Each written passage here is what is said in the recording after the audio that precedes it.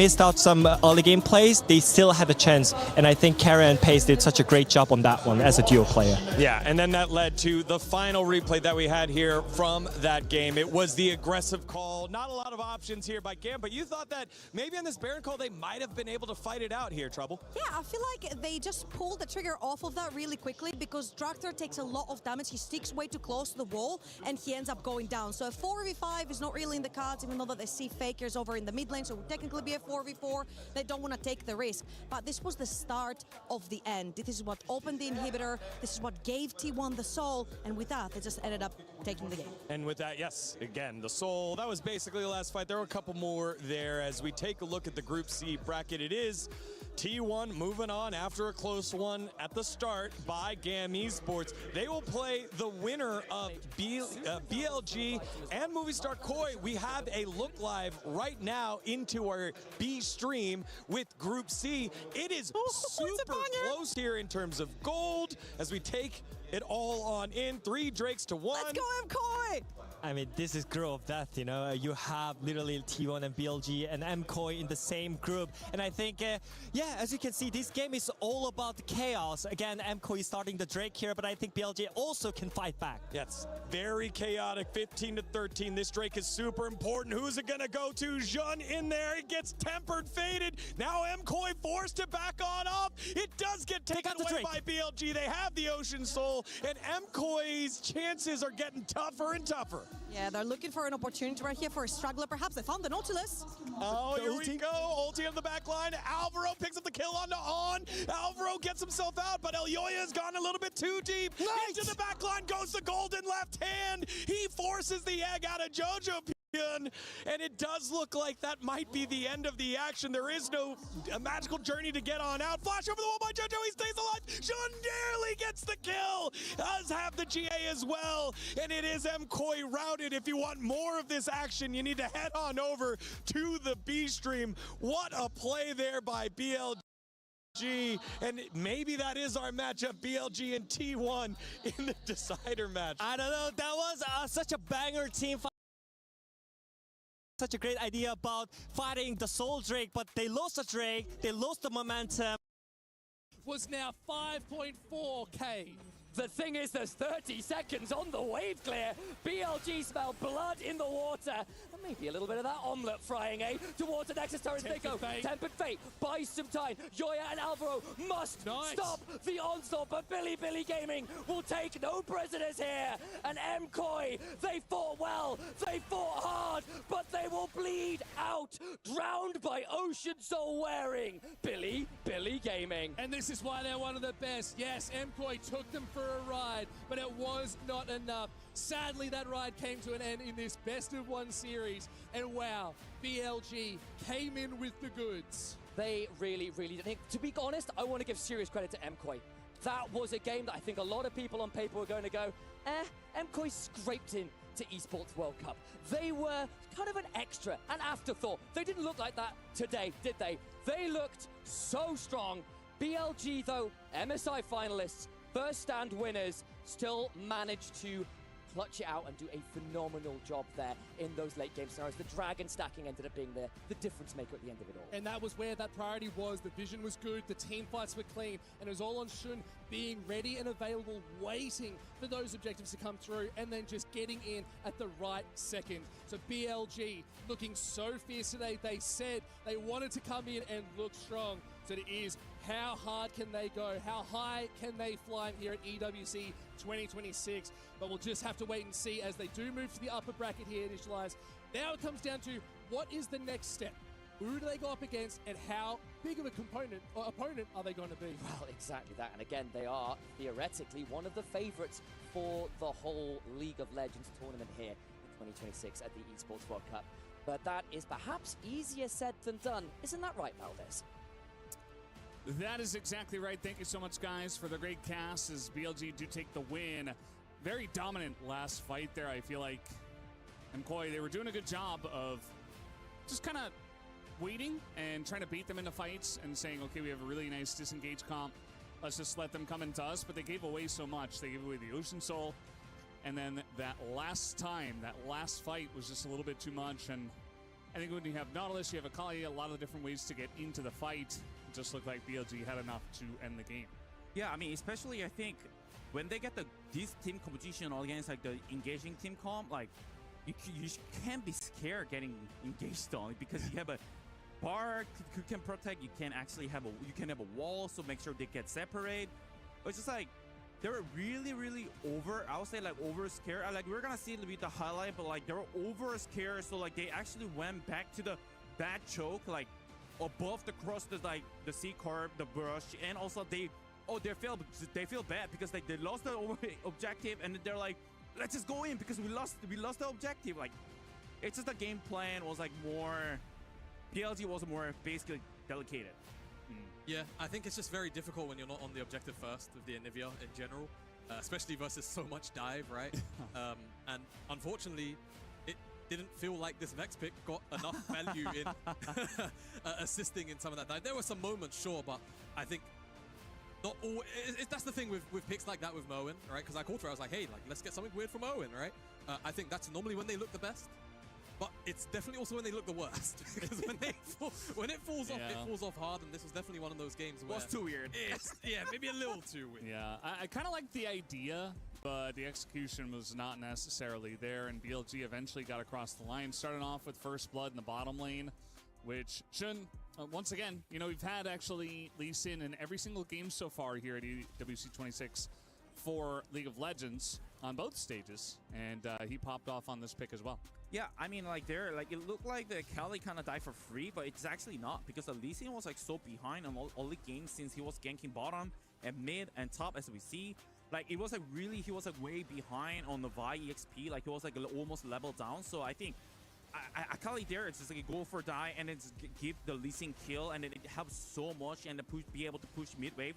It translates to like these skirmishes, like he's actually be able to, he's still one level down, like even though what happened earlier, but because he wasn't farming, and those kind of stuff like are so managed to like as a team, and it's like it's really easy to team fight and get a playing around objective.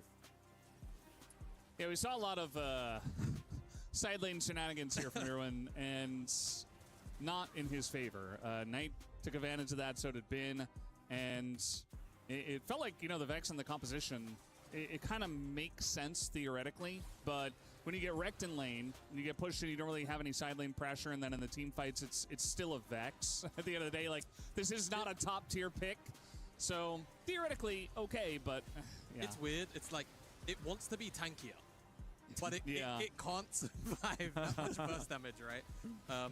And so effectively it just kind of turns into a one-off fear bot, and if it doesn't necessarily yield value, like, you know, someone gets hit by a Bard stun because of it, or a Nivea stun, and then they just change CC'd and died, it just kind of turns into this where it just dies on site. Yeah, I mean, this is the thing, like, they have a good choke, like, sure, I get that they have they're trying to approach, like, a different angle, but the thing is, like, you don't, in this the type of the comp, like, you don't actually have to go first, like, let Anivia get wall, and let Angel just poke. Like, even this one, what I just talked about, like, they lost the Drake Soul because they were not willing to fight. Then why are they willing to fight after they give up the soul? It's just like, it just doesn't make sense, right? Like, they might as well just play like way more aggressive when they actually have a chance. Or I would say the success of the percentage is higher. Just take the opportunity. Yeah, oftentimes I like to call fights like those like that. They're window shopping for the objective. Yeah. Right? And it's like, oh, there's a lovely sale, but I'm about to miss it. The timer's running down. And they walk into the store, they miss the sale. And then in this case, BLG just clubbed them over there for coming in late. But yeah, again, I think sometimes that just shows a little bit of lack of maybe confidence, of just willing to go, hey, like, we have the space to send it. Let's send it, but then make sure we can try and control the fight afterwards. Well, guys, that was a very interesting best of one. We had BLG to take the win on this one. We have Kitty on the stage now with the Knight. Take it away for the interview. Thank you so much. By my side, we have BLG Knight for the post-game interview. 欢迎奈特来到我们的赛后采访。This is going to be our first time where we host EWC in Paris. So I want to ask Knight, how is the atmosphere in France so far? 想问一下奈特，今年是首次在巴黎举行的 EWC， 所以感觉氛围如何呢？感觉挺好的吧，人很多，然后场馆也很大，然后也是我打EWC第一次赢比赛吧，就非常开心。I'm very happy because this is my first time winning a match in the Parisian arena, and of course, it's our first time in France, so I'm very excited. And the arena is huge. 那么下一轮你们对阵的会是 T1. Next round, you guys are going to be versing against T1. Who are you guys going to be looking out for? 下一轮是 T1， 所以想问一下奈特选手有什么比较需要注意的点呢？因为上次我们赢了他们嘛，就照常打应该就能赢。Because we already won against T1 the previous time we versed them, so we just have to be a bit more careful and we should be okay. 那么现场有很多奈特的粉丝 we have a lot of Knight fans in the arena today. 所以有什么想要跟他们说的吗？就巴黎这么远，也谢谢大家来支持我们吧，我们也会争取加油进决赛的。We have a lot of BLG fans in the arena now, so I wanted to say thank you so much for flying all the way to Paris. We will try our best, and we will make sure to get every single win we can. 谢谢奈特 Thank you so much for the post-game interview, and back to you guys.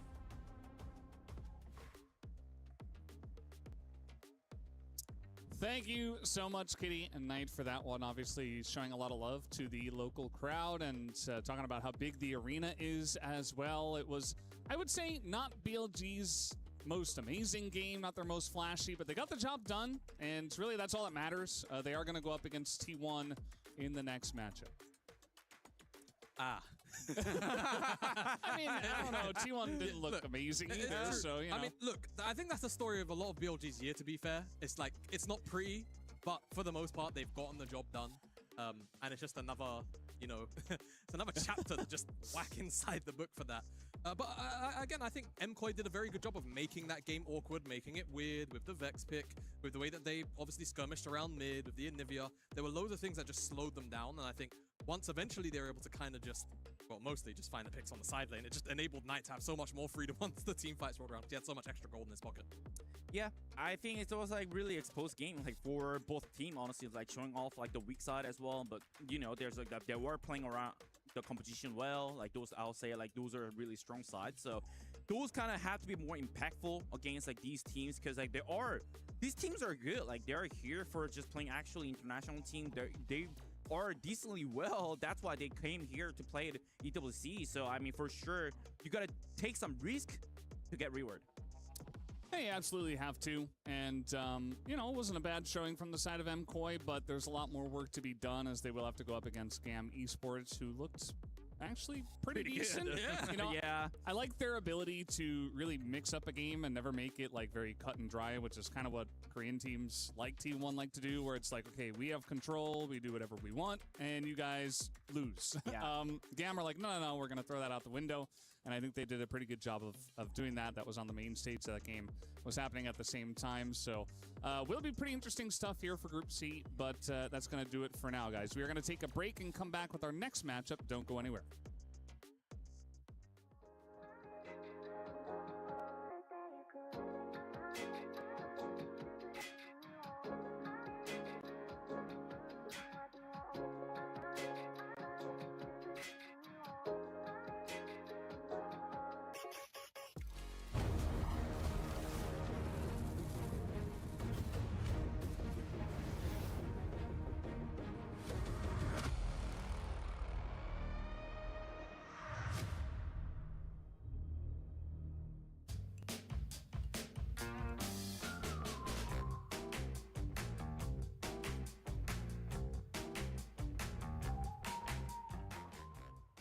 O que você botou?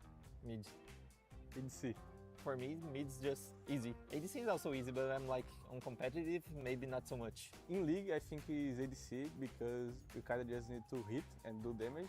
People just say most ADCs is just dumb because they just need to hit and do damage, so they don't lose a lot of brain.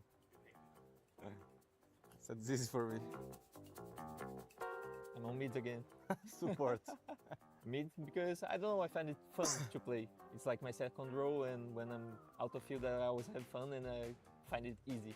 Yeah, support because when I start to play in competitive, I play support. I started playing support, but now I'm ADC, so support if I choose another role. Ah, tem que ser esse. Tem que ser. Mel. Yumi. Mel is just I don't know. It's just a bad design of a champion. She doesn't work. She should not be on the game. Yumi because it's a support, but just No wonder I've been talking to myself for a while. I don't know, into jungle or other person. People just say when you play Yumi, Hello, hello. you are just waiting and do other stuff. And Yeah, I fixed it.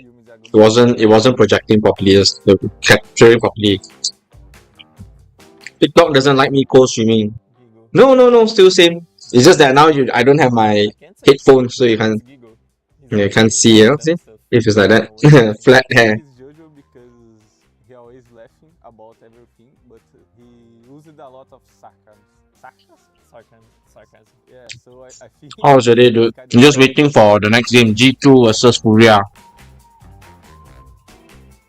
Yeah, I'm using a different setup, a different laptop, because I'm watching it on my TV where it's big. Then I get the feel of I'm watching with you guys like watch party rather than I'm sitting in front of my PC doing it. I don't want to be an analyst or a caster. I just want to watch you guys and talk about it. In Brazil, we kind of just like to play a lot of champions. I think you can see we play a lot of stuff. Is it good? Should I be bigger? I can make myself bigger actually. Because of that. I have no idea. I think I have a good one. A knife. Knife? Yeah, but basically we watch together. For anyone who likes to watch competitive low, at least now you got Kaki to watch with. No? Oh. I choose Zonias because you can stop the time and just wait for help. That's a good one. I'm not sure if I can write it right. Psychologist. Doctor. This is actually the boring part. Actually, I don't know. League just happens in my life, so I wish they just skip straight to the games. Yeah, I choose Doctor because I like medical stuff, and when I was young, I liked to watch series about Hi Danisha. medical stuff. So Hello. We're just waiting for G2 versus Furia to start soon. Hi Bikram. I have stuffed my face with 60 nuggets. I got 3 packs of 20. Hi CK. Yeah, I'm also a fan, and he wins a lot, so I think it's just the right choice. Hi Oz. Good evening, White Eagle. Is it morning there for you? It's 7:51 PM here. It's going to start soon. They just went through the waiting period. Probably this bunch of ads, then they'll start drafting soon. Thanks for the likes, White Eagle. Hello, welcome guys. Our 2 Korean teams won the. Wait, do you guys? You want to watch the classic games they're going to do on the 25th? Yeah, we can check it out. But wait, no, there's some stuff I can't.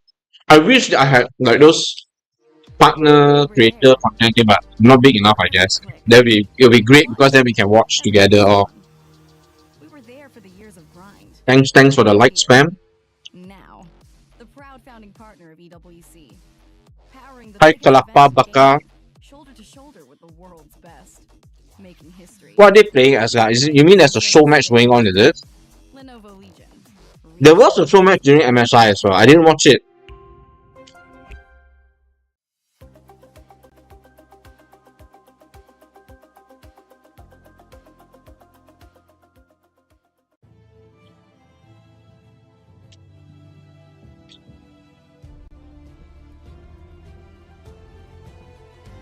Hi Jimmy Neutron. Love that show.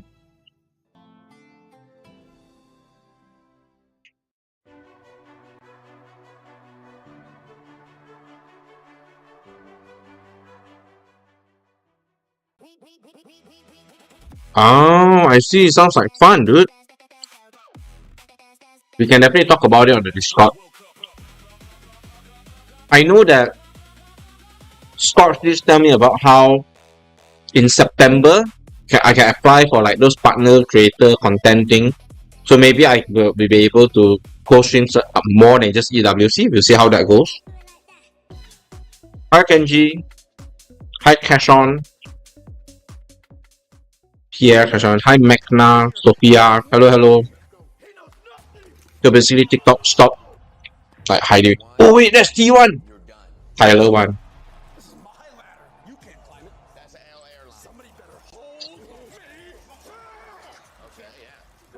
Hi, Cookie.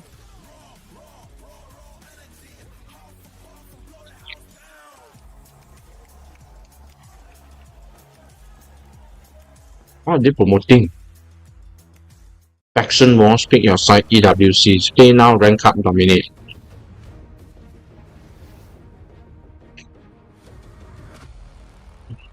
Hi, time. Okay, done. One box. Another 2 more to go. Hello and welcome back to the secondary stage here for EWC. Alright, G2. Can't wait for G2. League of Legends. We're getting ready for our third match of the day. It will be Hi, Marvin. against G2, and already the fans are piling in behind us as we've had many fan chants already. The game hasn't even begun, and obviously some big fan bases for both of these two squads, guys. It's really loud. It's really packed. Everyone's like so ready for it. Everyone's so excited. I'm ready too. Dare I say, I think there's more people here for G2 Furia than BLG Koi. Yeah, I mean, makes sense, right? European team, home soil, but the Brazilian European fans, team. honestly, Oh yeah, no wonder. Esport, passionate, the shout is there. Hi, local I host. think they're slightly fewer in number. They're equally as Hi, loud, Eric that's for H. sure. There they are. Oh, Maharaja. Behind them as they're getting into it. And yeah, I mean, again, always have to do this disclaimer. There's a best of one. Anyone can win. So far, I think, you know, the second match kind of went more the way we were expecting, although BLG weren't like super flashy. They got the job done. They took the Hi, win. Xynorax. What is your guys' expectation for this one? Who should be the favorites coming into this match? I mean, it's like the meta's like right now is like Hi, Lam. I would say like it's not steady, right? Like it's just like all the game if you get like one thing like really screwed over, like it just seems like it's really easy to hit the enemy like constantly, like, and it's like losing the point, and that's Hi, Kaiser. transit to the like objective and middle game the scrimmages. It looked like there's no clean Man. so far because like there's no one-sided game. It just the both teams are trying so hard to win and it's managing and also preparing really well, just playing around the objective, playing as a team. Like it's showing off. Alright, it has to be G2, right? Versus if it's Furia. Hi, Yongwei. What I'm looking at from G2 is Accidentally backed out. control the pace of the game. I feel like that's something that they Oh, did no really worries, well in dude. opening to MSI, but then come the Lions. Just let me know if the viewing or like stream quality isn't good enough, because I want you guys to be able to watch the game. For me, at least, one of the more important thing is watching the game together. So my face isn't the most important thing. Just want to watch together with you guys. The kid's a superstar, right? He is a playmaker. He wants to be the guy that drives the game forward, and oftentimes down in the CB low, he is the guy. Where's my other box? For this team. Yeah, definitely the reason why. Oh my god, guys, I forgot. You know how I said I actually have 4 boxes of this. Representing their region. 4.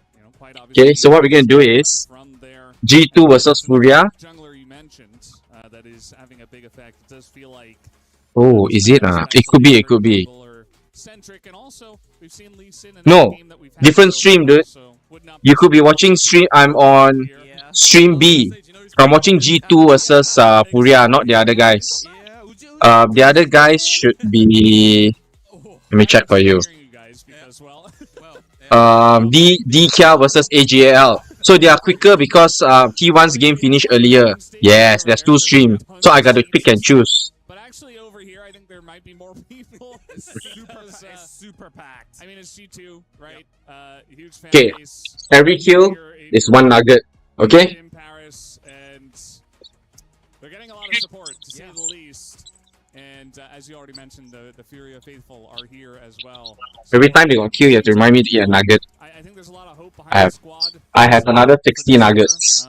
Not just because of their win over T1, but you know, especially And because Sama. I think a lot of people can say, well, they beat T1 and then the loss to Lion was a fluke, so they should be, you know, kind of in a really good spot right now. And you know what about that weird spot? We haven't touched on the coaching staff change. Dylan is no longer the coach. I'm Menras. Elected to go with Caps. Perks. Officially, I think Skill only mode. working with them at the start of the month. He's been Han around Sama. probably a little bit longer than that, but LeBron. I really want to see what level Broken of Blade. impact Ooh, we see how Broken Blade is going to do. this G2 lineup, because you know, If they got Penta, I have to stuff. Not 4, dude. 5. I might have to like. We try it. Why not? We try it. I think I can fit 5, no problem. Hi, Gary G. I'm confident I can stuff 5 nuggets in my mouth. It's chewing them that's going to be the problem. Flux led G2. Yeah, I mean, 100% indeed, because like, how would they want against T1? Because they were cooking, right? Yeah, exactly. So you can't really blame him. So Hi Firebolts, hi Aziz. I think it's go back to like, you know, get a fresh environment, like fresh atmosphere, and it's like just it doesn't mean that actually changing like the team play style, obviously, because it's like roster is not changed, right? Like it's just only like the managing the team, managing the player, like those kind of things are gonna be the only change. So I think it's Hey YJ. for G2 side perspective. I think it's, you know, it's a good side. It's good. Yeah. I think this is a good test bed. If it's good, it's good. To say the least. And look, again, Furia are the kind of team that when it comes to internationals, they come in, I mentioned it with Team Secret Wales, they come in hungry. Yeah. Trundle support. And obviously that swings both ways. Like, Hi Barry. Excited to see Champ select. that often is the failure of a lot of CB I know, come on, G2. Wait, who are we supporting? I mean, for me, I probably just root for G2 because I think they're pretty strong for EU. Yeah, I mean, this is like really good opportunity. It's like he's testing your ceiling, right? Like you get so good practice opponents against it, and it's like this is like where you can actually just prove yourself and test yourself. Like how can you push yourself to limit? Okay, come, let's. You got me curious. Let's go have a quick look at it. Stream B, right? So we go to stream A for a moment. Heard me cast for the longest time. Then I'm a big hater of Vi. B1. I'm just gonna defend myself. Vi B1. Vi B1. You're gonna have to defend yourself. She really Choose the winning side. Hi, Yusri. So actually, what I'm doing is I'm actually watching the channel that I want on my TV. Then I'm just streaming on my laptop. So I like the big screen because. So we're just going to see.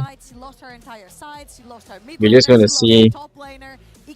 I thought they finished drafting already. How come they still haven't played? Welcome back, Jung Hoi. I mean, maybe it's going to be a Shen action. We are getting in the game. Ah, there you go. Maybe Flandre is Okay, no, I'm going back to their side. They're drafting on their side. I just want to see draft.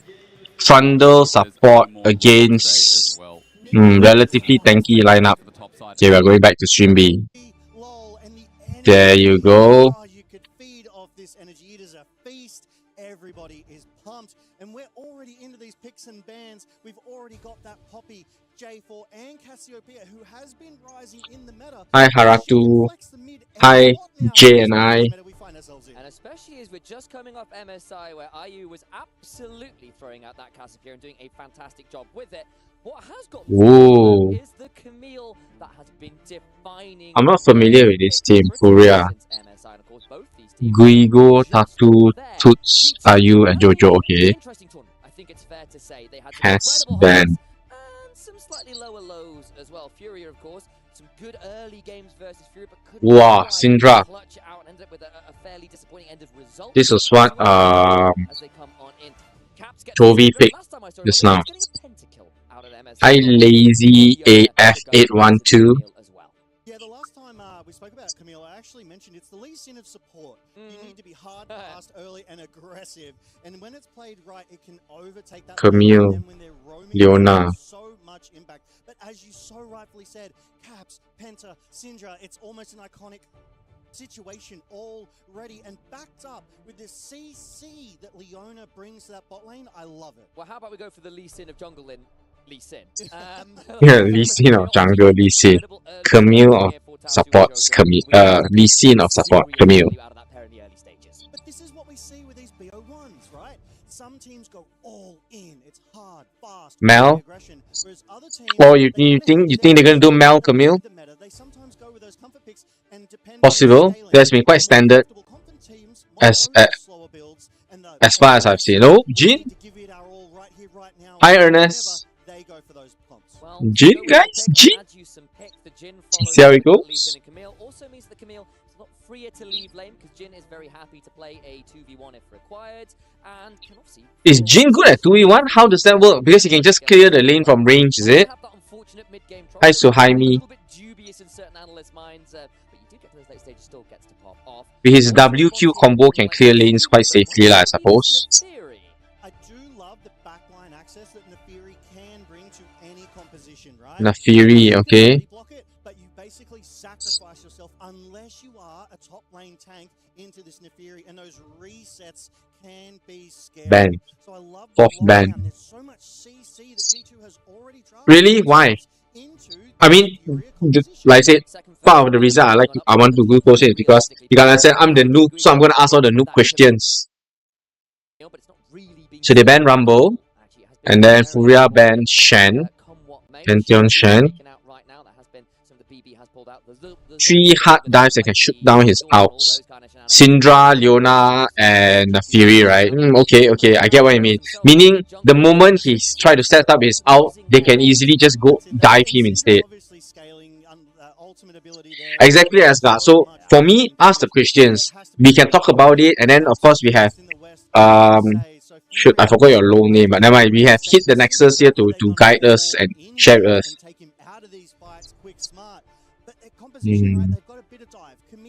Maybe they don't intend to. They intend to use the Jin a bit like the way T1 Guma does it, where he just shoots from range, they pick a fight, and he just opens up suddenly from range and just start blasting at people.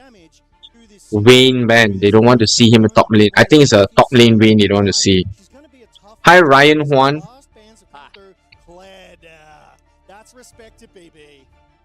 Hi, Central. Guys gotta remind me, you know, anytime there's a kill, I have to eat 1 nugget. I got 20 nuggets. See whether this game will have more than 20 kills or not. Hey Maku.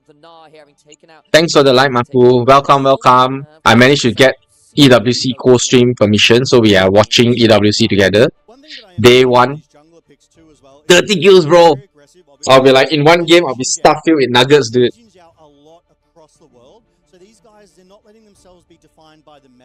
They're definitely going with still strong picks, but things that they're a bit more comfortable with as well.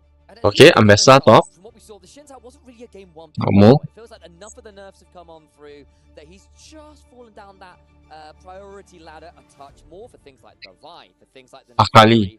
And actually debating doing what BLG just did and locking in a publicly perfect execution pairing. Yeah, absolutely. Double execution. I hate this every time I conflate. G2's draft is really good. We're talking about... Okay. Oh. Wait, what's going... Oh. Are they playing Syndra bottom lane? It is a Syndra bottom lane, dude. It's Syndra, Leona, Galio, Nafiri, nah.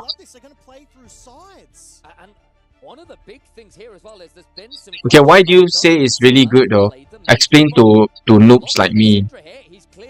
One of the reasons I assume you say it because they can easily dive the Jhin, no problem. Okay, I get that.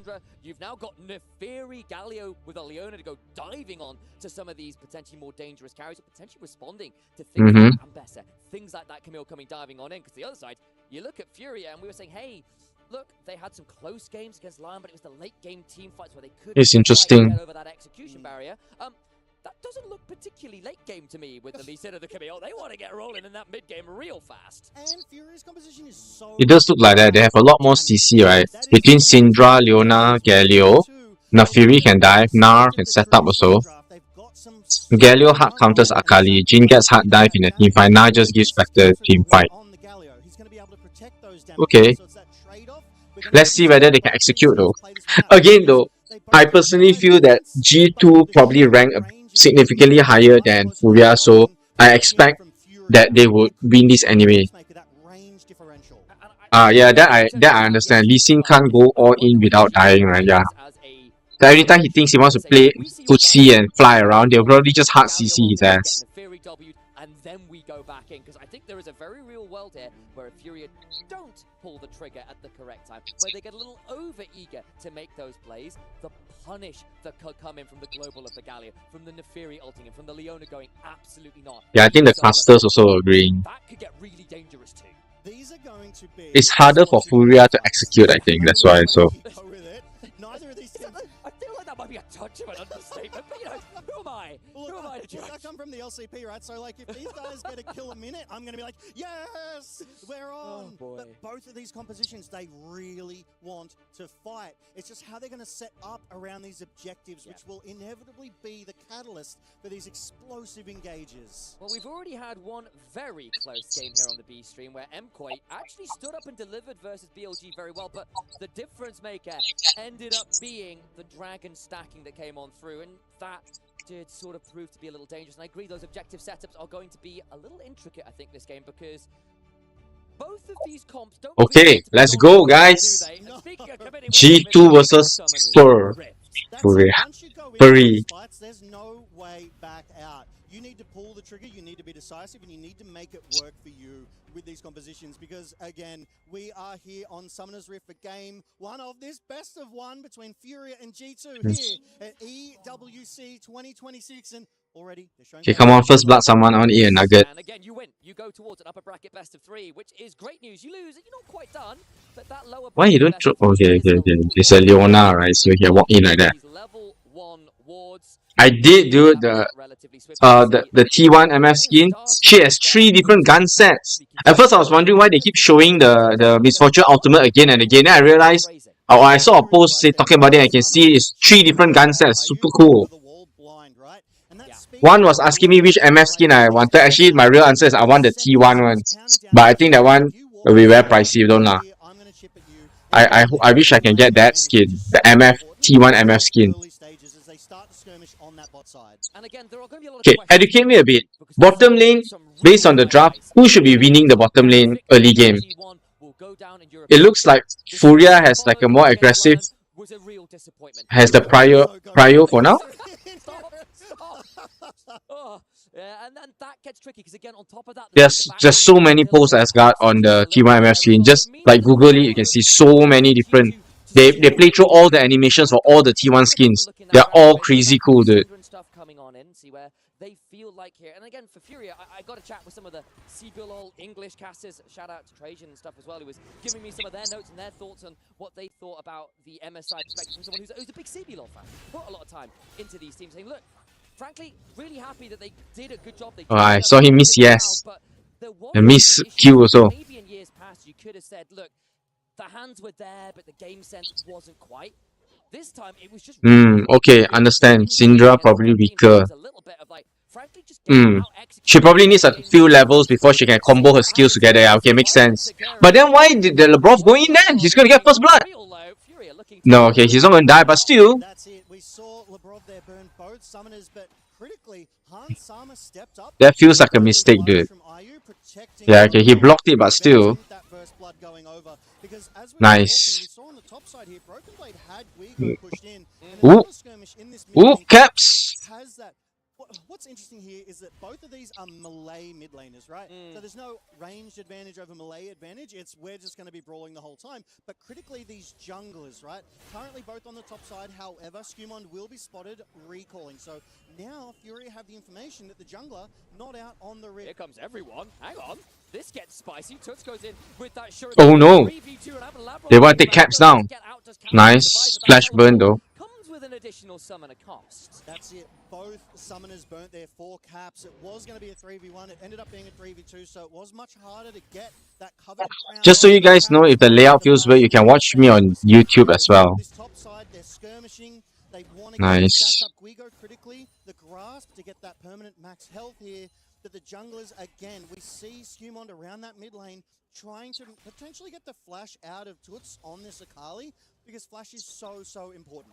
And again, poor Fury, you are the team with the Lee Sin, with the Camille, with very volatile lanes, lots of setup, lots of playmaking. They are being active. It's what we wanted to see from a Come on, first blood, so I can eat a nugget. Playing conservative right now. They're trying to make the moves happen. Logan just pointing out the fact that Labrov was recalling on a warp. It doesn't look like we're going to see the interrupt as it stands. But thank you for pointing that out. I appreciate you, mate. Of course. I mean, we all have to help each other out here, but it will be seen. So that's information given over for free, which is not something you want to be doing. You don't want your opponents to know that they're up a man into your lane, because that's when these plays can happen. That's when junglers, if they're on the right roam timers, can get those ganks down. As we see Guigo and Broken Blade, Jojo in the top side. Oh no, Broken Blade gonna die. He's gonna get caught. No. He's gonna back off. No problem. Oh, nice sidestep. Wow. Come on, dude. That was just a simple sidestep.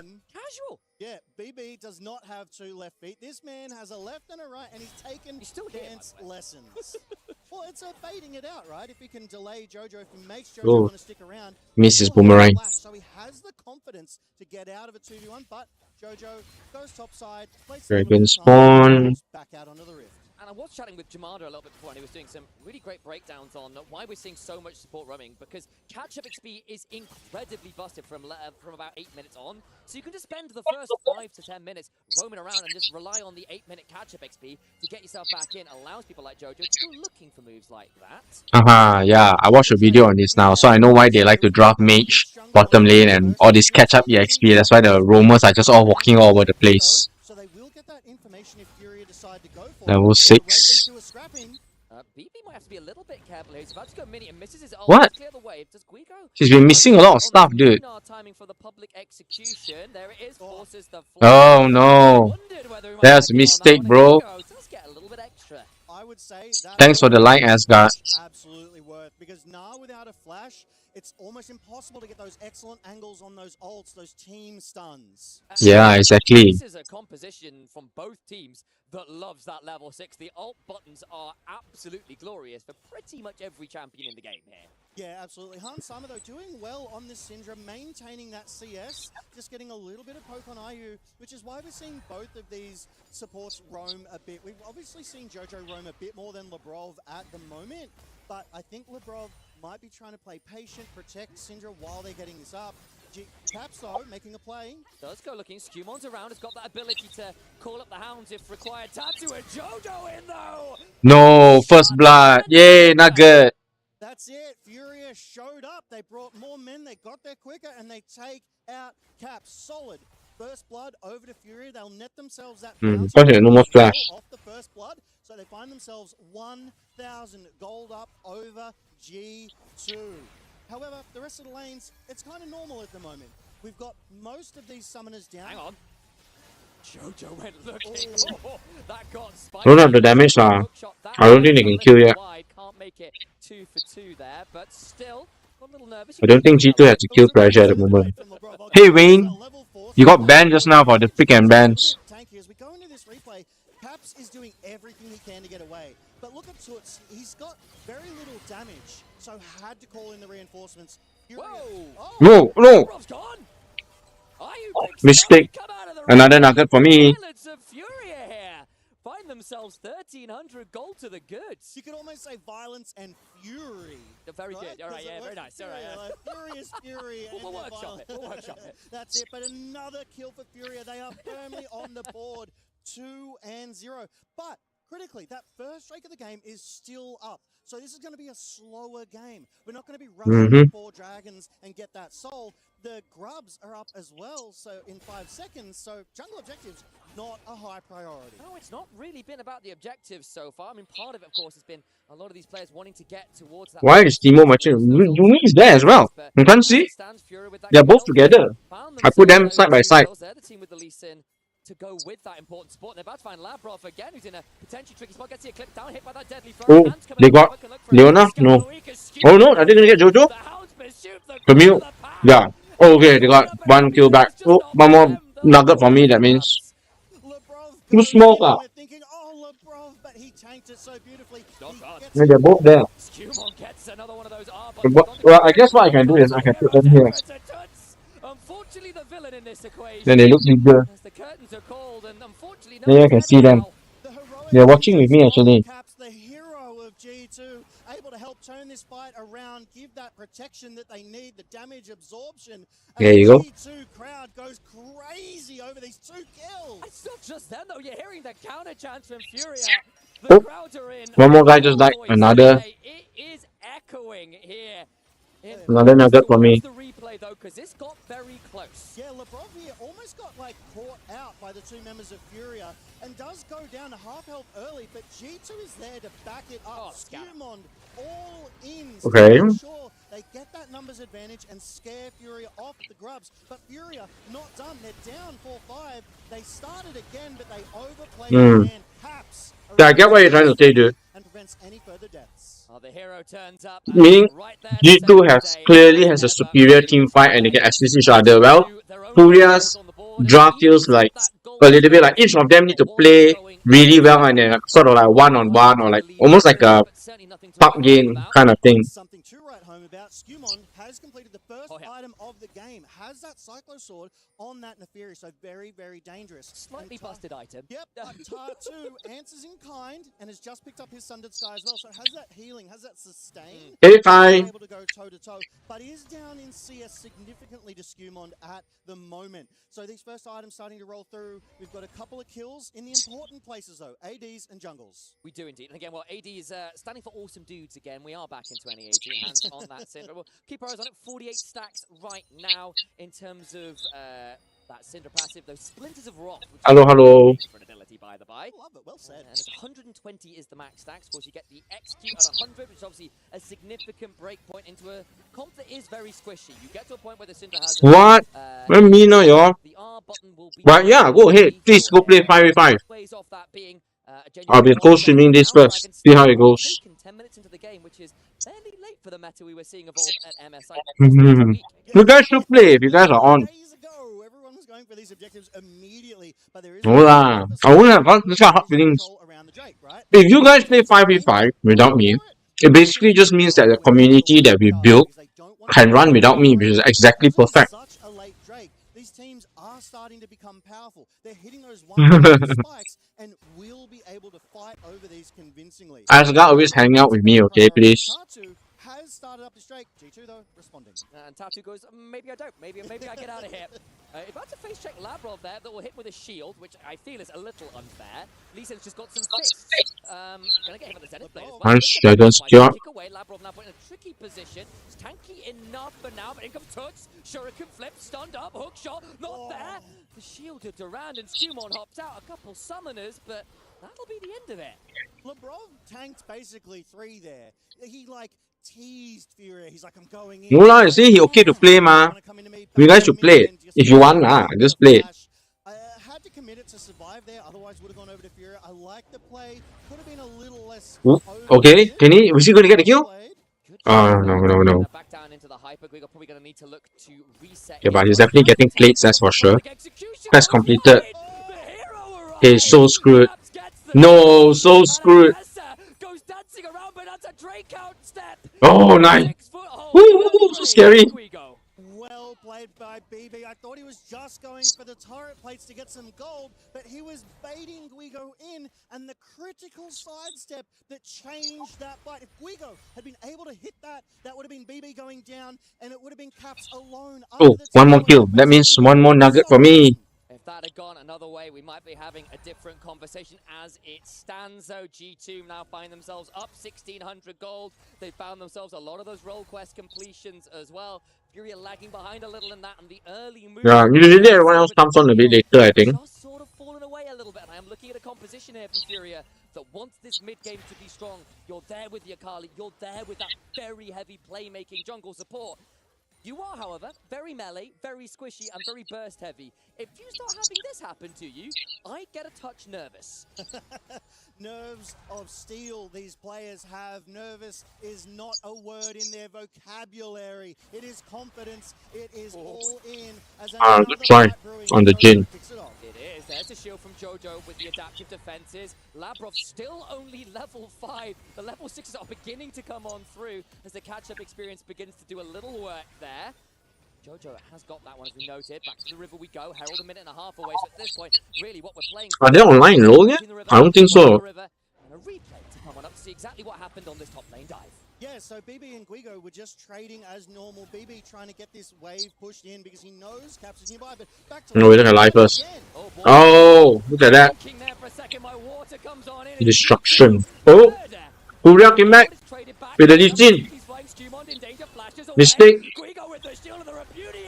Oh. Wait, how many kills is that? 1, 2, 3. Right? So I get 3 nuggets. That it just wasn't good enough for Skewmon. They had vision control on him. G2 tried to respond, but they just weren't quick enough. So this is a really good contest. We're 4 apiece. Furia has completed all their role quests. 1,000 gold diff in favor of G2, so they've been able to claw it back from Furia. But if you take a look at that vision control, G2 are the ones in control because they want this topside objective. They're preparing for that Rift Herald in 20 seconds, and there is another Drake up.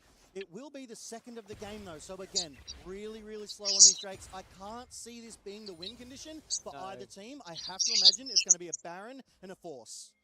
See how that one works again. It will be a very late dragon in general. First one went the way of G2 alongside those brothers. Team with the with that ability to come collapsing with that global. So theoretically, a win condition there, especially if you go something like that Trinity Force Black Cleaver build rather than something like the Sterax to really get some value out of the grub. Skewmon currently soloing out the Heralds. The Jin quite bad also there. He might well do, though Furia a little late over here. But The Syndra obviously is keeping up. All rolling, flashes a little bit No, more. they're never gonna get this Herald. Pick that one up. Ends up being a little bit of Safari League of Legends from Fury. Go, wow, wow, there's the wildlife, and back away.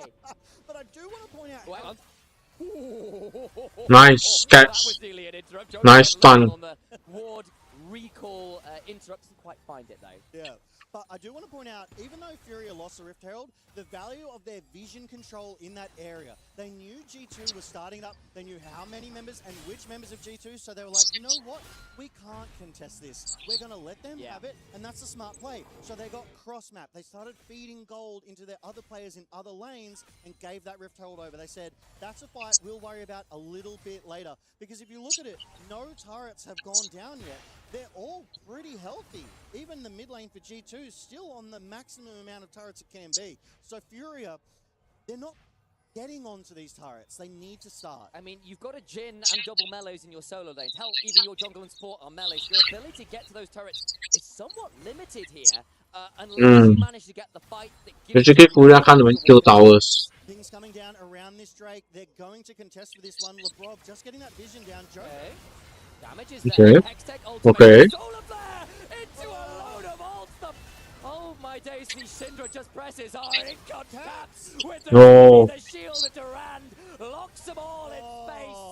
Power is unleashed. And G2 Couple maps don't just go after IU straight. Brov is starting these fights and he's taking so much damage, but it buys G2 the time to collapse and take Fury to the cleanest. Oh, I just realized I can eat another 2 nuggets. G2 there taking 2 of Furia and buying themselves a priority to get that second Drake of the game, and their stacking is on and they're 2k up. And Labros now just picked up a Protoplasm Harness as well. The ability to pick a Leona through the Eclipse, through the Aftershock. Eclipse the ability, not the item, just to clarify. They are 2 things. League of Legends and words that are used in multiple places. We know what we're talking about. Exactly.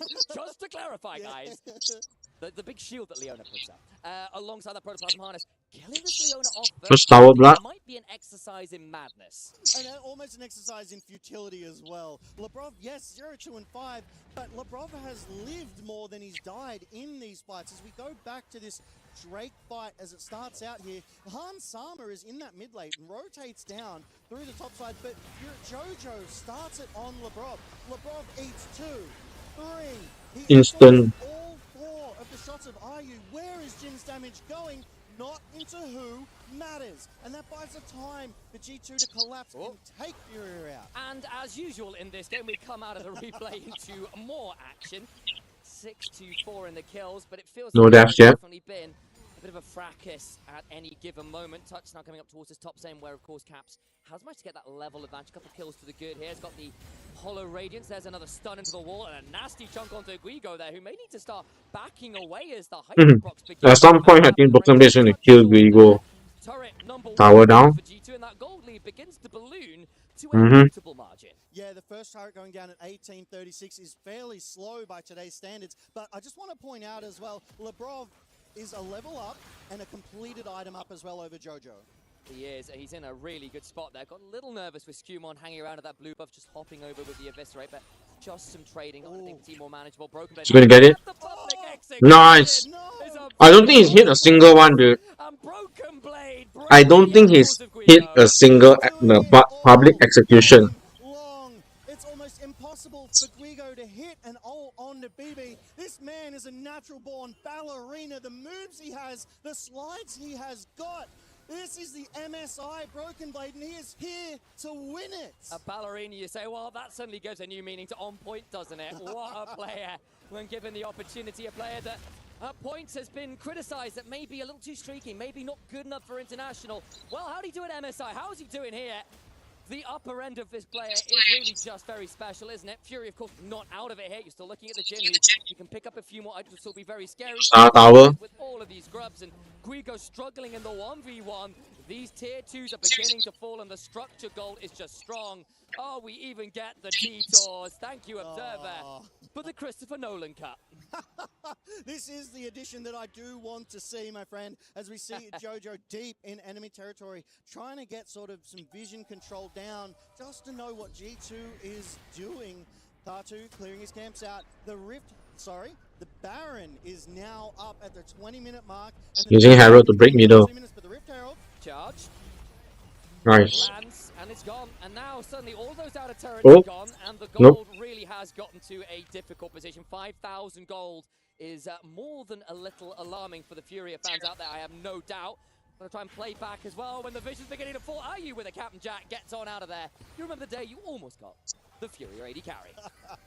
That's right. Han Sama 2-0, Caps 2-1, Skumon 2-1. Broken Blade has not died. But Furia, they're not without their answers. If Tatu can find an angle, if they can protect Han Sama missed cannon minion, I saw. the right targets, Furia are still very much in this. They can compete with G2 here. However, G2, they have the aggression, they have the priority. Labrov went looking there, but over the wall went Tatu. Now the curtains get caught. Han Sama getting tied by some of those bullets, but Labrov still about alive. Tatu! No! Taken by the bleed. The Couldn't kill. Daggers, a little too poisonous. Tuts potentially in danger of the shielded round. Oh, miss. Able to escape there on the Akali. How does Labrov keep living? He tanks so many shots, he takes so much damage, and it prevents it from going on to Han. What's his third item? Never seen it before. Carry of G2 so well. This bot lane, LeBron's third item, the Leona with the 4-stack thing. What's that? jungler alive for Furia. They cannot smite this. They have to give this one over. They don't Yeah, even man. vision. G2 rebound. It's going to be a relatively slow Baron as there is no AD carry in a Syndra as your damage deal. Of course, Skumond on the Nefiri, perhaps a little bit more able to offer that Baron DPS, and it will go down easy as you like. They'll pick that one up. Jojo goes looking. The Brock will die this time. We've seen this one before, guys. Are we sure? Eclipse into Aftershock. Oh no, he escaped. His HP bar. He's still got a protoplasm harness to work with. LeBron's like, I ain't recalling off for that. You need to do better because I am still ready to go. Caps has been everywhere, and we look at this, right? 8 kills over to Is Guigu good? Does Guigu kill Caps? Caps has got to be a little Oh, they got him. He got him. public execution. Heroes entrance away. Heroes. And he'll Well, Heroes exit more like it. He played that one fantastically. The moment the knock-up was used, he's like, I'm out of here. Heroes Right? exit. Leona's third item kind of wait. There's 2 more stack. Is that like control ward or something? Heroes learning to run away is an important part of the medium. Strategic, what is a strategic return? Something like that. Yeah, Strategic retreat. That's the one. As we do see, Skumon is on the 3rd Drake of the game. You see Jojo has it as well, the Camille. Stacks at 9, now it's 2. Which means extra poke damage. Now 0. From the likes of from the likes of BLG at first, and as you can give up some of those dragons, if you can kind of Oh, he should be dead, right? play elsewhere, play for the structures, and maybe just Nice. a kill or two. Nasty with it. Labrov kicked that off with a Zenith Blade into the Q, into the Solar Flare, and nothing Jojo could do. Ah, Tatu coming again. 9 kills. Labrov has been a part of 7 of them. Labrov is everywhere in this game, and he's just surviving. He hasn't died in over 10 minutes. And again, another one of those players who got a little criticised or questions about him joining G2. He's been having a great old time over the last 12 I mean, even if Tuz escaped, his MSI form with pretty strong showings here on this Leona. you can get their towers. Bottom and mid tower should be gone. Oh, they got him anyway. And the Akali is dead for rights. G2, they have a numbers advantage. They're sieging. They can keep rolling. Yeah, they've got the Baron buff. They've got 2 waves here with... Oh, Ayu just flashed under his own turret. That's unfortunate. The nerves perhaps getting to him a little here. 3-0, but I think this might be Oh a no. tricky old hold. The Nexus turrets Are you gonna end this already? Okay lah, if they end this, we'll go watch the other game. Caps is keeping Guigo away. Has the ult to... Are they really gonna end this? 24 minutes there. Behind the curtain call, just wide. Can't want wanted that one. Angelina Jolie will shake her head. No, they're gonna finish. No way. Come on, get them. Finish. Yeah. Crazy fast. You know what? We should go watch the other game now. Jungle Divka. Let me think. No, Fury. Well, top also Div. They miss public execution multiple times. Mid also couldn't do much. Bottom. They still have another chance here at EWC 2020. Lower bracket. Okay, wait. Let's just watch the other stream. See whether the game's still going on or not. With his TP, that TP, a massive There you go. shield stands. Where's the damage going to come through? Not from Smash for the time being, that's for sure. Korea versus DK versus AGL. DK have to run for their lives. Baron down, and the power play begins. That was beautiful. DK had to make a decision. Hey, this one more exciting, leh. Transfer. AGL 18 kills, yo. Yeah. Holy. What? How many towers down? 3. They got 3 versus 2. And they are 4.4k goal up. Find an angle to get into this river on top side. There was no vision. AGAL have closed all doors to that objective, and now with a Baron and a 4,000 gold lead, I feel like they've got a better team fighting composition. They've got the engage, the disengage. It's just so easy to play from here now. Wow, next game exciting. Oh, never mind, we watch this first. But next game is exciting. That hope lead overflowed to the rest of the map. Tarzan finding early objectives as well. Setup was beautiful. DK now trying to climb back through objective gain. That bot lane turret going down. Yep, okay, DK is still trying. And all its entirety of play. Jin, Syndra, Thunder. Both going down.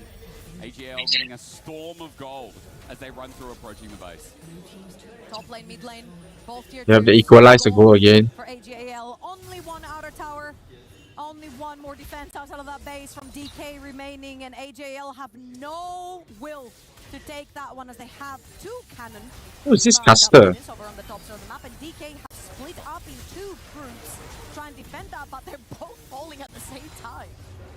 Trying at the very least. Plate's already being taken. Bot wave is a nonchalant wave for the time being. Next wave coming in. Baron for another minute 15. This aggression won't stop. DK might have to make a move. A scatter the weak is not bad here on the Tarzan. Solar Flare now thrown out with True Shot Barrage. They're coming in, flash in. Oh, instant deletion. Might miss, but it might not matter. Scatter the weak came through and look. Flandre's in the middle taking no damage. Where is it? Showmaker needs No damage, yeah, they're right. Shen is just tanking up everything. Tarzan jumps back in. Bolt Breaker doesn't connect, but neither does Petrifying Gauge. Probably saves the life, saves the game of DK. Wow, 2 towers down. I don't think they can recover from this, dude. Under threat. AGAL take another body in Korea. Shadow Dash No, gone. They're done. Showmaker gets his unleashed power, but Hope jumps forward. There's no more fuel in the tank. DK have been taken down, and AGAL stands strong in the first game of EWC 26. Absolutely beautiful. How does this work? Let me see. AGL wins. That's what made them dominant. Yeah, let's see first. So this is Group A. So it will be G2 versus AGL. Wait, I need to refresh my thing. Yeah, G2 versus AGL. Sentinels versus Genji tomorrow 5 PM. BLG versus T1 tomorrow. Yeah. The next one that's exciting coming up is Hanwha Live. And well, actually JDG versus Lion might be more exciting. Hanwha versus MIBR. What team is this? I don't know. This lost MIBR. I'm pretty sure HLE will win this lah.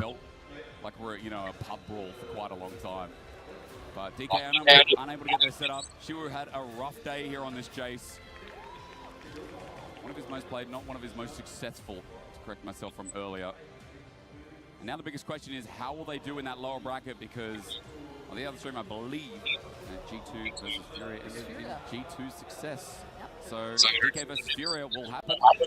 And GG versus AGAL see how they go. will happen as well in this group A. Probably. Yeah. Will. G2 versus AGAL in a best of 3. That's gonna be super fun. I feel like seeing AL come back like this. Okay, especially break time for me. I'm just gonna step away for a while since it's in between games. This is the thing that we were lacking at the Let's start. be right back. When Tabe was no longer part of the team, I feel like a lot of that synergy and the way they wanted to play the game sort of fell apart. They lost the way they wanted to play those fights, and suddenly it just clicks back together. I feel Tarzan had a phenomenal game. Flandre super patient. Shanks with the solo kill. He was also very responsive. As on stage stands by Flandre after an insane, well, annoying Shen performance. Absolutely insane it was. The breakout team of last year's Esports World Cup, AGAL, get off to a phenomenal start here in Paris. I'm here with June, our translator, Lou, and of course the man of the moment, Flandre. Lou, it's safe to say that a big part of that performance was down to this man. And once again, congratulations for the victory, of course. You know, you've been around for a long time now. You're a very experienced player. I want to know how it feels, you know, still to be able to like carry your team like this in important plays also on the stage.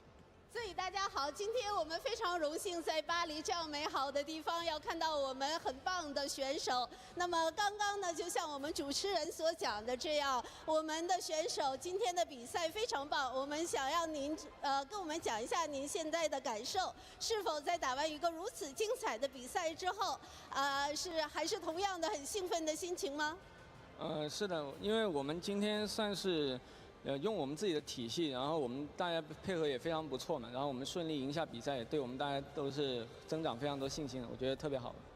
Yes, absolutely. This is amazing match. I think we did really well. We collaborated with each other, and this match gave us more confidence. J'apprécie beaucoup la réponse humble de Flandre qui dit effectivement on a eu un... Parce que je le félicite pour sa performance de dingue individuelle qu'il a eue évidemment. Et lui répond ça a été un effort d'équipe. On a très bien collaboré ensemble et on a été trop fort finalement. We saw a lot of that confidence last year when you finished second place. I mean, hi Janice, I'm back. To a lot of people, you were like a surprise team that shocked a lot of the teams here. Do you think that surprise factor has gone now because you've had some incredible performances since then at other tournaments, that the teams here see you as a true threat going into the next games? 那么我们知道去年您的成绩也是非常棒的，然后呢给大家一个惊喜，是一匹黑马呢以第2名的这个结果呢达到了最后比赛的成绩。但是今年的话呢，您的感觉是如何的？是否我们大家可能不再觉得您是一个惊喜，而是您对于很多其他的团队来讲是一个很巨大的威胁？您对此是怎么看的呢？对此我主要还是更多关注于我们自己团队上的问题吧，就是我们也是会有失误，所以要看我们接下来怎么样调整，怎么样减少吧。然后肯定也希望减少失误，然后能够走到最后的冠军嘛。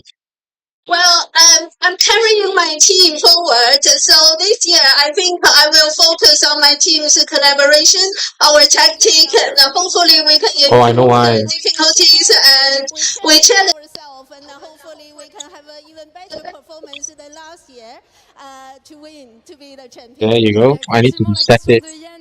L'année dernière, vous avez fait 2e à l'EWC. Qu'est-ce que vous en avez appris un petit peu? Est-ce que vous avez l'impression que maintenant, les gens vous voient comme une menace alors qu'ils vous sous-estimaient l'année dernière? Et là, clairement, bah oui, je pense qu'on est devenu meilleur. On a essayé de focus un petit peu sur notre tactique, etc. pour avoir encore une meilleure performance cette année à l'EWC. Thank you very much. AGL wants that trophy this year. They take another small step towards it. A long journey ahead still to come. Thank you. 谢谢您，让我们共同期待着您的美好的比赛。好，谢谢，我们会继续加油的。Thank you, thank you. Thank you, thank you. Oh, thank you. Thank you. Yes, we did Okay, have some back to the other stream. Flandre, both in the interview and also on Stream B.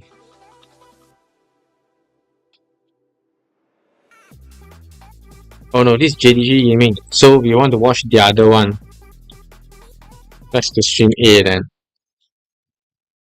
On the map and had so many of those There you go, moments stream in the A. late game to close it out. So many huge taunts, and I think he was a huge part of the win, but generally speaking, D+ took a lot of risks in their draft, and it just did not work out. Yeah, on the other side, we had Trundle support, which is kind of weird choice. It doesn't have synergy with Jin as well, because you can't really chain CC with the pillar with the Jin W, because it doesn't mark it up. So I think it was really a huge question mark towards this draft, but also, again, I think Shen was also a high risk, but I think the way how they played it out with Tarjan in the early game, it was just insane. Yeah, I mean, look at that goal difference. It was very, very close throughout until that 23-minute mark, and that big team fight broke it all open, and AGAL take the victory. I think it's important to note that obviously AGAL were here last year. They nearly were able to take the win, right? They were almost able to be the winners of EWC 2025. All these players have a ton of international experience now, right? Whereas some of these players on D+ are still incredibly young, right? You look at Career, you look at Shiu, who had a really rough time, and some of those team fights wasn't able to make the impact. I think that experience does matter, and AGL did look like the veterans in this game. And as you saw there on your screen with the Group A bracket, it was G2 getting the victory over Furia. It was a early lead by Furia over on Stream B, but then G2 came storming back, and there's one happy face here about that one. No, I mean, I heard G2 actually smashed them in 24 minutes, so like it's kind of insane in this meta, because you can always bounce back with the team fight, but like ending the match in like that early, I think that's kind of insane. It also does mean we know that it is Furia, right? No, it's not. No, it's not actually Furia in the same group that will face off against D+. We actually don't know that matchup just yet, so I'm mistaken about that. Different groups. Yeah. Well, we'll see about that. Let's take a look at this matchup here as we start with the bot lane and how aggressive it was, but not as impactful as it could have been. This was a risky choice, right? It's really hard to get Flourish on Ezreal, and then some sidesteps here in this from Kyle also just really ruined their day, because Lucian's coming down here to actually try to make this into a 1-for-1 here, and Kyle just kind of breaks their ankles, gets a second sidestep here, and you just see the difficulty of execution for this draft for D+. And also, like, I don't see the reason why he picked a Trundle in there, because he's not playing jungle Trundle. It has a huge spike. It's support Trundle. It doesn't have damage. I think whenever you play into Ezreal Leona, you're always getting threatened by them getting one shot. Yeah, let's take a look here at 20 minutes, our next inflection point of this matchup between AGAL and D+ Kia, where on the top side of the map, Showmaker gets caught, and then eventually D+ get whittled down. If you look at the rest of the D+ members, they're pretty far away, right? But they still want to turn this into a win. They want to try to turn this around. no. Right? A lot of turret aggro picked up here. Shanks takes a lot of damage. And Lucid's like, look, I got Crescent Guard. We got TPs coming through. But it's just a slow trickle here for D+ trying to salvage the play. And it was somewhat disrespectful, I think, to try to actually turn this one around, because if AGL play it well, it's never going to be your fight. And this is one of the big cementing moments in this game for AGL to pull ahead. Yeah, this is the so bad. This was so bad. Looking for from AGAL, I think mainly Tarjan and Kyle. When they're opening up the map, their aggression and the chain CC is on point, and I think No way. The whole team died one by one that fight. Of a couple of these critical shots by Smash going wide. We've got our Drake fight that popped up here, and here was another opportunity for Smash to put him away, and he misses. Shanks lives and turns the fight around. It looks like in the beginning of this fight, this is unlosable, right? But they missed the shot. The Zonius comes out, right? And then some wonkiness happens, like she was shock blast here. Oh, he didn't die. Right? Okay, he died in the end, but Flashes, shifts away. They bought so much space. And you can see in these moments too, like if you hit your shots, if everything lines up, if the scatter goes through and the follow-up is there, this draft can absolutely work, but it's just too many conditionals. AGL had the way easier win cons, and they just outplayed them time after time. And I think this type of risky drafting is what the defense coach is known for, right? Max loves to really throw a wrench into the gears. But in best of ones, if it doesn't work out, you don't get to go, well, I'll go back to standard later. Now you're in the lower bracket. Yeah, that's why we want that's true. Some target CCs, you know. I think in theory, you have some control with the pillar, you have some lone snipe with the Jhin, but at the end, if you miss the skill shot, it doesn't work at all. And I think this is one of the reasons why D+ didn't have consistency in the regular split in the regional as well, because I think they always bring bring up some fresh idea, but it doesn't look good at all. Yeah, AGAL able to capitalize on those missed skill shots and allow Hope to glide around and get themselves to that victory. 1-0, they move on to the uppers. In the lowers, it will be that Furia versus D plus Kia later on today. But we're not done yet for our best of one opening matches. Our final one, it is MIBR Los versus the reigning MSI champions, newly crowned Hanwha Life Esports. We'll be back right after this. MIBR versus the right there.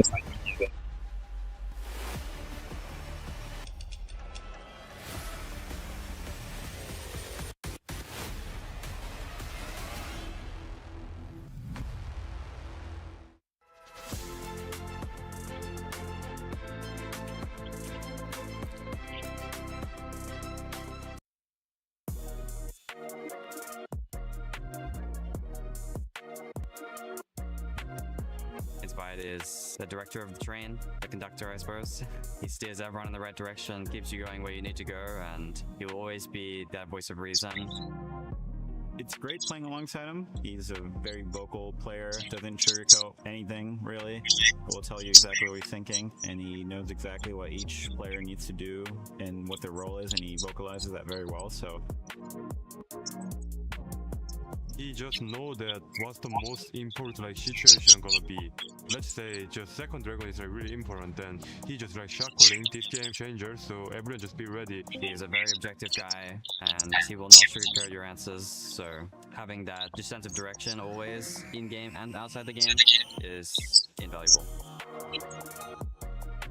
He's great to be around outside the league. He's very passionate about football with the World Cup going on. He's got a lot of opinions on that. We share a similar sense of humor. Easy to get along outside the game. He's a funny guy. Someone who is blunt and comes from a different European background and not something that I grew up with. So he brings a new perspective on so many things, and it's fun to have him around.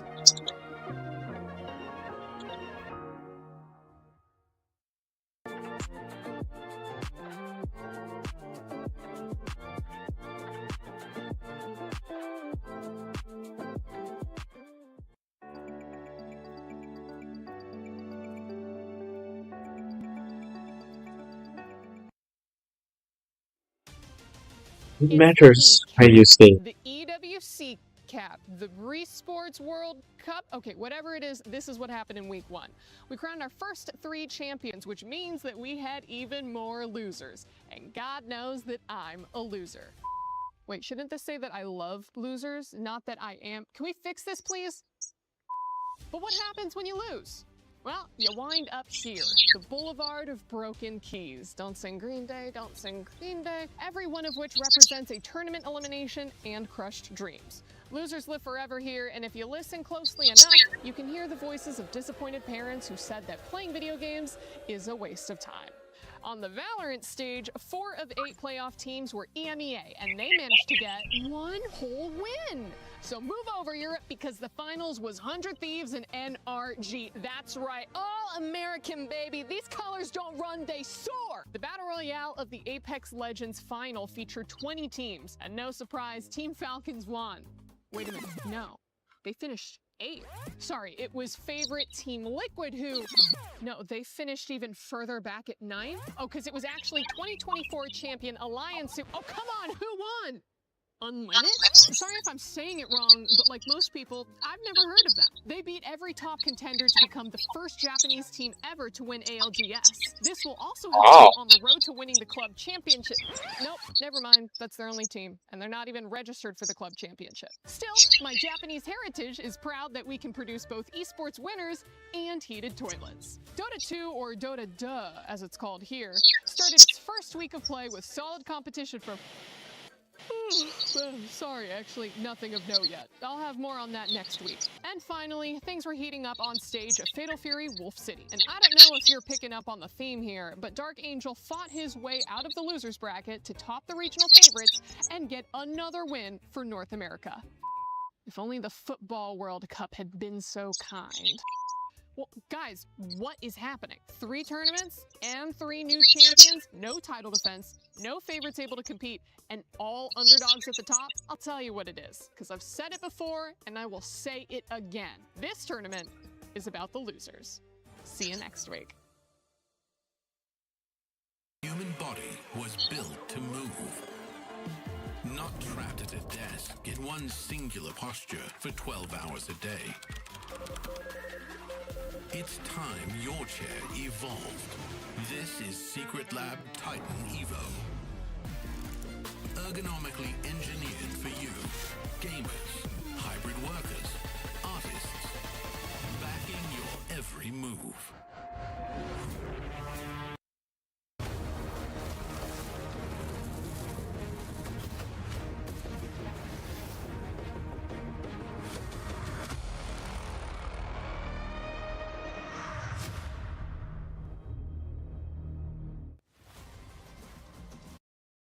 He's been so, experienced as well, and it's like playing through him is the key. I guess it's pretty much just like kind of saying for as a, they can easily probably shut down because it's kind of abused, but at the same time, he already proved so many times that he's not, he's so creative, especially all the game. It's just, we'll see how he's gonna make the play that unexpected from any team.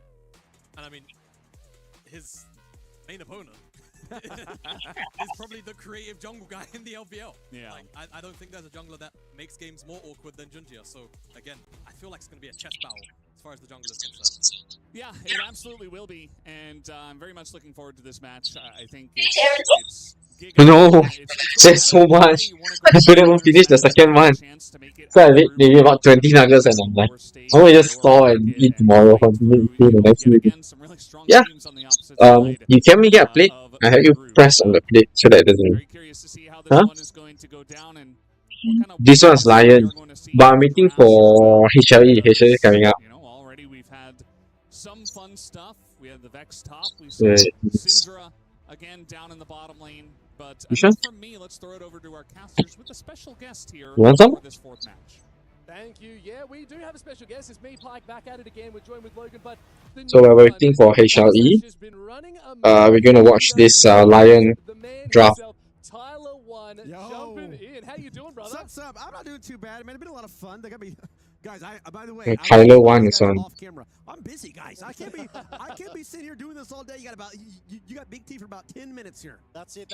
That's all we need. We've got the Big T here for 10 minutes of League of Legends with JDG from LPL and Lion from the LCS. Woo. My guy, is there anything you're looking for in particular here? First of all, it's been a long time since we were able to get excited about anything in a league related. Yeah. Lion popped off in the previous tournament, did really well. It's got all of us like feeling ourselves over there. Inspired looking great as always. I was always worried about it. Inspired is kind of like an ego-y guy. And but dude, I swear to God, it's like a passion thing. People see him get pretty. Yeah, to be honest, I much rather watch the analysis for HWE. So we're gonna go there now. Had left the roster and bringing in Kanavi took time, but also as you said, MSI. There you go. But not your favorite person. To win MSI from the lower bracket. I think it showed a lot of resilience, a lot of adaptation, but also that it wasn't just a straightforward path. Yeah, it felt like every single player had their moment from this kind of glow up from the beginning of the season, Ox, to now. Who has impressed you the most out of that 5-man roster of Hanwha Life Esports? I mean, for me, it's got to be Zeka, right? I think last year, Zeka, for me, was really struggling to get to grips with Fearless. I feel like his melee play was still phenomenal, but when champion pools were being stretched with mages, he was struggling, but I feel like he's such a complete player right now in terrific form.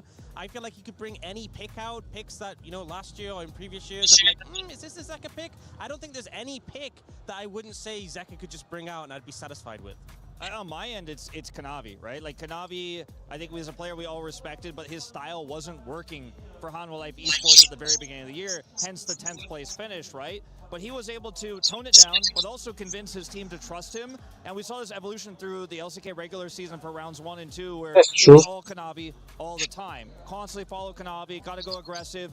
But then when we got to playoffs and we got to MSI, it was a completely different story where they could do that, but didn't have to do that. And they actually grew in so many different directions with Zeka's champion pool being unlocked as well, as you mentioned, Ox. So I want to see what the next evolution of this team is right now, because at MSI they were challenged a lot. They won in the end, but we didn't have a definitive style for this team just yet. Maybe that emerges here. Yeah, we'll see what happens as they take on MIBR Los, which is the combination of MIBR and Los now participating under one banner here for the Esports World Cup. And this CB LOL representative, it's so fascinating because the CB LOL has had so many different teams pop up just this year, with Loud kind of stepping up, you had Red Canid stepping up, you had Furia, and now you have Los, MIBR Los here at EWC. All different proud organizations finding success this year. It's very exciting from the CB LOL region. It's super cool always. Yo Murata, welcome back. Waiting for HLE to start next. So often we just see the same teams again and again, and the fans from the region are always so passionately getting behind these rosters. It is a tough task for your first match going up against HLE, but I think when you go in as the underdogs, you just have to try and do your best, play your game, and not be too upset about whatever the expectations are. I mean, my experience with these teams coming from the South American region is that no one gives them any credit. No one says they have a chance, right? They just come in as underdogs, and they usually actually overperform people's extremely low expectations, right? I think this could be another of those situations where Hanwha looks still a little bit vulnerable, right? I mean, look, they are MSI champs. I don't want to take anything away from them, but it was hard fought every step of the way. A lot of weaknesses were exposed, and if the preparation is good and better than HLE's in this one best of one, I'm not saying I would predict it, but who knows? We've already seen some closer than expected games here today. Well, one thing I know is that when there is EWC, there's always an opportunity to talk to the man that leads the co-stream for the proudest region in all of esports. We're talking Brazil. So that means we have Baiano joining us here on stage at EWC Paris. Baiano, brother, how's it going, man? I played against Hansam.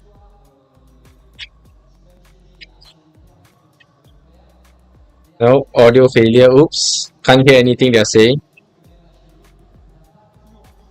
Hey, Mustaqim. Hello, hello. Thanks for the like, Mr. Dude. How are we feeling about that one? I think they're a little bit tired from the MSI. So Yeah, audio issues. Can't hear him talking. Players on MBR, so This guy is a co-streamer, but he's co-streaming on site. That's so cool. they have Zeka, but maybe they are tired, so I think we have a chance. I mean, it's BO1, you know, so we just need one game, one really game, good really game, and we have a chance. Let's fight. I really love the Hopium that's coming out. We're waiting for HLE versus MIBR They Loss. said, you know, we're taking this very seriously. We're doing a lot of prep. We are very confident because they had such a good bracket run. Do you believe in them to make it out of groups? Yeah, like I said, BO1 is really good for us. We have a chance to make a really good game, early game, mid game, and maybe win. For us, it's really good anyways because only the experience playing against these guys is really good for us. When you come back to Brazil, our team is better, like our players are playing better. So, yeah, I trust them. Let's do it. We have people cheering here, Brazilians here, everywhere. So let's go, guys. Vamos, Brasil! Vamos, Brazil. Vamos reminds you of a different game. Thank you very much, Jenny and Baiano. Always great to see him at every EWC leading the cheers in charge for Brazil. Looking for an upset again with a bit of a mixed roster. Feisty in the mid lane, a former Brion product, and now getting the opportunity to lead the line here at an international event. So exciting to see that for him. Yeah, really cool to see. I did want to talk a little bit about something that we've seen because of this MSI win for HLE. Now we have Zeus is the first player to have won EWC, First Stand, MSI, and Worlds, and Zeka, if they win in this tournament, can match that, which is just absolutely insane achievement. The cool thing to mention as well, Zeka won all of these tournaments on his first attempt. First try. So with this, you know, isn't his first EWC, so won't be able to do that here, but still a great track record, I think. Wow. just shows these players the achievements they've been able to get, the legacy that they have. I mean, just from going from winning Worlds and being the patch guy, right? People were saying, people discredit him. Not anymore, right? Now he's won everything, basically. He's got just one trophy missing. Yeah, Zeka has been writing his name in the history books. Let's see if he's able to do so yet again in their first matchup. It's MIBR Los versus the reigning MSI champions, Hanwha Life Esports. I mean, when you talk about surprises, we could look at last night, Spain. I'm not rooting for the UK tonight, for England tonight. This is not happening. Sorry, pardon! Pardon! Je suis anglais! But what I can say is, if we see a big surprise in this next matchup, it could be the biggest upset yet. The biggest possible indeed. The two last teams hitting the stage for one game. Une et une seule. Mesdames et messieurs, on commence par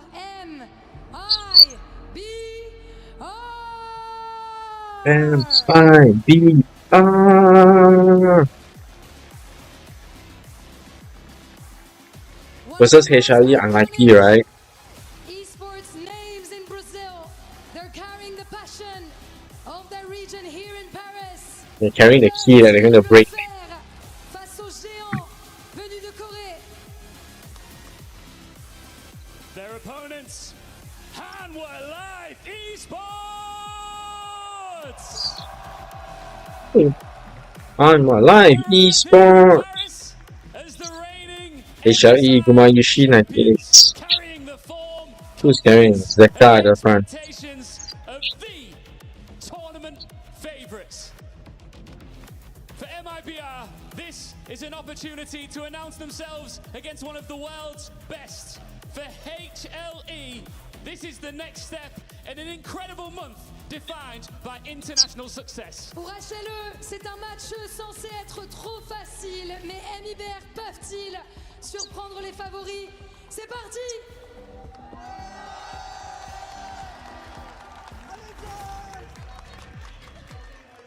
International success, that's what Hanwha Life are coming off the back of after winning MSI in 5 games.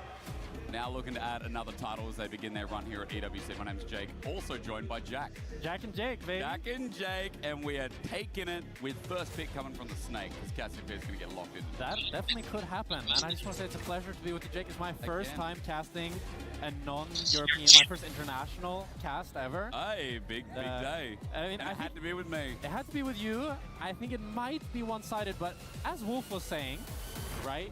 KC had a really good early game lead against Gen G, and I feel like, you know, if they pushed it a little bit further, we could have had an upset there. T1 had a fantastic game against Gam, and outside of the first 15 minutes, because Gam had a big early lead. Fantastic. Yeah, that's what I meant. Like, Gam had a fantastic early game. That's what I meant. Exactly. There was nearly an upset there on the table. Right, yeah. Do you think that if MIBR Los has been watching that, and then Hanwha Life, I think it's very common that we see this, where a team slightly slumps after they've just had a good tournament? Yeah. Because you kind of have this, like, it's really easy to not stagnate, right? But when it's always harder when you come in as the favorites versus coming in as either neutral or the underdogs, because the burden of expectation is on your shoulders, and I think that can be something that weighs on Hanwha Life's backs. But at the same time, I feel a bit silly for saying that, because there are players that have so much pedigree, like Ox was saying, that they're pretty used to the pressure at this point. Yeah, they are. And again, you know, that pressure comes around to a guest CB LOL team.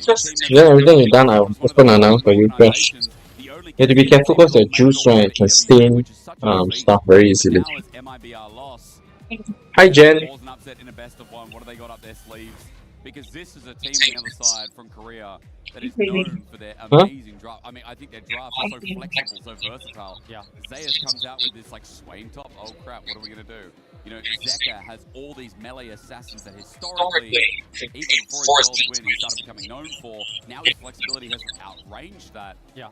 Solo lanes are crazy from Hanwha Life, and I feel like that's what helped them win the MSI title. For sure. I think the fact that Zeus can play a really good weak side and just chill, like we saw in Game 5 against BLG, he picks the Dr. Mundo. It's a really bad matchup into the Aatrox, and he goes down, what, 10 CS at 20 minutes, you're completely fine. Runs the game. And then he takes over the team fights, right? And the fact that he can do that, and he can play a hard-winning matchup and take over the game. Hold on, I need to check my travel. Because now, you can either either have Gumayusi on more of a pivotal carry and play for him, or you can just leave him on the 6, leave him on the Jhin, leave him on the Esther, like we've seen them do a lot, and just play up towards Zeus. I was talking to Widid backstage, and I'm like, you know, who do we think the best mage bot is right now? Player or champion? I mean, player, I think. Player is And Gumayusi. I mean, that's right. That's the answer that came back Actually, to me. it's Viper. For me, it's Viper. Well, but I the love thing is Viper. I'm that biased. from the top teams, that's the versatility we talk about, and it's not like Mage's bot have been a thing heavily outside of MSI, but we are in that MSI patch. We've had a lot of time, and actually have had so much time on that time that they're coming fresh off of it, only a couple of days off their giant win. We're about to get into pick and ban. Reminder, 26.13, we're still on. And no one's asked yet, but I will remind you that Locke is still banned. He's not available. That's why you won't see him in this tournament, which is a shame. You have to wait until summer. Is it a shame? He seems so broken. Like when I played against him, he seems so broken, but the skill expression is... Come on, start the drafting already. I think the design is very cool as well. It's amazing, yeah. It's good for first timers, because first timers always jump in with that leak, you know, like very easy to int. Yeah. Once again. All right, here we go. You know it's starting up, Jack. You know the center camera means that we're going to pick van, don't you? You know the angle. You've been in broadcast enough now. You know what this means. I know what this means. I mean, I'm curious to jump on what you said about the Mage's bot lane, because we haven't seen too much of it. I think we saw 2 games, but it's mostly been Ezreal and Jhin that's been traded in the bot lane. And the thing is, they play kind of the same. Like, Ezreal, Jhin, they're still casters, and they're just going to be sitting back, farming waves, not being that proactive and not that aggressive. So I do think that this meta really suits Gumayusi, and I'm curious to see if MIB or LOS want to play into that meta, or if they want to try to make something happen of their own. We've seen, for example, MKOI, I really liked when they said, we don't care about the range support, we're just going to put Alvaro unengaged. Oh yeah, Asgard. Taking so long for them to draft. Your comfort can be really, really nice. Agreed. Let's see what angle is it here. Yeah, behind schedule. EWC usually be always behind schedule. Final ban. Orianna goes with it as well. Seemed like a fish here from MIBR to get that Orianna first pick. But remember, the Cassiopeia that has been picked up pretty much every game so far as the priority is over. Looks like it's going to be quite snaky business here. Unless you want to go for something else. Okay, we're starting draft now. The Syndra for the Cassio, and they're actually going to go for the Jarvan first pick. That Jarvan first pick. Probably just want to pick up the Astral, have a mobile carry. Or they might go for the Lucian. Guma's Lucian, okay. Early bot lane that want to try to get ahead. But we've seen Guma quite well on the Lucian Milio. So we'll have to see if that's what's being locked in here.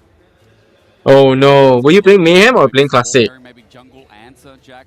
I think a jungle answer, like probably a Sin Sao. Oh, they choose to take away the Syndra. So Syndra priority over the Cassio. Normally I thought we were seeing the Syndra because teams just thought it was a really nice matchup scaling into the Cassiopeia later on.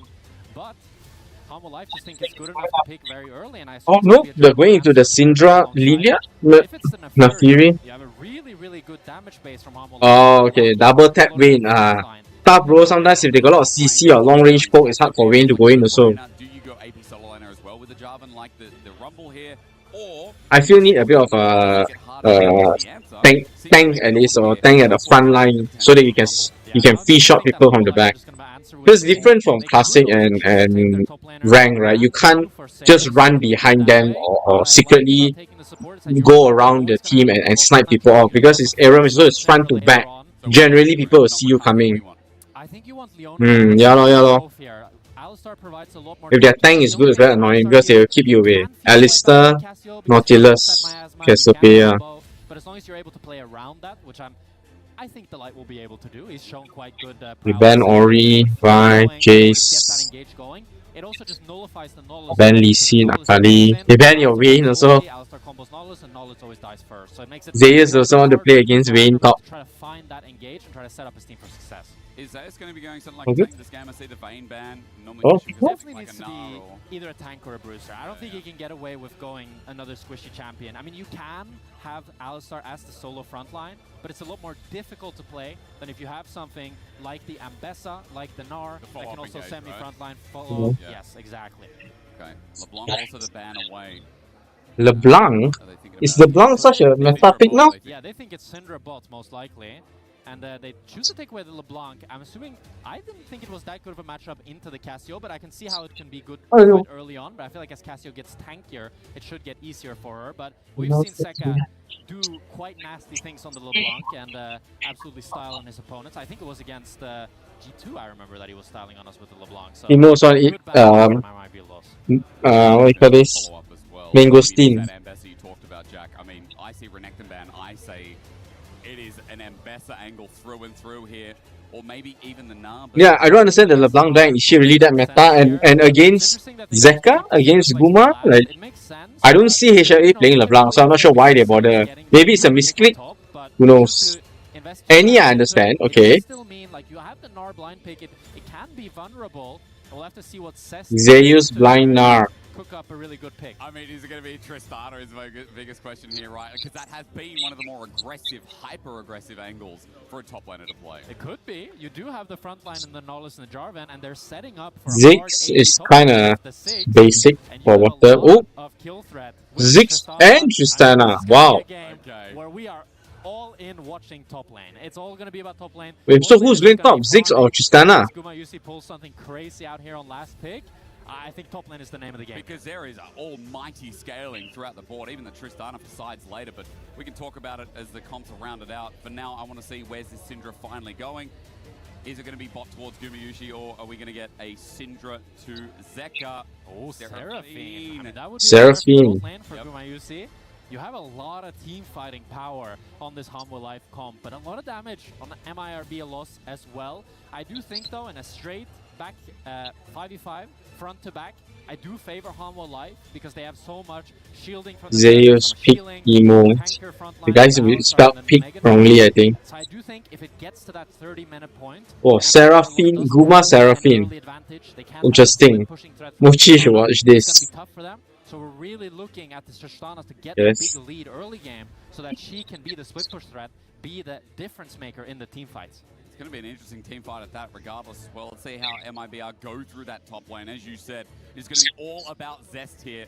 Zest is going up against the light, and Jack, I was looking through the history, and I was looking at like, well, where has Zest been, right? Yeah. And I see this little caveat in 2022 summer, I believe it was, where he played a series versus Nongshim on Gen G 2022. He played with Ruler, Lehens, Chovy, and who was the jungle? Peanut was the jungle. Wow. So, you know, Zest has been around obviously through Gen G challenges as well. And you played against him. I played against Zest. Recently. I played against him in 2024. He was in EU and he got rank 1, I remember, in solo queue. And it was very impressive. Right? Yeah, I played against Feisty as well in the Spanish league. He played for Giant X Academy. Yeah. And he was always I have to be honest, really good in I'm not a very big fan of the mage bottoms, the bottom lane mages. I know why the meta is like that. I watched a video, I understand it, but Zest, to me, seems like a player that he's both willing to take this gamble and try to kind of stomp Zeus in the 1v1. wow, Guma got fan club leh. Well, there's very little counterplay for this Gnar early on. You're just kind of trying to survive in the early laning phase, and I think it comes a lot down to the junglers and how both top laners play around it, because if we can just get that isolated 1v1 for Zest, that's going to help him out massively and maybe allow him to snowball that game. Let's see, can the CB LOL take a game against the MSI champions? Technically, Jack. Yep. MIBR lost, undefeated. Okay. That's true. They've come together, added MIBR to the name, and they have not dropped a single game. That's true. They're also undefeated at this EWC right now. That's right. But so is Humble Life, so. But Humble Life did drop games recently. We have no idea about CBL. Who knows? That's true. That's true. It's going to be the Doran's Helm for Zeus here to just try to survive that early game, and the exhaust on Tristana that we've seen quite often when you pick these really high volatility matchups. Do you like the link tempo in this lane as well? Because obviously yeah lah, they need show all the girl Guma fan. Oh, It nice. makes sense because he just wants to try to match the power that the Tristana has in those long, elongated trades, and because he won't be hitting the wave too much, he won't be able to keep the grass stacking consistently. Oh, stop lane Tristana. No, really get it. Hey, Lucas. The biggest thing that I'm looking at if I'm Zeus is trying to get that play to steal caps. I think once you get the play to steal caps, the game gets a lot easier. But already we Cess took a pretty bad trade and is down to half HP here. So Seus is able to outplay me. Hola, mi amigo. Life invested 2 wards. I like this split screen thing. This mode. I like this split screen mode. The CMOS stuff. You really want to play around the bushes, avoid that minion aggro, and be able A lot of similar choices. You mean like the hero picks? We just have this triple picture-in-picture. Top lane, Kanavi. Can he do anything here with the opportune moment? Boomerang dodge. Actually, I think League now is quite interesting in that different the scene. Oh wait, bottom lane. Zest, I would assume, has rocket jump for now. Kanavi still coming in. Zest got to go. Hey, where are they going? Wrong lane, guys. Okay, but Zest can just jump away, lah. Not an issue. The thing though, this is really bad. Yeah, I think it's like they say there's like a tournament meta where maybe they stream. No way. Oh my god, and that's why Seus is Seus, baby. Like, this man is strong, that's why. Matchup, he will still find miracle plays like this one, and it's how the team plays around him as well. The early wards. Look at that. To be able to set him up for the trade. And bait out the rocket jump, then come back in. But Seus knows with the Meganar, he lands the stun. I mean, he's stun. Oh, right at the edge, dude. Flash. Destruction. Is he? Oh, I didn't know. I was just admiring how. Oh! Oh no, Zeka! What a noob! Oh, they just killed Dudu also. Yeah, man. There would be 2v2 kills in the Seraphine Sinks bot lane matchup. We'll definitely need a replay of that. Everyone is killing everyone. As well. I want a replay of both. Why Guma and Sarah? Because it's Guma and he can. I think. The rest is going. You know, this is better when I try to do Let's talk mid. It's time for him to try. Both mid laners here are on the edge. He's practicing Seraphine so that he gets Seraphine skin when he win Worlds. Yeah, Zeka and Feisty.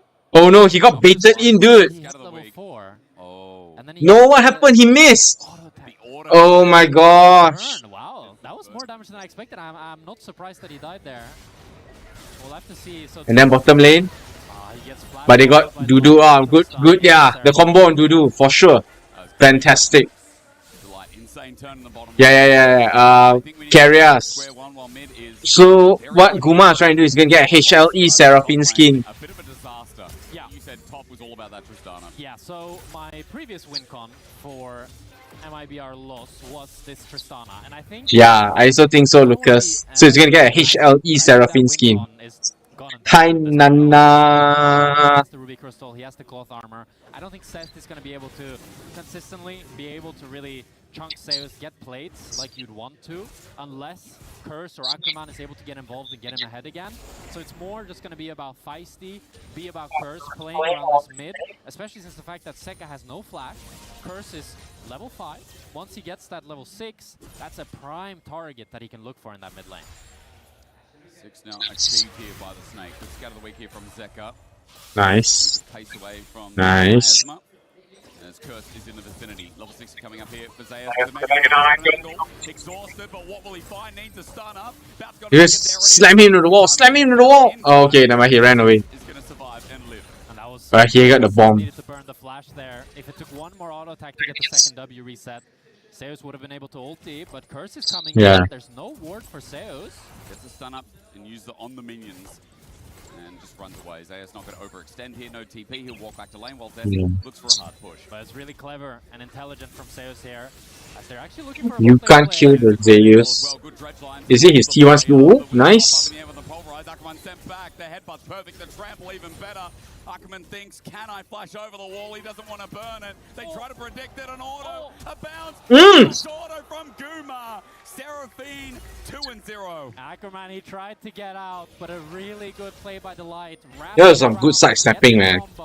Get them into Gumayusi, and Dudu, without any mana, is not able to try to help the support. You got a lot there. I like it, Zach. Called him Dudu. Cool. Duda. Delight got a lot better, yeah. Tanavi also clean up. The casters were talking, analysts were talking about how he picks a lot of his things as well. But that was really good by Ackerman, his side step. He almost got away, dude. He made Guma to blow his flash. Hi, CC! Okay, I was waiting for you to come in so that. Gets the double Q. Wait, It's pretty easy. Like, it's a good flash from Ackerman. He holds it at the last second. Flash from Seraph, but we're not done. Cess jumping in. Ackerman, Making Curse the right roam. here. You said it needed to happen. Here it comes. Curse looking for the roam as well. Going to go into Meganar, though. 3 members top first. Ta-da! The engage, so Hummer Life ahead of support. Oh, wow, wow, wow, oh no! Zest got away! No way Zeus survived that! And Zeus, he's just too tanky. He's able to buy enough time for his team, so he doesn't go down. He takes down Ackerman, and he's now 2-0, 700 gold up. Absolutely destroying this top lane. Well, the fear as Guma gets flushed on him by Duda. No, he just satcheled instead. Yeah, Guma surviving. I was like, that's a bit of He doesn't have ult, right? Yeah, he threw his ult off already. If he stays around, Zeka's going to kill him, dude. He's going to put the minefield down, bouncing bombs. He's dead. He's so dead. Nice. That's what you get when you're greedy for Guma. When you're greedy for the Seraphine, right, CC? Is able to pick him up, and now Cess might be in trouble again. Mochi needs to watch this match, man. Can the rocket jump be buffered? Zest is like something fishy. More? Top lane. He doesn't want to go too close. He's in a horrible spot. Kanavi's moving up as well. Delight pulverized. Midway. Zest still gets out though, but the Trample's going to find the Sun's Kanavi. Yeah, yeah. Counter to Duran. Yeah. They got him. Top going poorly. It is going absolutely. I still don't understand the top lane Tristana though. Gives him no counterplay. I mean, oh, scary there for Zeka. CC's in the house. He buffered the Delight combo, but still Delight held it. As they're now TPing for the grubs, Delight is back on the map. He's looking for the flank. He might even find it. Because he's not spotted out. He's got a blast cone there as well. He's gone deep into the blue buff. Is he going to shadow top The Senrios for the respawn is my question, Jack, but Oh, remind you of Senri. But he announced it. Yeah. Curse might look for the grubs here. Sakuma want to fight. Okay, okay. He's okay, he's okay. 1 grub for MIBR loss and 2 grubs for Hamwa life. Oh, and it resets. Well, he smited it. It's fine. Now, of course, 2 went Okay, over 1 for to 2. Kanavi, but Curse got the last one. That's why the logo popped up on the screen. But you know, as Zeka comes Ooh, through again, I think Duda needs a break. He's got flash. Duda. Dudu. Oh my god! On the ground. And Guma Double. Okay. as well. Bayana was hoping that Humble Life were tired. Traded out. But I think they've found Good a solution thing. for that, Jack. They'll just have a quick This is what happens when you try to kill the Seraphine. Oh, Zeka, yeah, Zeka's good. On this map. As he shuts down Duda one more time, and now he's already back in mid lane, TPing, stunning up face. Right back on time to stun. Oh, nice. Look at that sidestep. Ackerman can't get him. But his chunk. She should have out, right? Oh, she altered. Didn't get it. Passive from Delight. We'll get his health back up as well. There's a jump on. Zay's in a bit of trouble. No Megamar to rely on as well. Zest jumps back in. Zay's getting on out. Lethal tempo's great. Setting up with the satchel and the explosion. No, you can't get Zeus, dude. Zeus is strong. To exhaust Zeus immediately. He maybe could have tried to burn the flash. Huh? Oh, Ackerman, I don't know if he wants this. X-Flash away. Okay, I need to pay more attention. I keep forgetting to check it out. Comes through as well. Orbs are down. Zeka thinking about the angle dredge line. Oh, when he recalls. And now over the wing, there's Curse. If you can find the angle onto Zek, Ackerman needs a dredge line. Zeka's in trouble though. Can they save him? Yeah, okay, can. They're all there. They got vision and everything. Yeah, Feisty has no ultimate. They're gonna have to back off. Yeah, talk for some. Not now. Then just if you'll say it, they found me. Up the top scuttle. And Humble Life remain in full control of this map. You can see their This one, the fish. They've set up such great Fingers boards. gift. Seeing Delight able to get Well, look at Guma's goal. Guma's is.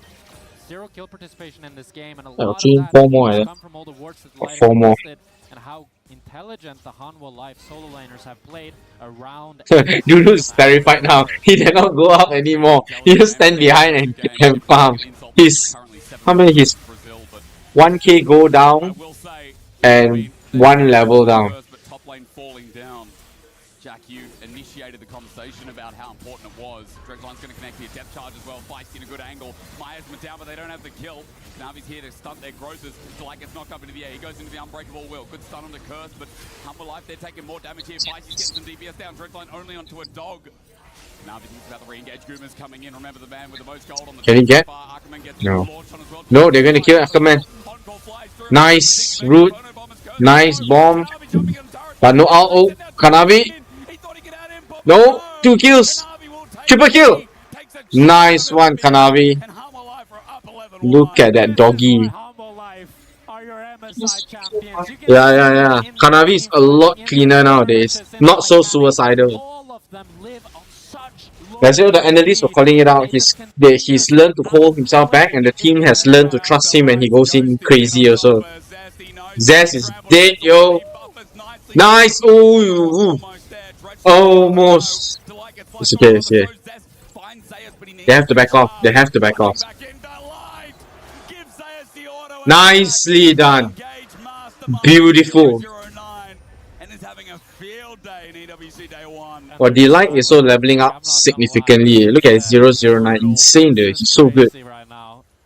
Honestly, if not because of Carrier, Delight is probably one of the best support right now. 3 miracles to be able to come back in this game. As we watch this replay, it starts off pretty good for MIBR loss here. They watch Genji, I watch it later. I thought we watched. Oh, okay. Yeah, Restless. After all this, we can rewatch. Huh? That's good. They're able to just continue fighting. Kanavi flashes out. That kill on Cass, finish on Curse, and then he's using T1 Syndra skin also, is it? Yeah, I saw when he crashed T1.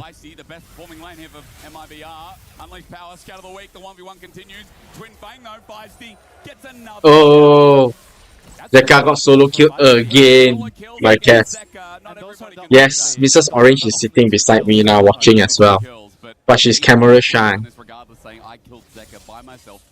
Can you hear her? That is a very nice accomplishment. We'll have to hope that they can get something more than just that. Okay. You are Mrs. Orange. Mrs. Orange. That's a good name, Asgard. I'm calling her Mrs. Orange from now on. Asgard says hi, Mrs. Orange. I mean, it's interesting that Humble Life chose to pick the Syndra over the Cassio. I feel like thus far we've seen the Syndra winning the Cassio, but I feel like the Cassio overall to me looks quite a bit stronger than the Syndra. Well, once you get to that 20-minute, 25-minute point, it can definitely be a lot more annoying for the Cassio playing into the Syndra with how much range she has with her stuns and Scatter the Weak. Delight again, great engage. On to Feisty, want to get revenge here for their mid laners. That's going to walk on up. He bounces forward, going into Mega Petrifying engage, dodge away from Naxxus Blast as well, doing damage. Kuma teleports. Wow, so much damage to Zeus. Nice. No, Guma has to back off. Understandable. Wow, 3 versus 5. They can't lah. No way. Can they? No way, they're gonna get cursed. No. No, Guma. Oh. Zeus got it. Okay, never mind. Delight down, but Dudu is dead. Can Zeus finish Feisty?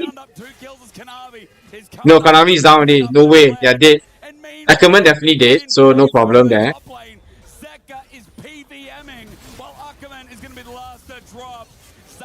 Okay, they didn't go after the Cass because she is dangerous, but let him back off. Are they going to take objective? Somehow. And Zeka got top lane tower somehow because of that.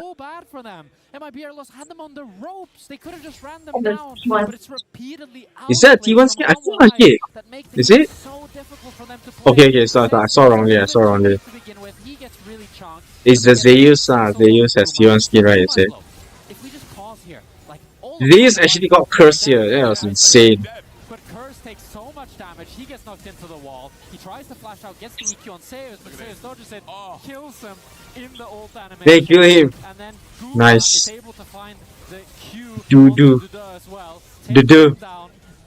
And it's just so different. Okay, then they let Feisty go because he's dangerous. Zest had to run away. No. Zeka was just pushing top in the meanwhile, and I think Kanavi slowly walked down from stealing top camp. I'm not sure what he was doing up there, but regardless, 7,500 gold lead. Yes, he got T1 when he threw his Syndra. That's a T1 Syndra skin, no? Yeah, I think that's a given at at this point. It's a 7,000 gold. Zekka skin. It's 2 grubs, 2 dragons, and a herald on top now. I mean, a lot of people are fans of Faker lah. Pretty explosive regardless. Delight, is he called He's out? what? You know the Eagles probably know at this point. Oh yeah lah, except One as well. Satchel charge away, really nice movement. He had yeah. in the end. Yeah, you're right. I think so. He is a team, but he's so good. Honestly, he's definitely one of the best mid laners right now. Honestly, one-on-one, he probably beat Faker at this point of time. That's how good I think he is. Yeah. He has the best Yoni also. Insane. Boom. Oh, what the hell? Ooh. They like just chilling, yo. Is he gonna get another reset? Oh my god, that is destruction, dude. No. Curse is so dead. Yeah, okay, that's not worth it because even though they got the top tower, but You know what, Jake? Humble Life seems pretty damn good. They're not bad. They could win an international. You should like that. They could win back-to-back internationals. I don't know. I don't want to be an who doesn't show mercy? but they look pretty good. Yeah, no reason to show mercy. You don't like Nafiri? Personally, not my favorite also. I don't know why. But yeah, it is what it is. Nice. He can't do anything. Okay, what don't you like about Nafiri? Honestly, Hanwha is just destroying this game. 20 to 3 kills, 11.6k up. Oh no. He just holds his in-house pursuit in, gonna call the pack in. He's exhausted, Kanavi buying time. Teleport, and the boys, here's Zayas in, and Minina, his autos are enough. The boomerang blade. No way! Just destroy Zest. He's just killing everyone, dude. Even necessary, because the play was already over. Delight cuts off the escape, and Hanwha Live. They just destroy it. No, this is honestly easy game. I have to be honest, easy game for Hanwha Live. No way, 20 minutes, man. I think they're gonna try. They're trying to set record now. They're gonna set a record. Record.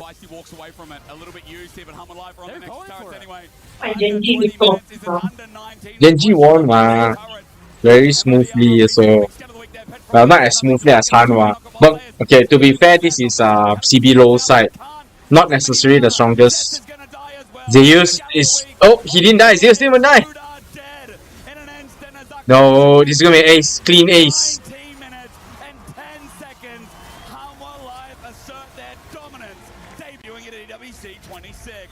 Just beside a kid. Yeah, I like the fact that she has little doggies, but then other than that, not my maybe out, not really also like. Hi Murata, you came just in time to see HLE Tapao. An absolute slapping. I felt like after T1 versus Gam, we kind of thought, yeah, this is gonna be competitive. This is gonna be close. These teams can get stomped in the early game. Oh, very simple. I know. And now coming to the tournament. Thank you, They're not out. They go to the lower bracket, but definitely give me some. to be in Hanwha Live's group. After watching that, I can tell you exactly who is. Destruction by HLE. Lion and JDG. The winner of that will verse that version of Hanwha Live. No, that's too scary. I think that's too scary, for sure. I mean, we saw Lion up against Hanwha Live. They nearly took them down in a nail-biter Game 5 series. So, it's possible, but this Hanwha Live... Zeus. Somehow. Yeah. I have not in the new, especially since Baron went 20 minutes. Yeah. Huh? And plating, I have not He's so good. His Nara is insane at the top lane. T1 losing Zeus. Jason.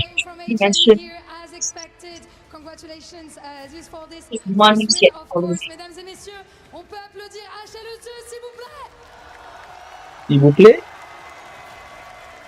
You of course have tremendous support. Literally 3 days ago, you lifted the MSI trophy. How are you feeling with an opportunity to secure another one shot. in such a short space of time?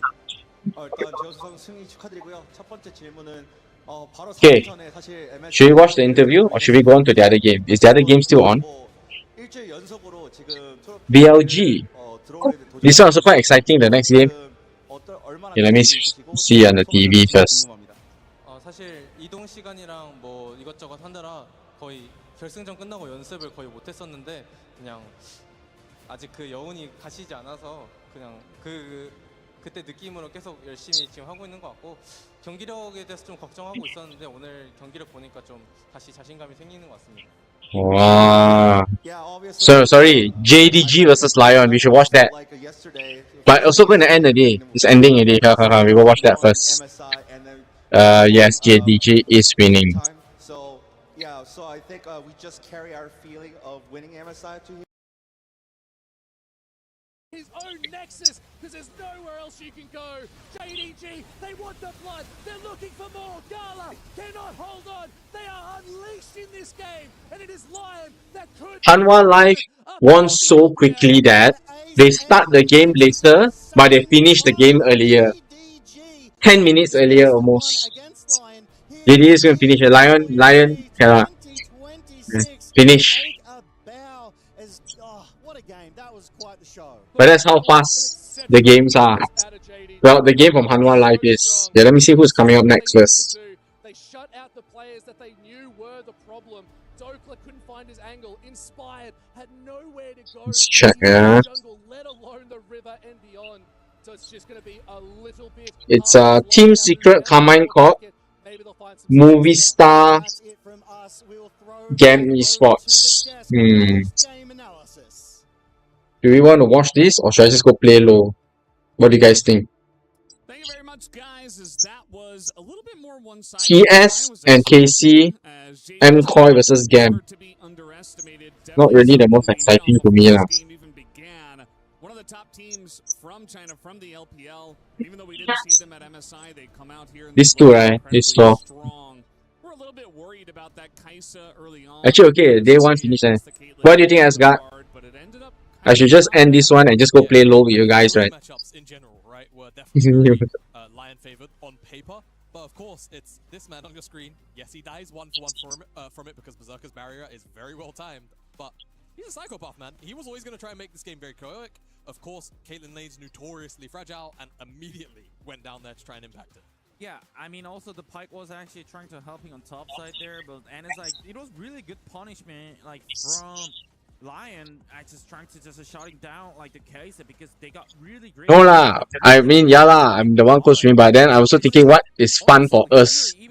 Do we really want to watch that next two games? Okay lah, watch lah. One more game only, one more game. After that I can play a bit before going off. You know why I watch EWC actually? Because I really want to build it in a way that can I cast LCK, MSI and Worlds. It's not that I want to watch everything, but I just want to watch those few. So if I don't try co-streaming a bit here and there and getting the experience, then it's very hard for me to ever get to that stage.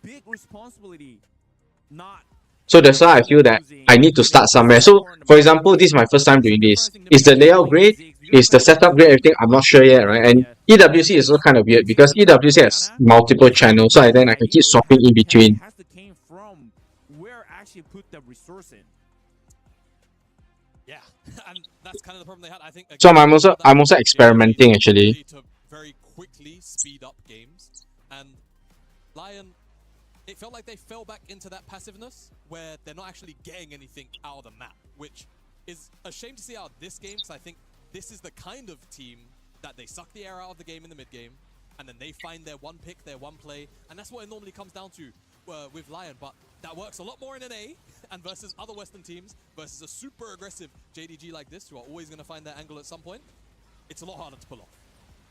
Yeah, it just felt like, you know, able to win the bottom lane, essentially. They got pretty far ahead on Berserker. It was like 1,700 gold, I think, at some point, but just didn't end up mattering at the end of the day. Jinjia's Poppy was insane, and we know what Kaisa. On the Kaisa. JDG's Gala, Kaisa. Plus they got a Pyke. Guys saying a lot of good stuff about Vampire as well on the Pyke. Yeah, I mean, he did really, really well, especially in a game like this where... With the Poppy, basically, they can't escape after that. Easy ways to engage on the enemy team composition, and honestly, Pike's gonna die. Lion were the ones rocking, you know, Bard into immobiles, Jarvan into immobiles, right? But when Lion get pushed out of objectives and they have to try and enter through the river or whatever angle they try and find, it's so much easier to You know, find Pike angles survive, for okay? Vampire on this Pike, and he did just that. Yeah, I mean, I really like the JDG No lah, but it's gonna die anyway lah. Why do you even bother wasting his Zhonya's there? and help a mid laner, like forcing enemy team to actually shoot match the Pike where Pike goes. Like I think that's really helpful for also AD carry when actually you're losing so hard from the bottom. So it was a really nice plan, and also like prevent like you know they get Poppy, so make sure Kaisa can actually play it out. Like I think that it was like surely I think Gala is being kind of underperforming as we could kind of say because What time is the last game supposed to start? from the Gala, but I think this is the game that 9:40. like easily even Okay, we are almost back on track in terms of the timing. easily from the middle game. Yeah, he definitely did. And with this win, JD Gaming will go up against Home Life Esports, who did take down MIBR. That was a very one-sided game on the other side of the stage here. And Wait, I want to see which stream are we going to watch. Okay, let's see. Between TSKC versus MCOY Gam. And obviously, both the Europe teams are here. Will go head-to-head and so will the losers. But first, before we do get into that, we are going to jump over to the interview now with Kitty, so take it away. Welcome in, everyone. We have the post-game interview by my side, JDG Hong Q. So it's been a couple months since we last saw JDG at the international stage, and you guys just won against Lion in today's best of one. So what was the biggest change and preparation that you did for today? 因为京东已经有2-3个月没有看到他们站在国际赛的舞台上面了，所以从中国来到今天法国的这个主场，有没有做出任何特殊的准备呢？就很久没有打比赛，然后也非常的期待吧。We just prepped our best and looking forward to the rest of the matches. 然后下一轮会是韩华 the next match will be against Hanwha Live. So what are your thoughts on How? I think I'll just watch lah one more only. This is Kabe's team. Between Team Secret versus Carmine Corp and MCOY versus Gam, which one should I watch? 就尽全力的去面对他们，打他们吧。Team Secret is better, but they lost. Team Secret lost. Team Secret versus K. I think they are more exciting also lah. They have more fans. 所以对你自己的自我成长有什么满意的点吗？ What are your thoughts on your personal growth so far on JDG this year? 自我成长点就 Who's cooler? That's what I'm thinking also, Asgard. I'm thinking. 就多练习这样。I think Team Secret versus Carmine Corp lah. Carmine Corp is like a bigger team in Europe, and it's Team Secret. Gam, I think Gam might just lose to MCOY. That's the thing. At least TS and KC, I'm not sure who will win. Thank you so much, Kitty, for the interview with Hong Q, who keeps it short and sweet. Just saying, wants to do well in the lane up against Zeka, which actually Feisty got a kill onto Zeka over in that game before it all went awry. I think that was their one kill that they had for a very long time. But, you know, maybe Zeka's feeling a little bit iffy. You know, I was See, the thing about this whole streaming thing is, right, my channel keeps getting suspended and live and visibility restricted on TikTok. Although I don't think that Lion 100% performed to their best, but still definitely looking like the much stronger team. So we'll have to wait and see how that winners match does go. LPL alumni in Kanavi versus, you know, the new returning psychopath. I'm excited for that, right? I'm a jungler anyway, so I'm always going to look towards the jungle matchups, but I think that's definitely where my eye is. Like, how do those guys match up? But yeah, Hongq as well. They're the pair, right? Hongq, Junjia. How they specifically try and target Zekra, I think, is going to We will see how to appeal for I mean, also on the bottom lane is gonna be really spicy too, right? Like as we saw, like the bot lane, there's like every single game right now, there's so many all-the action, which is like it actually impacting all the map right now. It's like impacting top, impacting mid, especially like the Drake, the Grub, Herald. It's like so many things that the supports can easily involve since like these players are all world class right now. It's like they know where to be in, like at the right time, right spot. So the punishments will be really hard, and that's why you don't really want to lose the early point, especially against a good team. Yeah, and I mean, even talking about the meta a little bit, like the picks we see in the jungle and the support role, especially support, and what's changed with like AP bots and more kind of crazy, more engaged focused or aggressive support picks and stuff like Pyke, Camille, obviously, but also even in the jungle with Lee Sin coming back and even the Poppy we saw there, your ability to really impact the early to mid game has been quite obvious and takes over a lot of the games. So definitely something we're going to be looking towards as we're done with the best of ones here today. We do have 2 best of 3s on the way, which is going to be pretty interesting to watch. And I believe we are going to start off with Gam versus MCoy, if I'm not mistaken. So thoughts on, well, before we get into thoughts on that, guys, we are going to throw to a quick break. And we'll talk about it as we do go into the next match after a quick break. Stay tuned.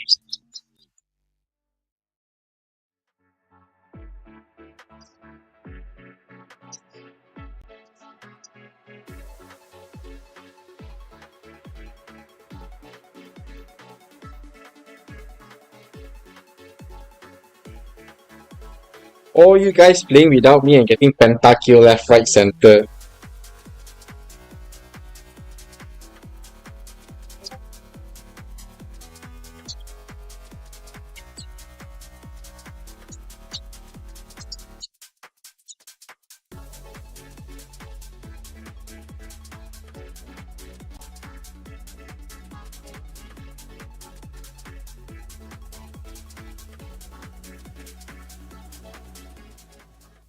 Ayo!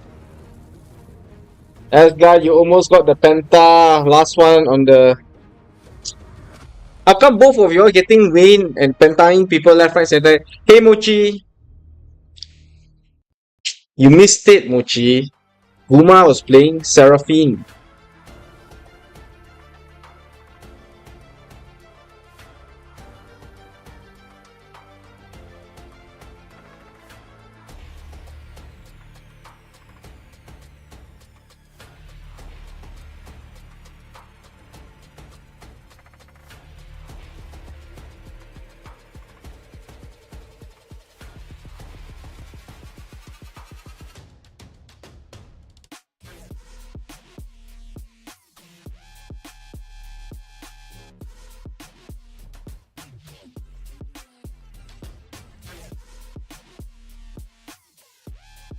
Mostly on TikTok. Nobody's on YouTube. My YouTube like macam tak ada orang punya. Yeah. We're just doing TikTok. But I think you guys can watch on landscape here as well. So that's why it's just more comfortable.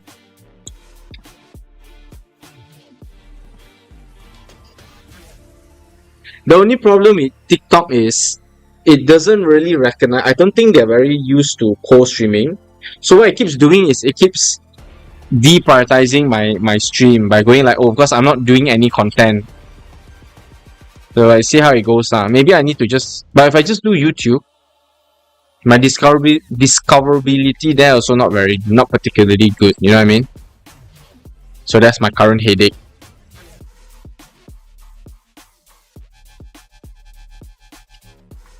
We are watching this.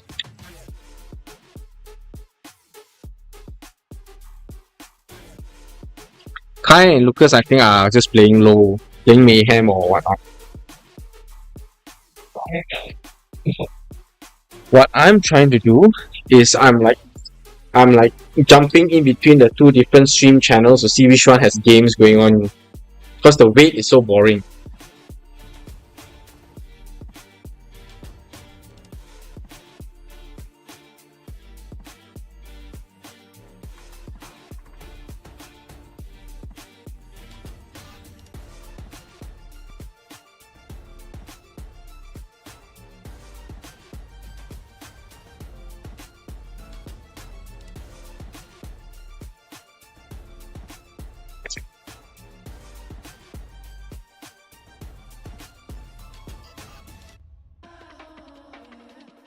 Okay, I'll show you all something else. Thanks for the nasi lemak. Okay, Emo says thanks. Emo says thanks.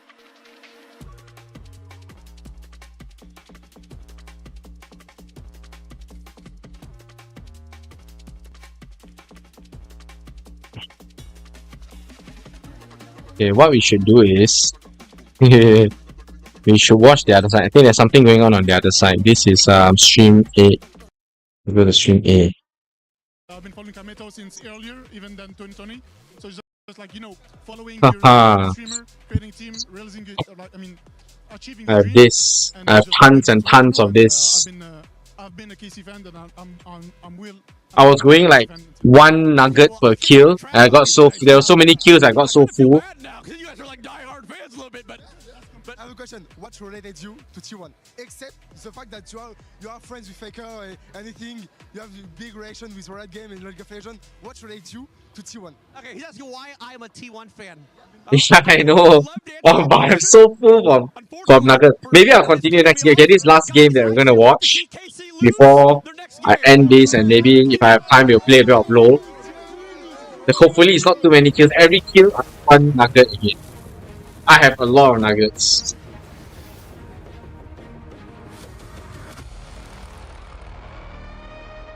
I'm literally watching both stream A and stream B at the same time just to see what's going on. Beckons yet again, but this time for their EWC lives, as it is an elimination match, best of 3, Team Secret versus Carmine Corp. Welcome back, Degon here alongside Ox and Wadid to break this one down. And maybe a bit of a surprise here, not so much, you know, maybe, not so much Gen G, the reigning title They defenders. got the names of the enemies wrong, I saw that. Secret Whales find themselves in an elimination match after losing to the 5th placed LCS squad who qualified in, winning the North American qualifier for EWC Sentinels. It's a elimination match now between 2 squads that found their way over at MSI. That's the thing with best of ones. You can get those upsets. You can come in and have strong prep in the day. To be fair, I think Sentinels versus Team Secret, it's not the craziest upset. If Casey had beaten Gen G, that would have been a bit bigger magnitude. But I think Sentinels came in with some good preparation in this match and managing to take down one of these MSI teams. Yeah, I think we've seen a lot of random team fights, even though it's not between... I'm going to watch Team Secret versus Carmine Corp. I think it'll be more interesting than the other one. The other one is MCoy versus Gam. I got a feeling MCoy should just win that. I feel, but we see how. Bro talent, that's right. Hero Hambach took the lease in and got it rolling in this Sentinel squad when they found success over at the LCS. It was generally snowballing games as they did here. The snowball got big and then it kind of held on for a little bit, but then plays like that where it was accidental engages really crushed Team Secret's opportunities to work their way back on in, which is why they find themselves in this best of 3 elimination match. So I wanted to ask you, as the man that was there at MSI with Team Secret, what jumped out at you the most from their nice run over in Daejeon?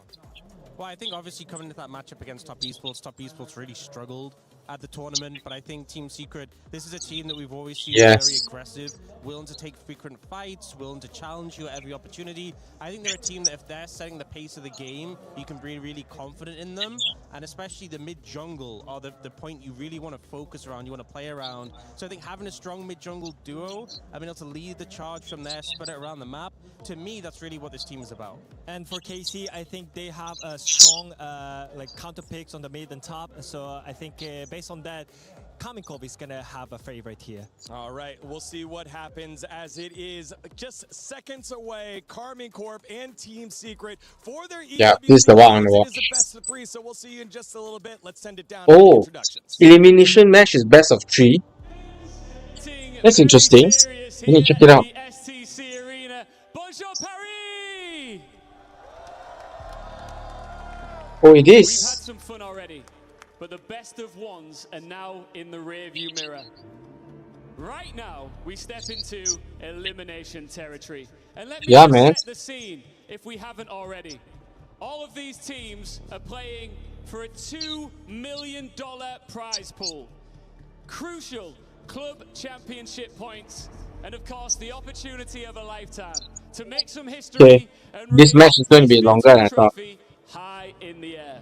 For one of our next 2 teams, the dream stays alive. Scotch is so funny on the Discord channel. Shall be crushed. To welcome this first team onto the stage, I think we need to get into the heartbeat of this crowd. Lou, where you at? Ouais, y en a des mots. Yes! Ian! I am a real stuff is about to happen with the best fans in the world. C'est l'histoire d'un shonen, d'un rêve qui est porté par Kameto et qui est vécu par des centaines, par des milliers d'ultras en France. Bienvenue, Kamiko!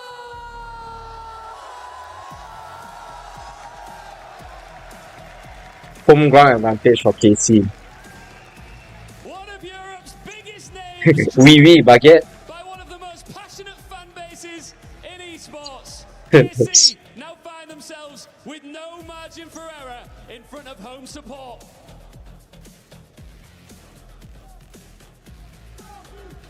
And their opponents, Team Secret!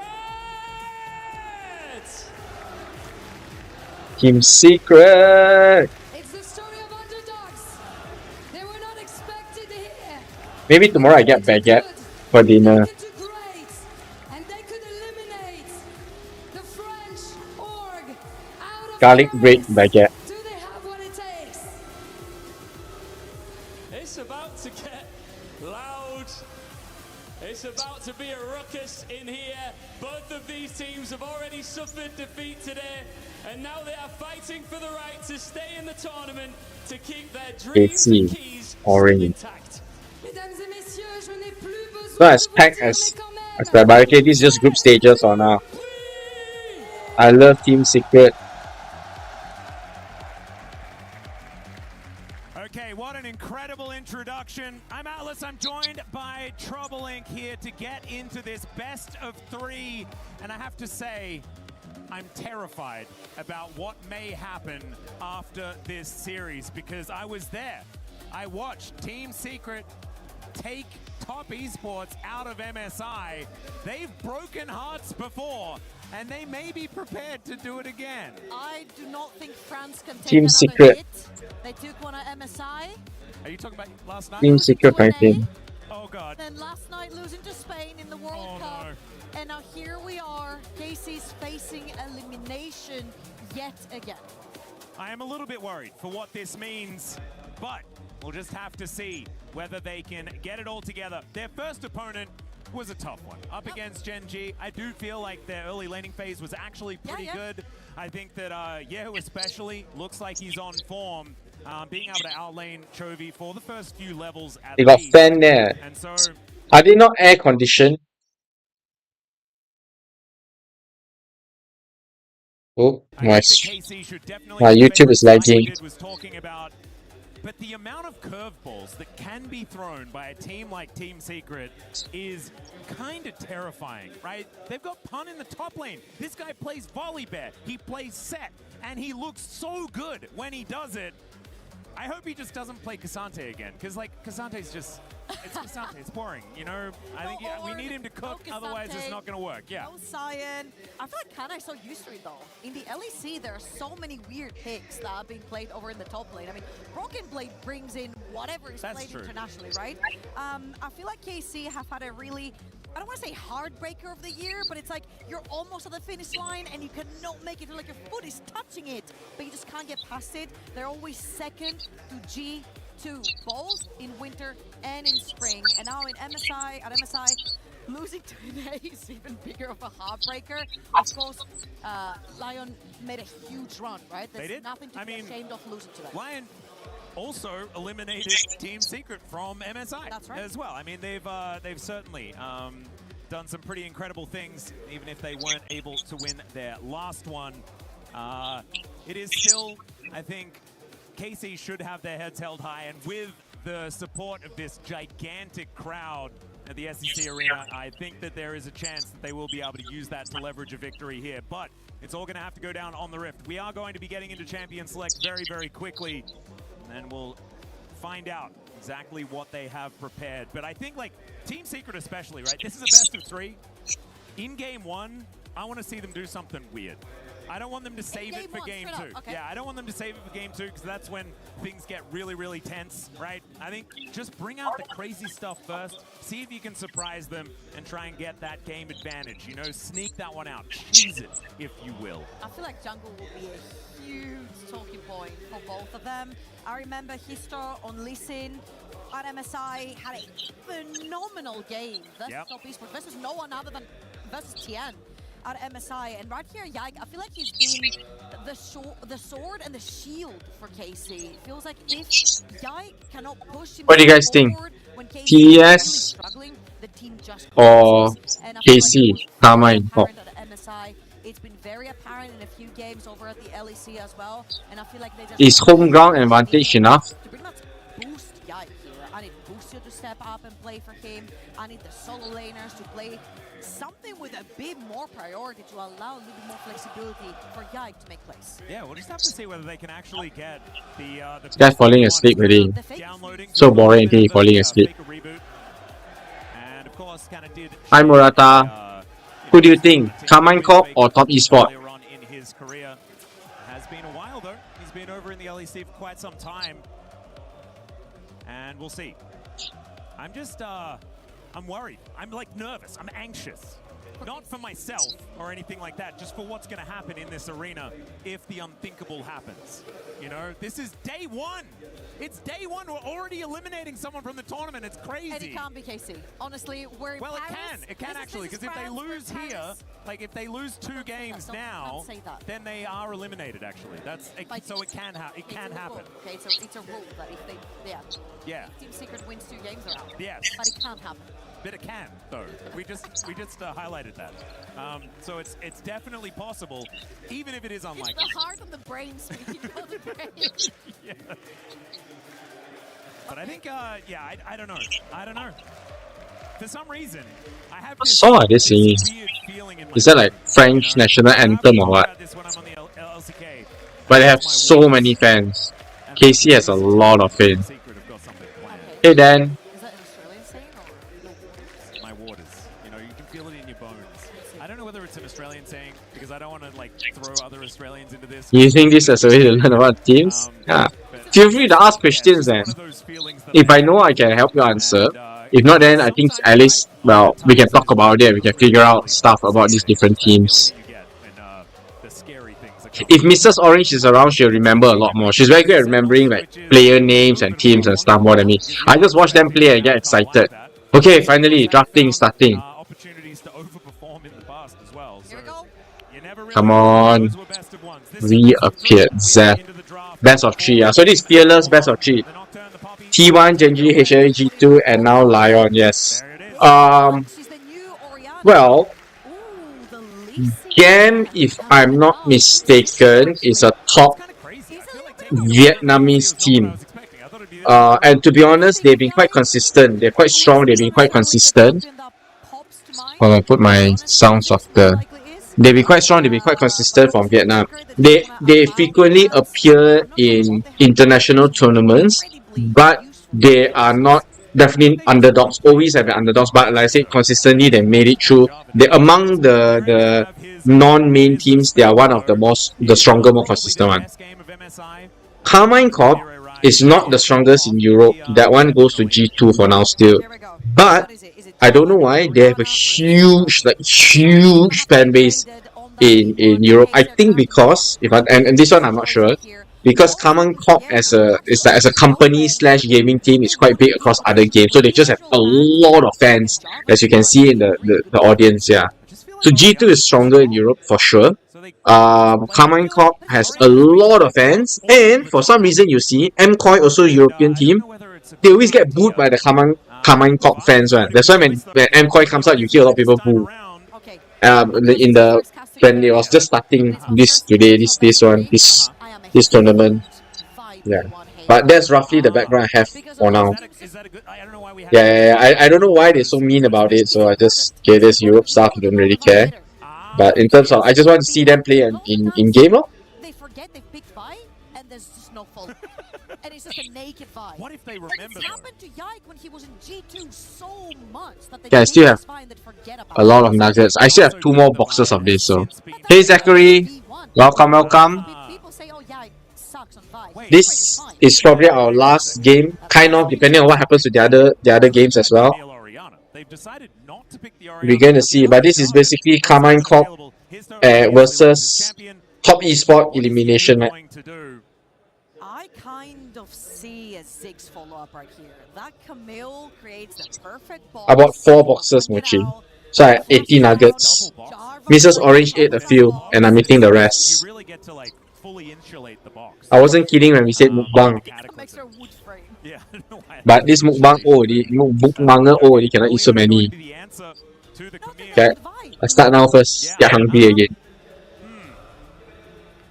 So Busio doesn't really like the Leona matchup, I guess, as far as the Camille is concerned, so we'll be taking that one into it.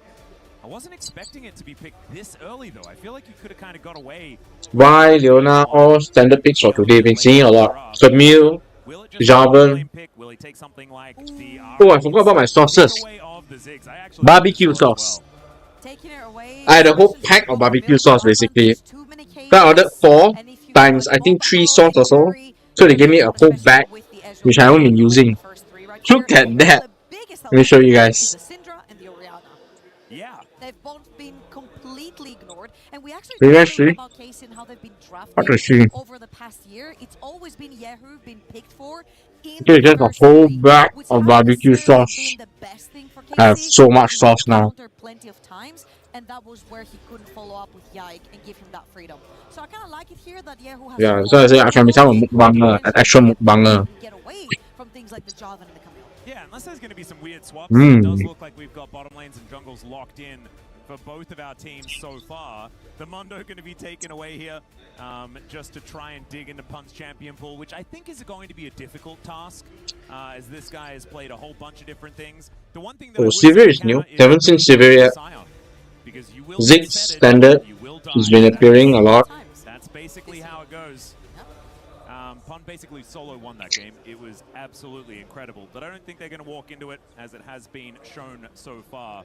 She's banned. Mundo banned. Syndra. Yeah, okay. Syndra has been picked a lot also today. Of the Orb Lady duo. Let's see whether the other one is going to be taken off the board, as it is Cass, I think. That do have the first selection after these bans. Yeah, I feel like the last is Cassiopeia. Camille that can carry the ball. Jarvan, Camille, even deeper, Orianna, right? That's crazy. Galio ban, they are pretty much gifting here. I mean, Jarvan, Camille, Galio is also ridiculous, but I think just play ballet dancer robot lady. It's probably what you should do. AKA Orianna, that's what we've been talking about. Yeah. However, Akali, Oh no, Timo almost committed suicide. Cho'Gath was available. Oh, Cass came on. No, Cassio going to come in instead. I actually like Orianna in the Cassio matchup though. So I really don't. Like, I think I don't mind it. Galio out. If she lands a few Qs, she can really force Orianna off of the lane. We actually saw Yogi play a fantastic Cassiopeia into Canyon Syndra in that first match of the day.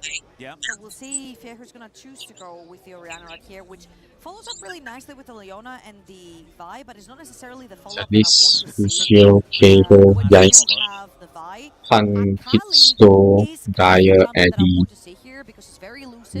Oh, God. Yes, I believe so. Locke is too new. They won't allow him into competitive play. But Urgot is interesting. This is often banned actually when the Cassio Akali also out. Is in. Ziggs, so it'll be like Ziggs, Leona. Okay, okay. Who's playing Urgot? It's a support Urgot? You know what? I am just gonna cook game 1. And how is that going to work? Like, this has been a good matchup. I think this is a matchup that I've watched Canna play into Kane back in the day. Yeah, let's see, okay? If there's a lot of kills, I'll be eating a lot of nuggets. And we have 3 games, over 3 games. This is the game for the night, because these are elimination games. Urgot was the one that he mentioned versus the Gnar. That it's a really great pick. Yeah, it's a good matchup. So I'm really excited What? to see how Pun is going to actually leverage Unclaimed toenail on the bed and you will blame for it? What? What happened, Zachary? Oh no! And he loves early game. Level 2, level 3, he can regang. There's a bunch of Hi, Junghoi. on the side of Casey as well that you can very easily punish. Yeah, I do think I kind of like how both. Is it like a normal toenail or is it like a unclaimed colored toenail? If it's colored toenail, then okay, I can get it, but how does that work? It could be anyone's toenail, you know? Carmine Corp have really good picks, right? Like this is Kana Dun, dun, dun. The plot thickens. time in the Nah towards the top side. Yes, he's into a tough matchup, but if there's ever a champ that he'd be able to play against, you know, going upstream. Perfect crescent 3 times smaller than yours. Could it be your kid? I'm not sure if you have a kid. I assume you have a kid if you're uncle like me, so. That he has played, even if it was quite recently. I'm excited for Yehu. I went through an entire year of seeing him gain picked Azir in the first 3 and gain counter picked. Don't worry. You have a murder mystery. The same thing.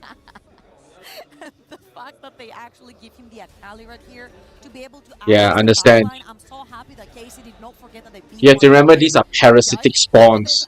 They feed on you for 20 to 30 years before they finally let you go. Some don't even let you go after 30 years, dude. They keep feeding you.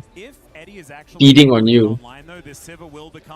Okay, game start, guys. And Yike's gonna have to make sure he's got that smite button ready so that spell should Yeah, I should know. I'm one of them. ruin their day. But here we are, onto the rift to game number 1 of this best. I'm one of them parasitic spawns. Loses this game, they are not out just yet, but they are well and truly on the ropes. TS. Running out first. Let's see where this first blood is going to be drawn on. Not only that, Mochi, they steal your money, they steal your youth, they steal your energy. What more do they want? They won't stop after that. That's interesting. It's a top lane Urgot. Whoa. Oh, he used a dash. Interesting. How does Urgot work into the Gnar? Because if you look at bot lane, Ziggs needs a mana item before he can out-push Sivir. Cassiopeia with a couple good trades. Not necessary, Zachary. After they're done with us, or we're no longer uncle anymore, we become grandpa, dude. Yeah, I do think that the lane states are going to be... Top lane must be melee. I don't know. But Gnar is not melee, so Gnar is range. He only got half the honor because only his Gnar form he becomes melee. Give you heart attacks, yeah lah. Unless Kless just lands every bouncing bomb and Eddie just goes to no health at the very beginning of the lane. That can be melee, means he can be honorable. The thing about these parasitic spawns is, when they're around also you heart attack. When they're not around also you heart attack. You can't see them, you heart attack. You see them also you want to power hit kun. Cass versus Akali. Interesting. That becomes even easier than with the Ziggs. So that's why we're saying Ziggs needs his mana item so that then he can continuously pressure Thanks for the likes. actual spells before Sivir can push the wave. Yeah. Eddie is just, like you say, going to be hitting minions as much as he possibly can. This lane does have a Camille in it though, and so I imagine that Eddie's going to be alone. But she has to be, because she has the range advantage for the first few levels. She needs to push the Akali back. Because at some point Akali's skill should be able to get her. Yeah, like, wow, look at that. Keho getting bullied by Dire. She's in dire situation. BA is like coming in. Yep. Just going for a real deep dive. In he comes, and even if they zone him away from these minions, it is still going to be a lot of work, because it looks like Lucio's there. be a plate that they're going to opt into first. Hextech sweep, not a whole lot more is going to be coming out now. Okay, good backing off. Position. We'll actually get over here. Vision available for Yike as he does take down his blue buff. And now Vault breaks over, so good defensive play here from KC so far. Yeah, and Yike has to do the walk of shame. Come on, first blood so that I can get to eat a nugget. As the pressure from BA right here was fantastic. The fact that they actually called off the play. They might look here though. Yeah, every kill I eat one nugget, guys. Is next one killable at this point in time. Back to every kill it equals to a nugget. Damage on Yehu here in the mid lane, who just desperately wants this wave in a different spot. It's actually so important for Akali to get her first item. That's when she truly becomes a champion. Having that gunblade, being able to get the slow down, reach other champions, and it's just so important for Yehu to hit every single creep. What's that? He missed his stun. Pressuring that mid lane. The fact that they're forced with Busio there is just heartbreaking for Akali. Yeah, Busio out. A bit of trouble actually, as the hookshot does get the flash out of Busio. And look at that, the poison ticking down alongside the ignite. Every dot available now on that Leona. Busio will be going back to base. Now Flashless does have Hex Flash, so activating Hex Flash this early, I do very much like. Oh, I know why. My stream is a little bit behind.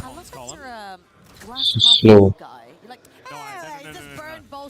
I'm just the Hex Flash. Extends, BS sticks There you around. go. Camille does so much damage with Halo Blades early on. The deepest Okay, landing, better. Yike is surrounding this area. There's that Hex Flash. That's my asthma. And Oh, that looks so good. See? It's so useful now that it's been activated, as BA is going to stop Canna's back. Might have been shopping there momentarily. You know what's going to happen at some point? What is going to Around happen? the 10-minute mark, especially when you've got two roaming supports, the AD carriers get so bored that they actually go at it 1v1.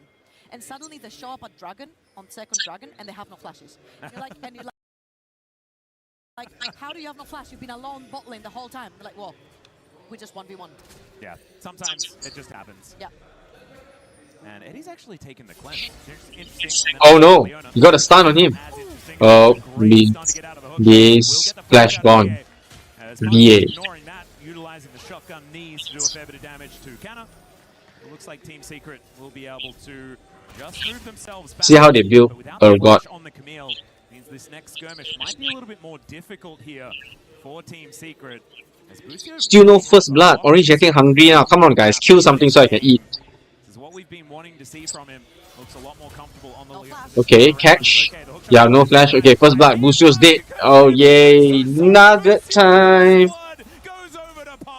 Yeah, Hexbox didn't help you much there.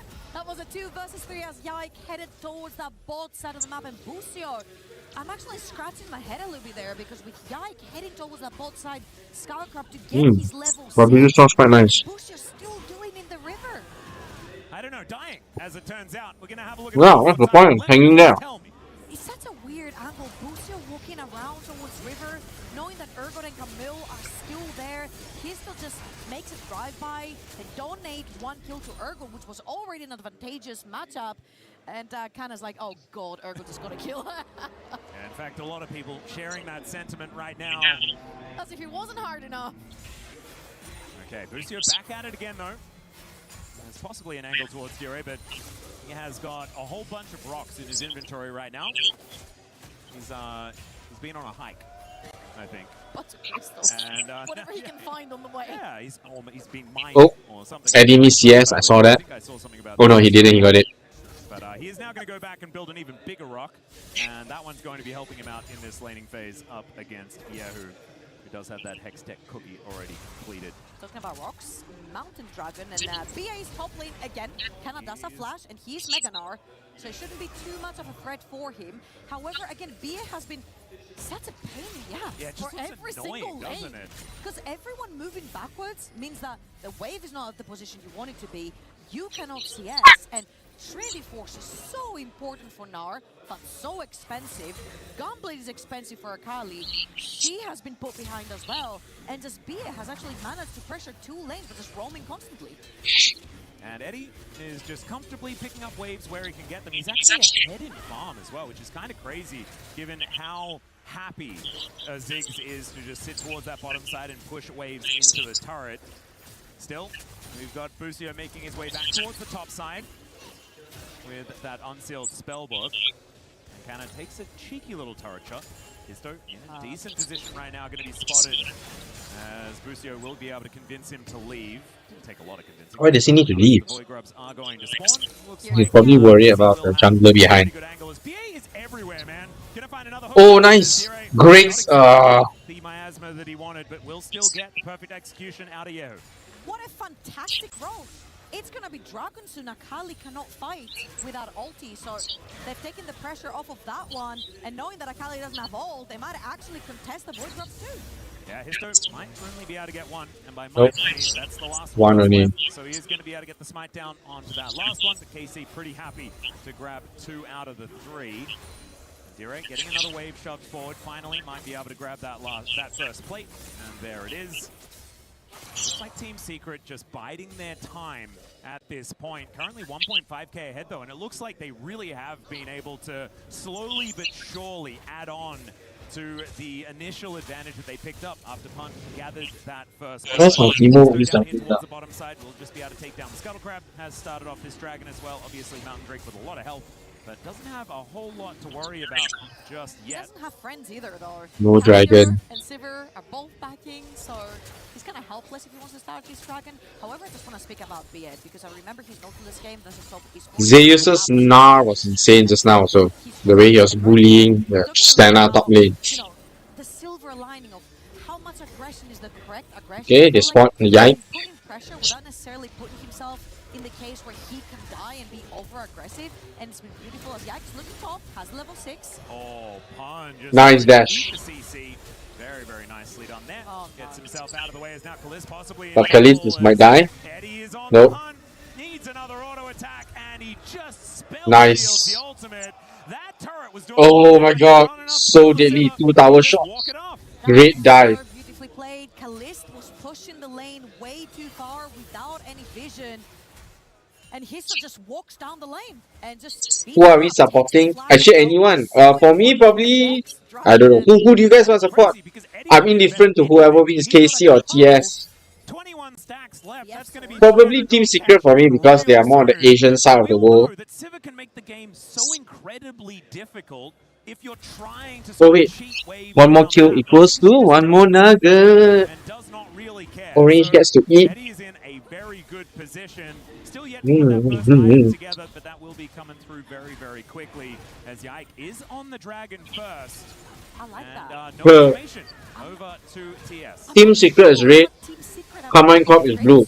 Team Secret from China. Command Corp from Europe, France, specifically. And because EWC, this EWC Paris, so they got a lot of fans in the States right now. If they lose, the fans will be so disappointed. Let's see whether they can remedy that now with a potential little bit of attention in the mid lane. Looks like no. As we'll check out the replay here, this was Histo just flashing on top of the Ziggs. Okay, Kalist did Kalist very out of did position there. He did have the satchel, but it just didn't do anything. But Kalist was way out of position right there. Way too far up on the wave. He was trying to get the bouncy bombs onto the Sivir for a bit of poke as well to try and trade. When did you check? Why are they speaking in Vietnamese? Team Secret. Alright, that is going to be a bit of an engage out of Busio, but takes some Twin Fangs back. Histo just going to get himself out of there with a flag and drag. Happening all game. Lord. Lucio and Bia just going at it, but nothing really happens. Just yet. But Team Secret just wanting to... They were listening to you, right? They were like, now we've got to try and get out and do stuff. Yike is going to stop that from happening. Solar Flare comes on down here. Histo's the one tanking up everything. Gets a good old shield, but it's not going to be enough to keep him alive. And now Pun is next on the menu. 2 kills. Oh dude, Team Secret looks like it's a Vietnamese team leh. You know nah, shouldn't be, right? Oh my god. 4 kills. GG, dude.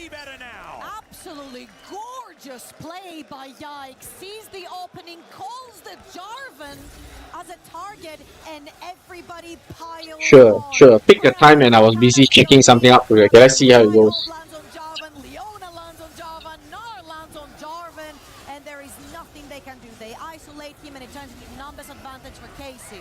Nice. Oh my god. The whole team.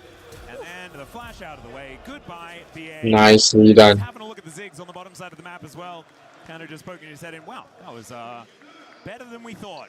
And so KC, Well, looks like KC might win based on that play. I think they might have better late game. No, sorry, I was checking right. Team Secret, I think this bunch, this Team Secret is a Vietnamese team. Just have to find out whether they can continue on that foot, because that team fight really hurts Team Secret, right? Like you lose. Like Eddie, Dyer, PA, all Vietnamese. Yeah, who finding a bit of an angle. We mentioned as well about these item spikes, and that gunblade is there. Dire not going to be able to save his support, and also not going to be able to fight this Akali either. And yeah, he was just stacking up that money now. 3-0-2 on the Akali.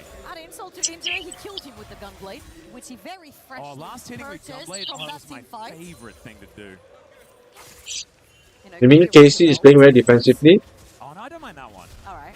Well, I think just like being able to click on them and they die to the I feel like Let's see, mainly this slow, right? It doesn't do very much damage. Well, Yehu on this Akali is actually now a champ. Team Game Secret Esports is a Vietnamese team. skirmishes and very chaotic flanks is exactly how KC want to play the game with this composition. They choose the target, everyone jumps on that target, they isolate them and they kill them, they turn that to numbers advantage, and that's exactly what they did. Trinity Force is the next one they should be aiming for. On Takana, however, they've pulled him as Mininar. Booster is there to cover that. Not sure about that flash though from Pun as he picks up the turret aggro. Team Secret Wales. No, he's dead. No way he's dead. Pun will be hitting the deck. The rest of Team Secret just trying to run away. As Yike I see. Both Team Secret Wales, this one, and Game Esports are Vietnamese sports. Vietnamese. Since then, nothing has really worked. They're going to go for another thing here as Dire is sinking the bangs in. Bruce Well, kind of realizing that basically, more nuggets for me. he is just dead once again. Probably a price they're willing to pay, given the fact that Pun is dead. But B is the one cashing in on that kill, so you don't really care about your level 7 Camille getting extra gold in the pocket. Yehu also had a fantastic positioning there. If Dire decided to push up on that Cassio. And again, KC are just finding targets all over the place. This Sakali, in particular, the second Yehu pressed that TP down bot lane, everyone started scattering. You do not want to be fighting a Gunblade Akali at this point. They're not tanky enough to sustain through. And let's watch this one more time. They see that Kana is Mininar, but his bar is loaded up. He'll turn Mega really soon. And the flash coming through from Khan, whilst Busio was already on his way. I don't understand this play. Great cover by KC. Yeah, excellent. And then from here, why Busio does get caught out towards the end here. They're probably happy to sacrifice overextending this way? Doesn't make sense. In the meantime, though, I mean, I feel like Eddie has Both teams making a lot of mistakes. just putting items together. He's got that Storm Razor done, cashed in that Cull. That's why he's close to a 9. He just backed off. He was recalling in the bush. Dragon number 2. Busio and Bia kind of fighting one another. Ricochet's flying through this mid lane as Callista's moving on over. Yehu, so incredibly scary. And the Flag and Drag will get Histo out of there after he secures the Dragon. Okay, Dragon secured. Oh no, BA gonna die. Bouncing through, but there is not enough here for Team Secret to stick around. Hex gates on Now that's a sacrifice. But not sure sacrifice or what. Sacrifice for the Dragon, no, this one. But Ziggs with Hextech Soul, oh man, that is revolting. I'm not gonna lie to you, that early game really worried me for KC, but once some of these items started coming in, after that skirmish, at the Yeah, KC definitely making a bit of a comeback. Their 1.4k go up. and I feel like for Yehu, that's also a redemption arc, because at the very beginning, it just wasn't so hot. Now with the Akali, very decisive, look at his target. Oh no. Alright, yeah, Connor is gonna hit Megan, but doing so much damage here to Pun. The shotgun knee's not going to be enough, and Histo just has to get out of there. Boulder toss not gonna land, but Canada. I feel like he basically trapped Pun in there with Kana. He's not trapped in there with you. You're trapped in this Yeah, exactly. They keep engaging onto Meganar. I don't know whether it's a good idea, but from the results, it looks like the answer is no. I mean, don't knock it until you try it like 2-3 times. Yeah, don't worry, I tried it. No owner, that's why he died, right? But I'm not a pro gamer, so I cannot judge. Yeah, He's gonna kill him. He's gonna wait. Oh, good thing he saw. They say don't be in game 1, Andy, okay? So to have some analysis, you need multiple instances of the same thing happening. So they're trying to engage on Oh, I get another nugget because any of them stick. If it doesn't, don't Pun died. Trying to build up the sample size. That's right. I don't like that. I like small sample sizes personally. I think that they're more funny. But Team Secret obviously disagree, and that is absolutely Okay, go have fun. Have fun, Zach. Sorry. We check this one out from Kanna's perspective.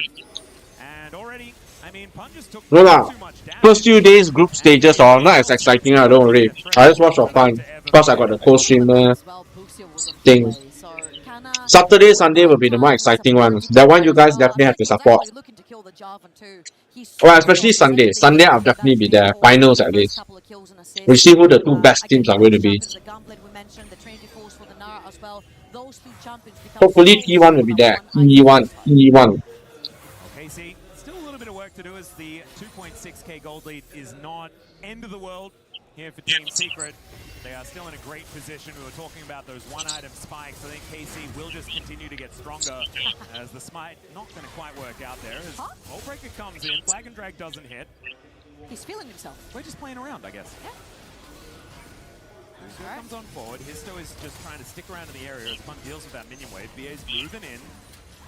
You try messaging in the general chat now. I think there are a few of them online they want to play one. Now, as he does have 2 items completed. Some of them are playing right now also. This is very nice play right here from KC. They also don't prefer to watch. Emptying Histo's jungle on the top side, was pushing top wave, pushing mid wave at the same time.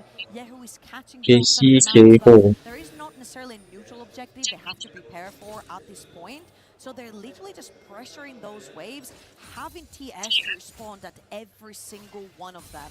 And this time, now that they've got their resets through, now that Ziggs is back on the map with 2 items completed and the Shadow Flame, this is where Bucio walks in a little bit more aggressively to set vision behind enemy lines for the next struggle that's coming up in about 1 minute and 20. And Hextech Soul going to be a scary prospect. Only 1 dragon apiece here for either side. So KC will come on top this one for now. Give 1 up, right? Let it go. Maybe 2, but I don't know whether They're getting on the mid towers. They are 2-0 on towers. This is not looking good for TS. And give you a bit more of that consistent damage, because that kind of is their forte, right? They've got Cassiopeia, they've got the Sivir.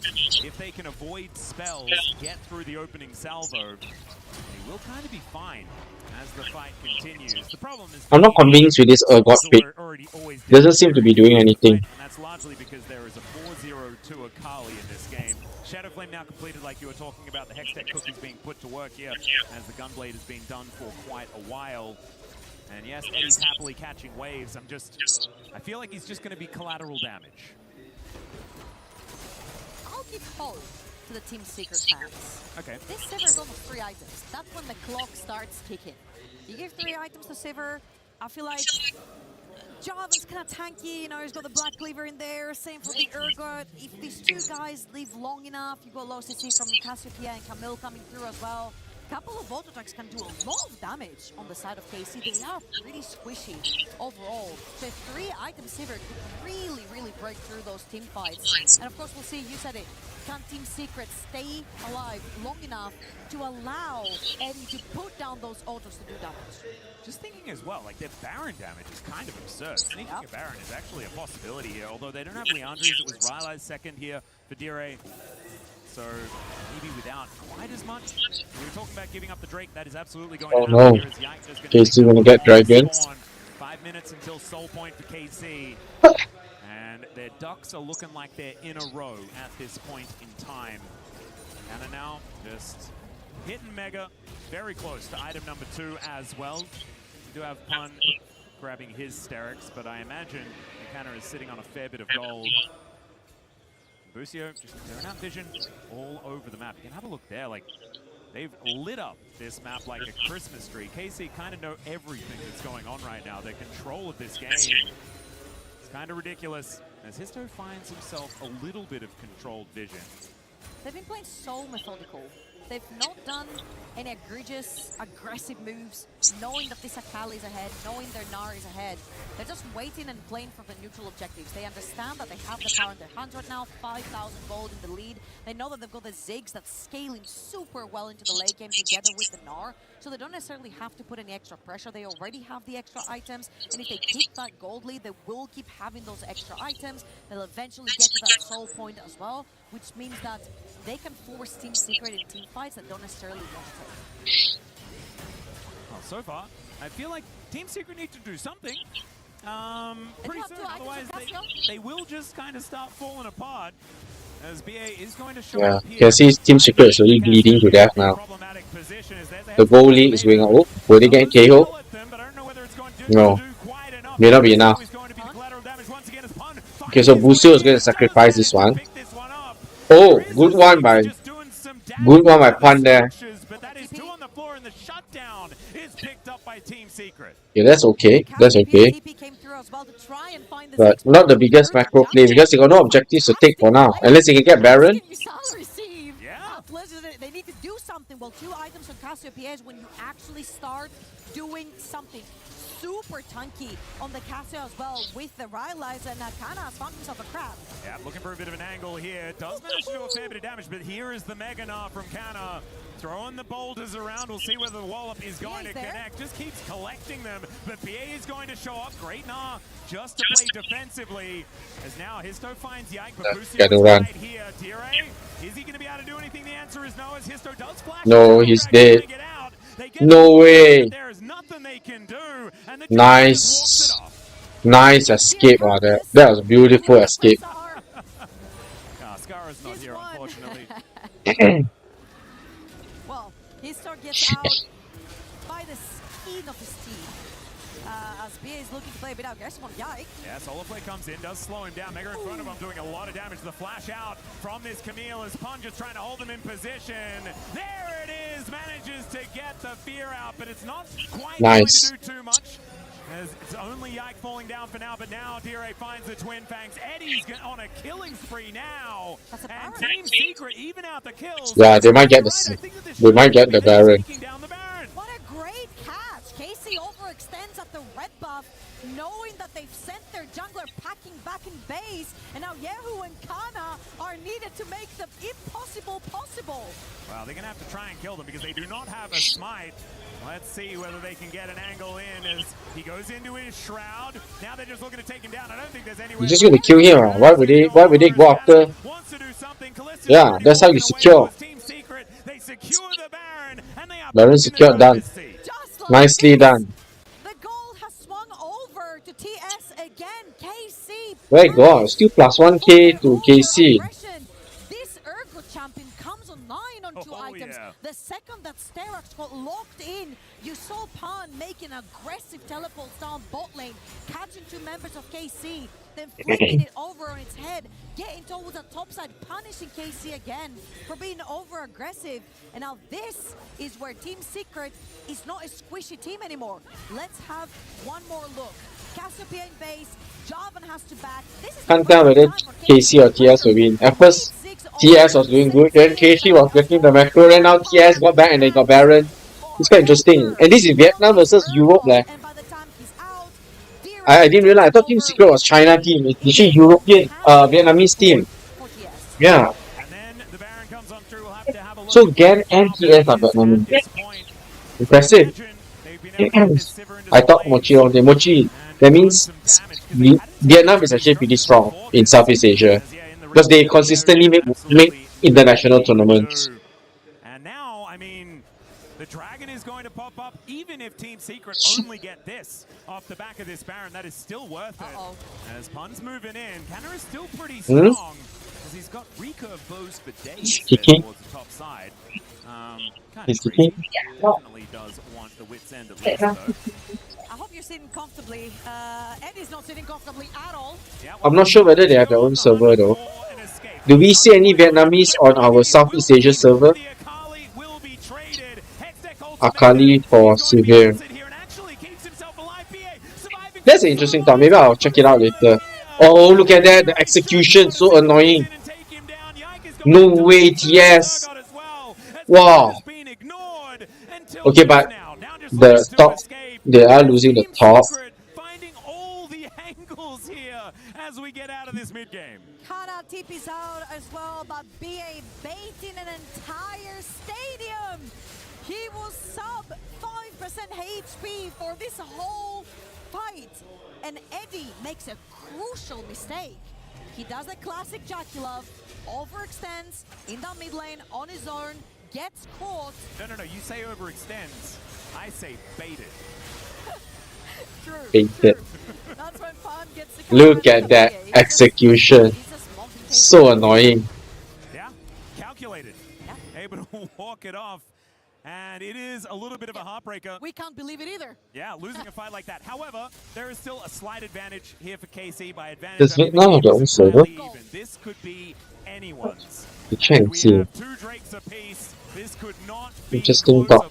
The outer turret falling down. Okay, they finally get the mid turret. That opens up a lot of space for them. But I feel like control of Baron is going to be such an important thing for KC to make sure they have, because this Baron will not last very long as this game goes on. We saw it already as they took their first one, but the next ones are going to be See, God's build. Maybe I should build like that next time. And I feel like this was very representative of why Team Secret cannot even push with Baron right now. Fog of War gets so scary when you're playing against champions that can jump at you from everywhere. Everyone can jump at you except the Ziggs from the side of KC. So for the carries of Team Secret to push even with Baron, it gets very scary. Eddie got shut down instantly, and he was the 4-0 Sivir that was carrying them this far. So they've got to be very, very careful with their positioning and their vision. And talking about both, You get caught. Canner is just going to hop over here as the But no. Man, that looked like the classic Ziggs Yeah. Camille combo, but they were on different teams, and the Camille just died. That's not so good. But at least it's just support. And no objectives. walked into enemy territory. Yeah. Did set up the wards, so I will say worth for now. Yeah, he's at least managed to lay some groundwork here. That's right. As Team No. Okay, yeah, I thought I was going to die from this. So scary. As this red buff is going to be their target. We'll be able to secure that one as Eddie takes so much damage here from Kalist, who's got his death cap complete, as well as that blighted jewel. Casey's getting deja vu from that positioning. They don't want to push again. Jackshaw completed for the Urgot. Very important. If he was tanky before, he's tankier now. And I feel like, again, with how squishy the composition of KC is... Oh, flashing on top of Eddie, who does get the spell shield off. There's the knock-up onto Yike. Mega Inferno Bomb comes down, though. Eddie's still alive for a moment. Oh, he's still alive. Oh my god. Okay, eventually dead. Great kill onto the Sivir. A lot of that consistent damage now taken out, as the rest of KC will back away for now. Eddie does the Stop. kill twice in a row! And KC just punishes his two fall forward from his team. Again, we said, if there's Fog of War, you cannot walk up from Team Secret. There's just way too many threats looking at you from Fog of War. Vi engages into Leona, and all they need to do is just keep him still for a second for that Ziggs bomb to drop on his head. Yeah. And they managed to exhaust him. He missed. Pun missed. Because Vi's Guardian Angel, he wanted to execute Vi. But wasn't able to flash his way out of there. Now has the flash up and available as he is respawning. So maybe this Sivir can do something in the next fight. The problem is, it's now a 2,000 gold advantage, and KC are getting control back of this game. Yahoo's still an absolute monster. He has a cool hat now completed, but Kalist, he's got a Void Staff. I mean, this Ziggs is just kind of artillery fire now. Yep. Double death cap on the side of KC. And I feel like they've been very decisive every single time anyone overextends from Team Secret. They have been on the same page to engage. However, Team Secret's going to start the Baron. All right, Ali sometimes crossing mid.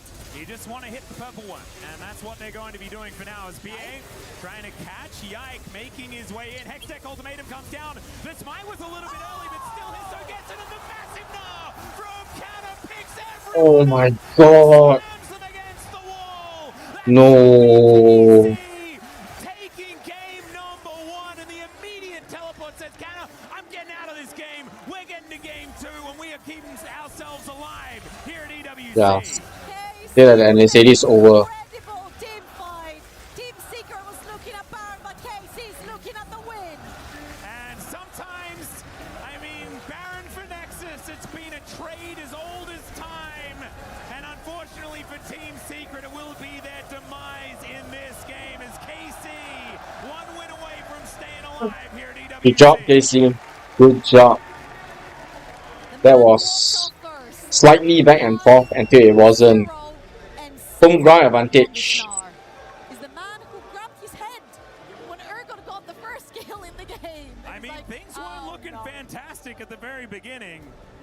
But man, what an impressive performance from KC, but a back and forth game. And it makes me really interested to see what's going to happen for the 2-0 you think?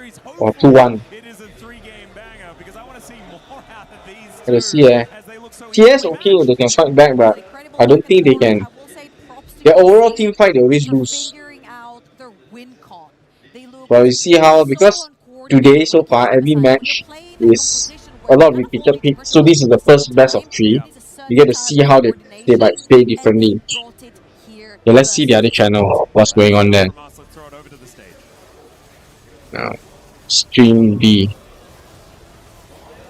Thank you very much. And there's that explosive moment that ends the game, that closes the question with an exclamation point, and it ends in French as KC take 1-0 after a fantastic mid-game here by Team Secret. That was an explosive end in many ways. Wow. That was a pretty close game. You guys will be surprised to see this. Okay, let me show you all. Put up a good fight, but ultimately KC really bringing it together. See? Sorry, wrong one. So he's going to be very tanky. Wait. I'm not supposed to see this. Similar idea in the MSI as well, because I think Poon is the player who loves Getting tired here, that's why. poker picks on the top side. Yeah. That was Dota.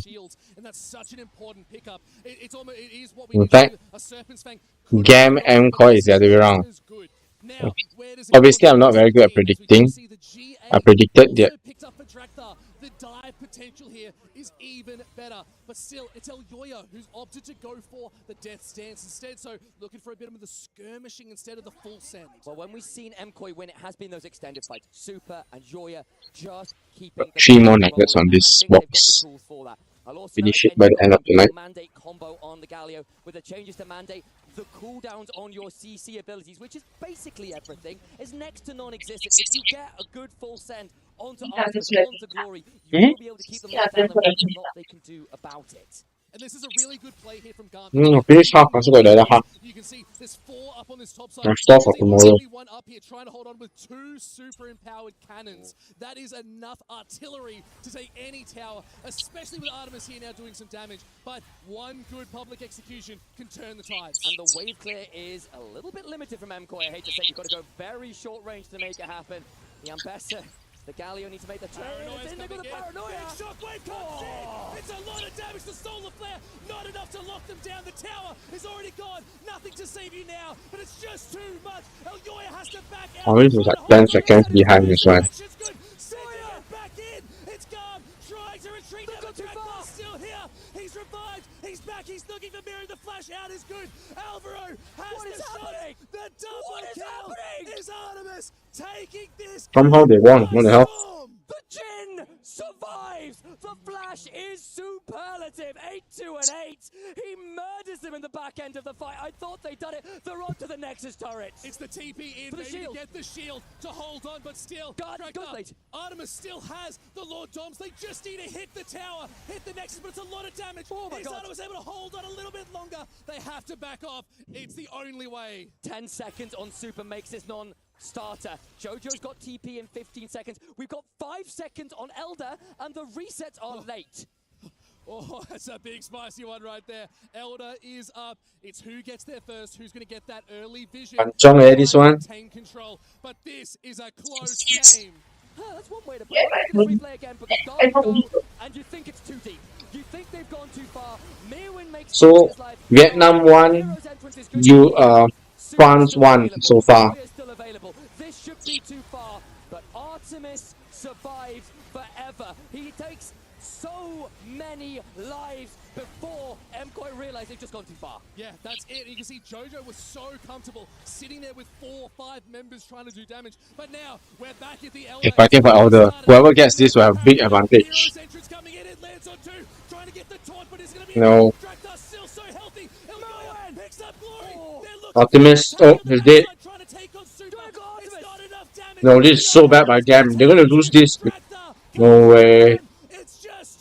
Triple kill for the Lee Sin. Elyoya coming in big.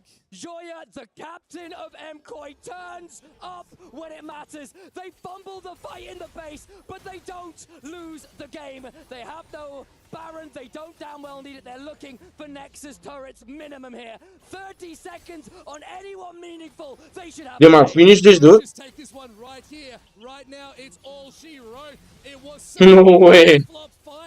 France won both. MKOI able to hold the line, and now Mistake. Huge mistake by Vietnam. They should have taken it slower, honestly.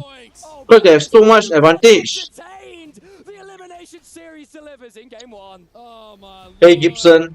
Initialize, what are we seeing? No. It's magic. Either one So of those bad. teams could have taken it. They have such a huge advantage.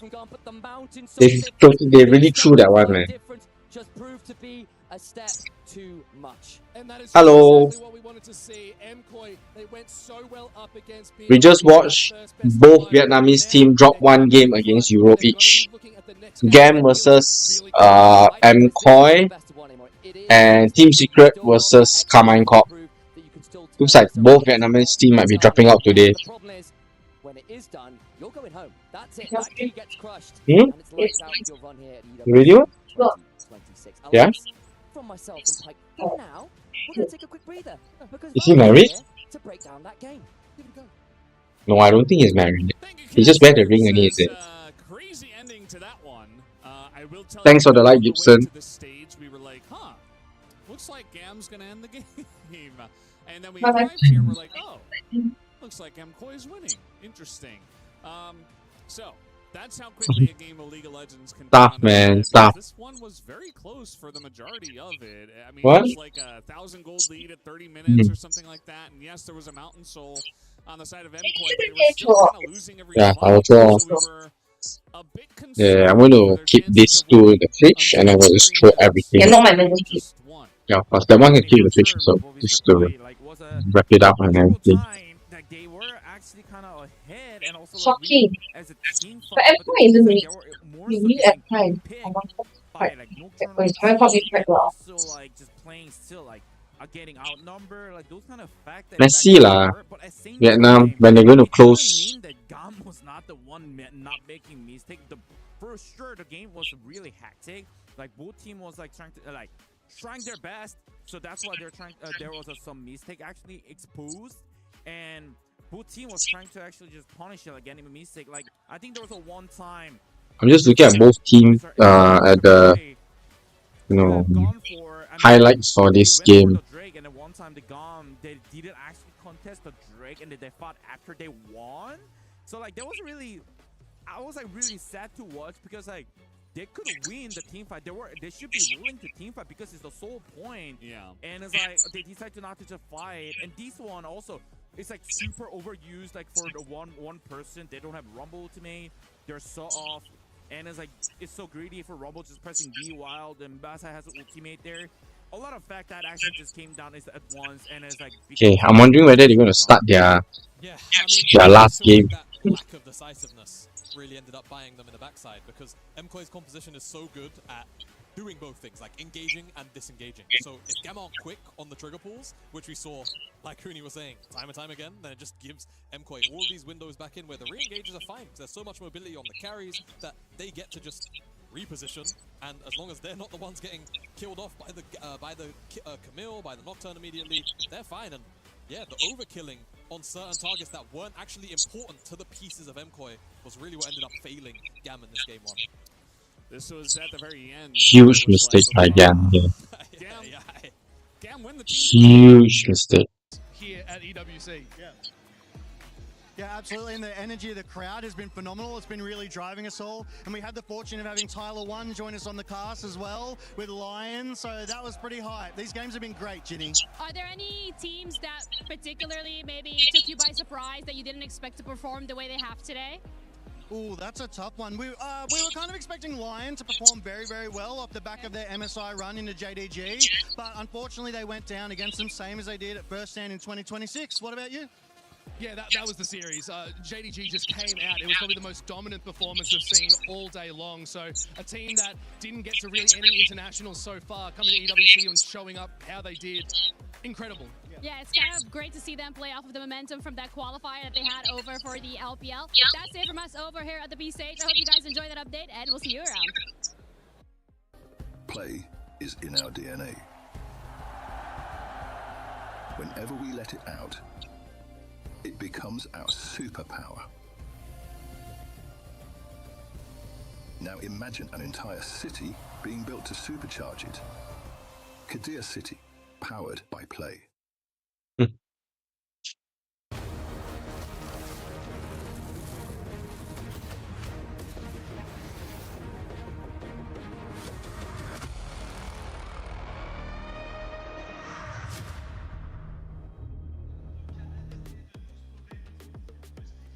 Okay, game 2. It is time for game number 2. Team Secret are on the ropes. Okay. And unfortunately, This is my last game for the night. it's actually quite I'm obvious tired they already. need to win Uncle need to sleep. to keep themselves alive. So they better just win this for me. KC just one win away from staying like an extra day at least. And losing the home team heroes day 1 would be absolutely heartbreaking, but it'd also be heartbreaking to lose Pun because he's really fun. You know, he picks Urgot, he picks Volibear, he picks Set. I think that it's just going to be heartbreak no matter what. We're still to see the Volibear in the set, perhaps in games 2 and 3. The Urgot looked really good. It did. Got that first extra kill and then snowballed it from there. I want to say props to KC for pulling it back together, because that early game did not look hot, and then I feel like Yike pulled the trigger, called the target, and ever since that, they just looked way more cohesive. They were playing as a unit. Bucio was a lot more connected with Yike in the jungle for the 1-2 and the CC, and it just looked great from there on out. I feel like they really needed that win coming off of what happened on MSI. I would agree, and especially coming off what happened in that best of 1 against Gen G as well, where things kind of were okay, and then they were really not okay a lot after that. But Gen G are obviously the EWC winners of last year, and it is a tough ask to take them down on day 1, and they should be the favorites. I know, right? Actually, Mochi, I gotta admit, I've been getting like tired or sleepy as I was watching the game. That's how I realized I'm really very uncle now. But it's okay, embrace the uncleness. So this is my last game. It'd be best if KC wins, then we're done. If not, either way, I'm heading off after this game. This is going past my 11 PM self-imposed curfew. But let's see. But it's been fun, interesting, very different from all my streams that I've done. At least I get to watch, finally get to fulfill like my bucket list of watching some competitive games on stream where I don't get banned instantly because, you know, I actually have permission to watch it. So that's fun. However, in that one, I don't particularly mind. The more time you build for Sivir, the better it will be. I know, right? I actually feel very cool. So obviously, over time, I need to figure out overall better setup.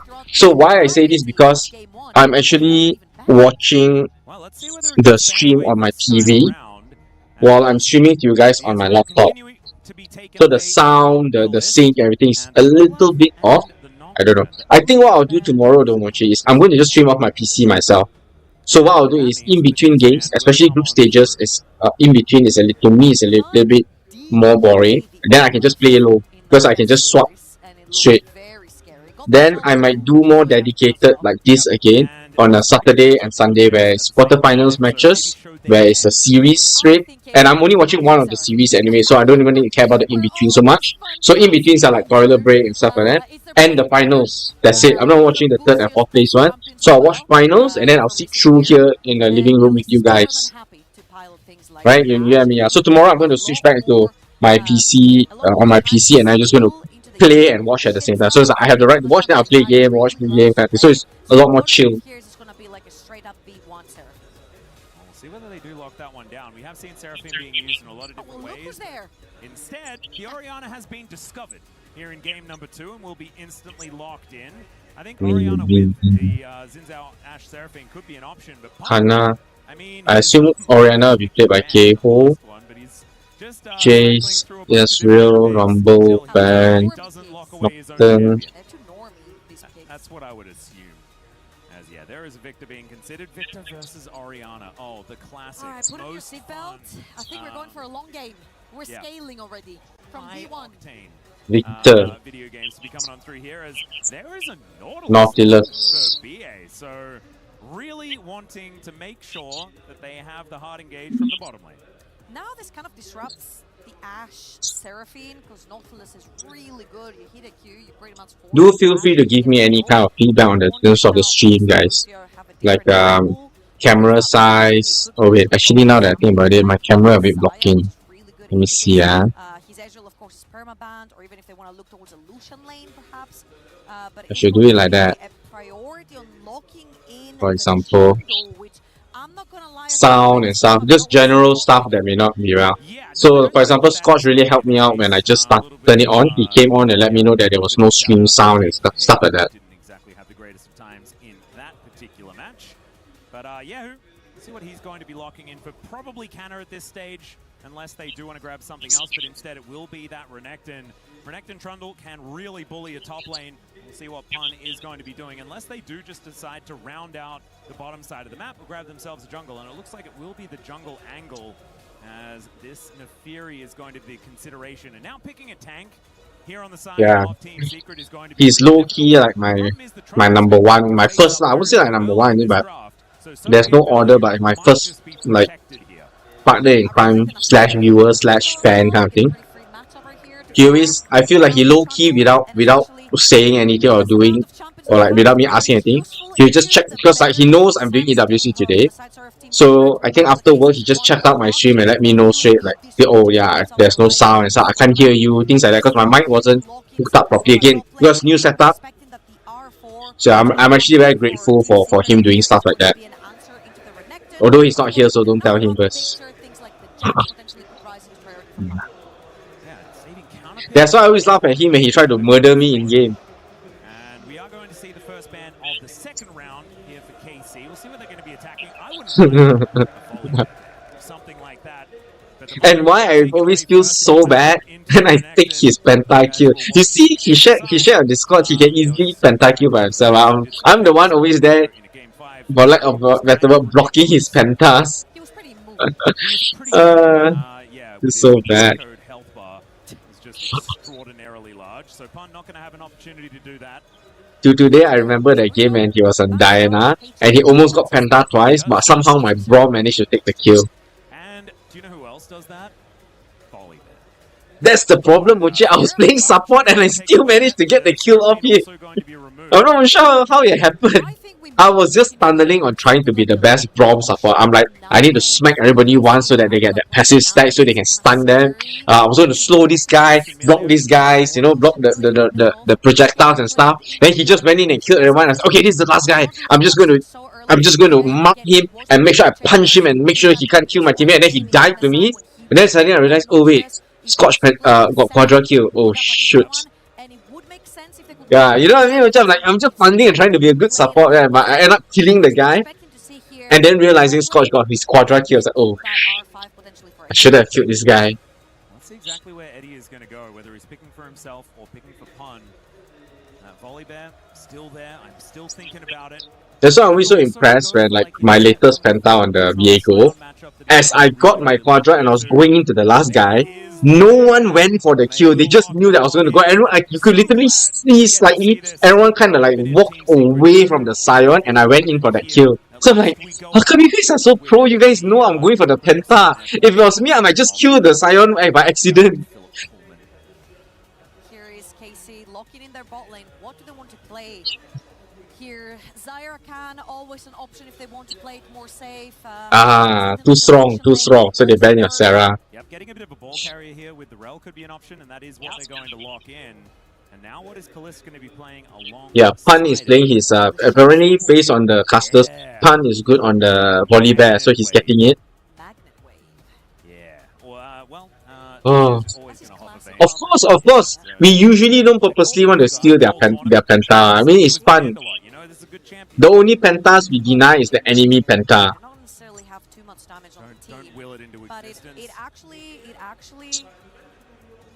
sets up really nicely for wombo combos when you can open a curtain and then you get Rel moving forward with the ball. KC's draft is pretty, I mean, okay, they're doing the Trundle, I think, to counter the volley bear. Even though 4 is my favorite number. Yeah. And I still just... I believe that's why they got the Trundle in there. Kaisa... Freebie lane. Can I say that? Because I called him Jack 11 the previous one. Now he looks in the Kaisa. But isn't that... How does Kaisa match up to Jin though? How's he going to work? Yeah, that's true. Jackie's one's pretty good, but now it is time to throw it over to Lou's got Kometo to take us through the draft. Je suis avec le boss, il n'y a pas besoin de le présenter évidemment, le CEO de la Carmine. Kamel, moi je voulais te demander, je sais qu'il y a une grosse histoire au niveau des drafts et des fans cassés. Donc moi je voulais savoir ce que t'en penses. La règle de Calice, tout ça, ça nous inspire? En vrai, la draft d'avant, j'aimais pas, on a gagné. Donc là, j'aime pas trop non plus, mais je pense qu'on va gagner, donc ça le fait. Et en plus, grâce à eux, nos joueurs se jouent encore mieux. Exactement, not a huge fan of the previous draft yet. We won, so I'm not commenting too much, but the players are surely going to win thanks to our fans right there. Et deuxième question, Okay guys, final game for the night. Let's go. Who are we rooting for this time? Well, okay, I'm going to just root for KC, because if they win, then I can go to sleep with PS. If PS wins, then tomorrow I need to check their score. Either way though, I'm generally indifferent to this combo. I'm looking forward more, let me check. Tomorrow. Yeah, let's see the matches scheduled tomorrow. Tomorrow, Furia, DK, I'm fine. Leon and MIBR also I'm fine. Sentinels, Genji, that one is 5 PM. Oh, actually guys, you wanna know something? My mistake. Did you know that the loser bracket games, after these ones, they are the Group A and Group D loser brackets at 12:10 AM. So, actually there's more games and I'm not watching those right now. I'll probably just check the score. But like, Volibear's pretty tanky. Tanky? It's Trundle. Yeah. Oh yeah, but the Trundle does... No, he's not. He's probably like a co-streamer there. He's co-streaming live. Probably on the French side, I think. I think that's why he is. That's why you see a few of them there together, but headphones. Yeah, if I'm not mistaken, Mochi, he's not just a normal guy. That's why they're interviewing him and getting his thoughts. Because they did it for Brazil. When MIBR was playing, there was a famous Brazilian swimmer there.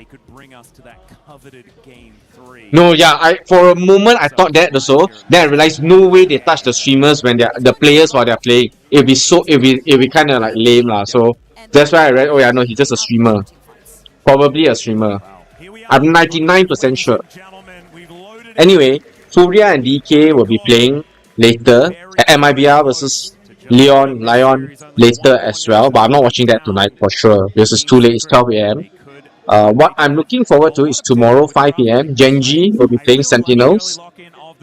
Oh, the one that I can't stream straight, but I wish I could stream this one is T1 versus BLG, guys. Oh my god, that would be exciting. I will probably like Churi watch lah, but I can't stream yet because I'll still be at work during that time. What I will stream for us likely is I will catch the end of Hanwha Live versus JDG. That one is 6:10. Then there are 3 sets of games, 7:20, and then 2 sets 9:50. Those I'll probably stream and watch and play game with you guys, no? So I'll watch a bit, then if it ends early, then I'll go play. But those might go long because those are elimination matches. Then Friday we see how. Okay, for now, let's watch this one. No. I look up then what tech pause. Referee support happening, so it means that something may not have completely broken. But hopefully it is alright. Hopefully it isn't an in-game issue because those can take a little while longer. But we'll let you know when we find out exactly. You know, you think about it, it's actually quite impressive that Vietnam is in this international tournament.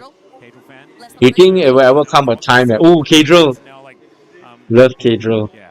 You think there will ever come a time where Malaysia or less... Yeah, Malaysia could be one of those teams there. You want to know something funny?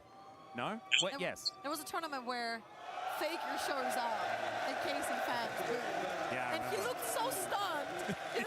Which one? Kadril being... Oh, I mean Vietnam being... Yeah, I know. I'm quite surprised. Why is Vietnam there? But I mean, the result speaks for itself. Because the thing you have to understand is Vietnam has been there consistently. Even for the past few years. Yes, they're not favourites to win, and usually they go there, they kind of semi-get tapao, but they have been getting better over the years. I'm not even kidding. They are. Like, now, you can see now they're actually threatening a position. They could kick some of these Europe teams out of this match. Wow. If Malaysia can go international, under the flag Team Orange Eyes, I will be so honored. Be insane, Mochi. That would be insane. You never know. You never know. One can dream. Maybe Orange Eyes, the streamer, becomes big enough that he can organize Orange Eyes, the esports team, LOL esports team. You know, there's an esports team called Orange Gaming also, right? At some point, yeah. And you can see their telco there is called Orange as well. No lah, Asgard. That one is very impossible. I don't see myself ever reaching that level at this age also. More likely to support, organize logistics, that kind of help manage or groom the team, but very unlikely to be player. That one not realistic. Yeah, hands are on mice or mouses because of course they are not the animal, and therefore it's mouse. KC win, Kalis best ABC. Let's go G2 Caps. G2 qualify again. I mean G2 Kana, my boyfriend loves you more than me. Kana, my boyfriend loves you more than me. Keho. Zeka, nice. Father Kalis. I don't understand this. Is he saying he's Kalis' father? What else would I do? We're in a pause. What is ORG? Orange Eyes. What RG? Orange OIE. Orange Eyes Esport. I don't know, leh. I still don't understand. Ah, okay, you check. Maybe that's why they are stronger. They just play among themselves. Because if they play with us, then their standard will drop. Is it? That still doesn't make sense, but I wanted to sound like I understood. Even if Oh, possible. So Asgard father can Kana. Nexuses though, like, is it Nexuses or is it Nexus? I don't know, man. Nexuses sounds kind of cool. Yeah, right. Huge caution. Like, our net cafe now not strong anymore. Why is there a carrier? Everyone just play at home. Mechanically aggressive play style. I don't know lah. I feel Malaysia's and Singapore side are very pampered, so we don't quite have the grit of some of these other nations to train and play at a very high level. I mean, he's a pretty good player. Been around for quite some time as well. Oh, they have their own national tournaments. Crazy. But then left, went over to the LEC. Daddy Kana. I think it's a pretty cool story, you know? I feel like he's also been very open. Who knows? Who knows? We can start now to build up Malaysia. Like I said, Mrs. Orange did say that there is a growing attention from the Riot side to potentially revive League of Legends in the Southeast Asian region. Right, and apparently T1 will be visiting Philippines next year. So who knows, we might have the opportunity to actually build a Malaysian team. I actually think Malaysian players are very talented. The problem is not the talent side, it's the grit to train through that difficulty, to break through those ceilings when we reach it. I remember when LoL just started, I know Southeast Asia had their own league as well, and they were playing. So there was, but just that we're not competitive. We weren't that competitive. It's why personally I feel you see Malaysian talents internationally, like 1 or 2%, but you don't see Malaysia itself having that talent or that team. You get what I mean? Even when he came in to DRX, he was actually sort of We might, yeah, I don't know. I won't go into detail. I feel there are nuances, there's reasons why that I probably won't discuss on stream. But the crux of it is I definitely believe Malaysia has a lot of talent. The talent portion is not an issue. It's developing and really pushing those talents through or choosing the best talent. That is the part that I feel, you know, there is a place of a discussion there which I will not be talking about. Okay, yes, going in, last game. Let's go, guys. Exactly. Yeah, there was some like a text pause or something. I don't know what's going on. Yeah. It's a combination, right, Mochi? It's not been fostered, and how do we foster it? Are we fostering the best talent? Are we making the players having to compete? So because we are staying competitive, or sometimes I feel what happens is we choose certain people for certain reasons. For me, if I wanted to build a competitive team, it's always a strict program, plus whoever wants to win the most. I don't care who it is, because I'm in it to win. And if I'm in to win, it has to be that kind of mindset, right?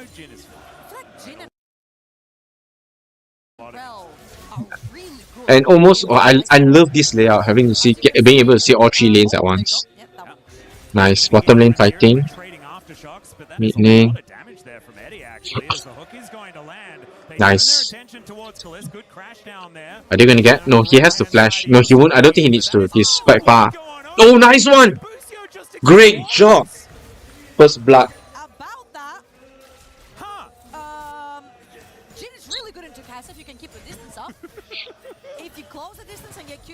One thing from looking at a lot of number 1 kind of players, whether in sports, esports kind, the number 1 play, whoa, he can cut waves like that. It's been a while since I've seen people cut waves.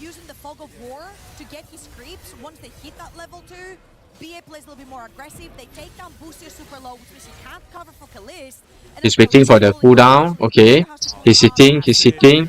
Then flash and get it. Nice. Nice. No more. I have 2 full pack. I'm going to keep that. I don't want to overeat. Uncle dia to jaga badan. If not, I'm okay being an uncle. I just want to be a fat uncle. As God saw it. As God saw, yeah. Okay, I finished two boxes. I have 2 more boxes. I will keep tonight. Tomorrow I'll eat. Huh? Yeah, I'm gonna air fry it. I'm gonna eat tomorrow night. As my dinner / stream time, yeah, game thing. Like that. Remember, get nuggets for yourself, guys. You can eat with me, so. Okay, good. They got a crab.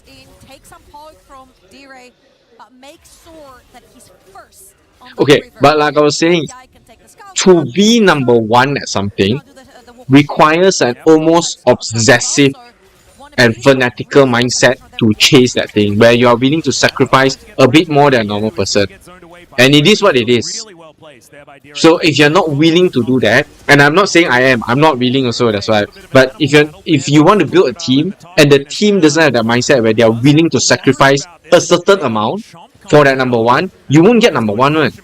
Because someone else who's willing to will be that number 1 person.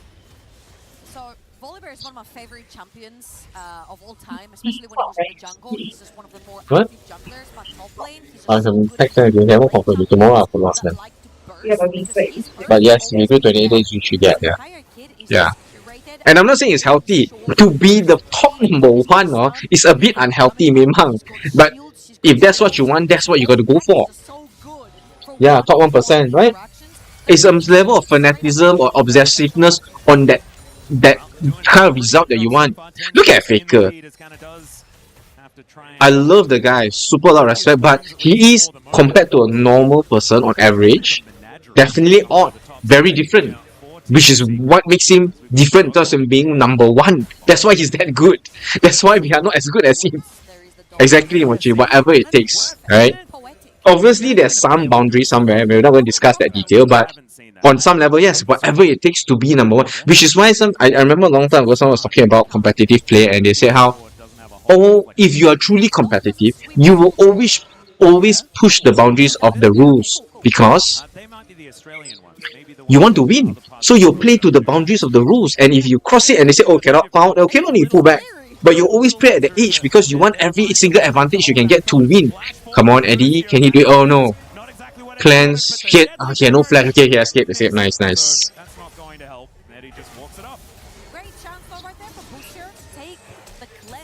I'm assuming my stream sound isn't so loud that you guys can't hear me, right? I already reduced it, but just checking whether the balance is there. You should still be able to kind of hear them a bit in the background, but mostly it's just me.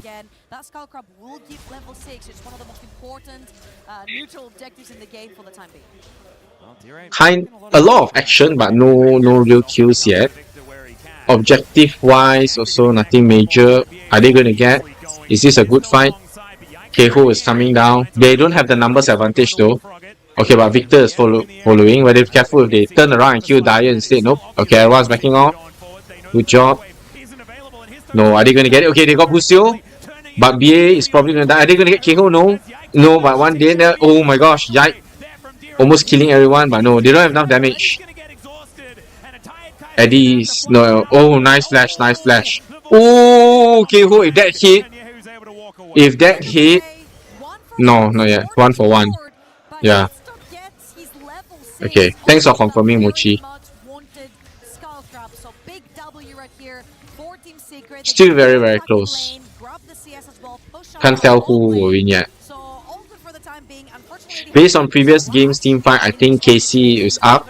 But it depends whether TS can get sort of an advantage from all their team fighting and aggressiveness. Oh no, Pan gonna die. Will he die? No? Volley back. Okay, but BA is there as well. Can he do it? No, they're gonna kill Busio again. No, they got Pan. No, BA is dead, right? Has to be. No, can he kill Kana? Oh, nice. Oh my god! Double kill! Resets. Yeah, nice kill on the Bolívar, but then they counted double kill. But one thing you'll notice, despite 4 being 2 kills up, right, their goal lead isn't very huge. So the thing about, I think, less experienced team you can see is that they don't convert. Am I doing talking too loud? Yeah. Okay, right. Just clear but not too loud. Okay. Anyway, you see that the less experienced team, they don't convert their kills into macro advantages as much. So when they're 2 kills up, they're only 600 goals ahead because they're not necessarily getting the minions or the towers or denying stuff like that. Team Secret are going to be able to push them away because Histo is terrifying. With the 3 kills. One thing you notice with T1 is if they get the kill on you, their macro lead will go balloon quite quickly because they will, for example, they will dedicate 3% of the top lane to kill, but someone at the bottom lane will be farming the wave and tower plates at the same time. So these two happens at the same time. Yeah. Yeah, so you see, even though the kills a bit more, but the lead is not quite there, they're still very equal actually. Because they're not maximizing their impact actually. They're focusing on the kills only. So again, same thing I know today, but they got the kill 2 on top, but bottom lane Kana got a whole bunch of base and plates. So you see the goal lead is almost 0 again. The lightning claws going to come on out from the Volibear, and he just wanders away. I feel like Busio is lucky he didn't have his ult available. Yeah. I think Pan would have taken his chances there. And he will have it up and available very, very soon. In fact, 8 seconds time, and the Volibear will be pretty dangerous. Still, they're going to get a push in. Crystalline Overgrowth going to be taken as there is the plate for KC. Volibear's build is 2, whatever those 2 balls are. Increase HP and ability haste, and a tier. They don't necessarily know the whereabouts of Yike as they're gonna spot him right now on that wall in this bush. Yike's gonna try to wrap around inside Hitster's jungle, and they are looking for that top lane gang. Yeah. There is TP mid lane to try and back him up, but he's just moving forward. He's just running at Kalist. Okay. And there's the What is Busio doing? That's crazy, that move. Kalist finds the angle and the pillars perfectly placed. Oh, nicely done. He probably should have just turned around the moment he saw Busio and killed him instead. Goal is equal already. As he sees the reset coming through, gets a little bit time for Invader level 8 Nafiri versus level 7 on Yike. Of course, Yike has been ganking a lot, so all of that time has been given over to Nafiri to farm up. Yeah, also has that first item completed, so definitely not wanting to tangle with this doggo. BA just going to be procking that one, giving some money over to Dire as he passes on through.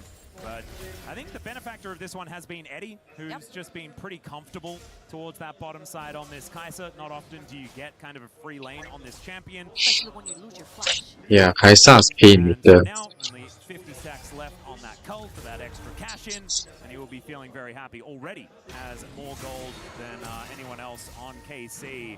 So that is only going to get worse as this continues and as that item does proc. So Pun, a bit aggressive here towards his top side, grabbing that shield.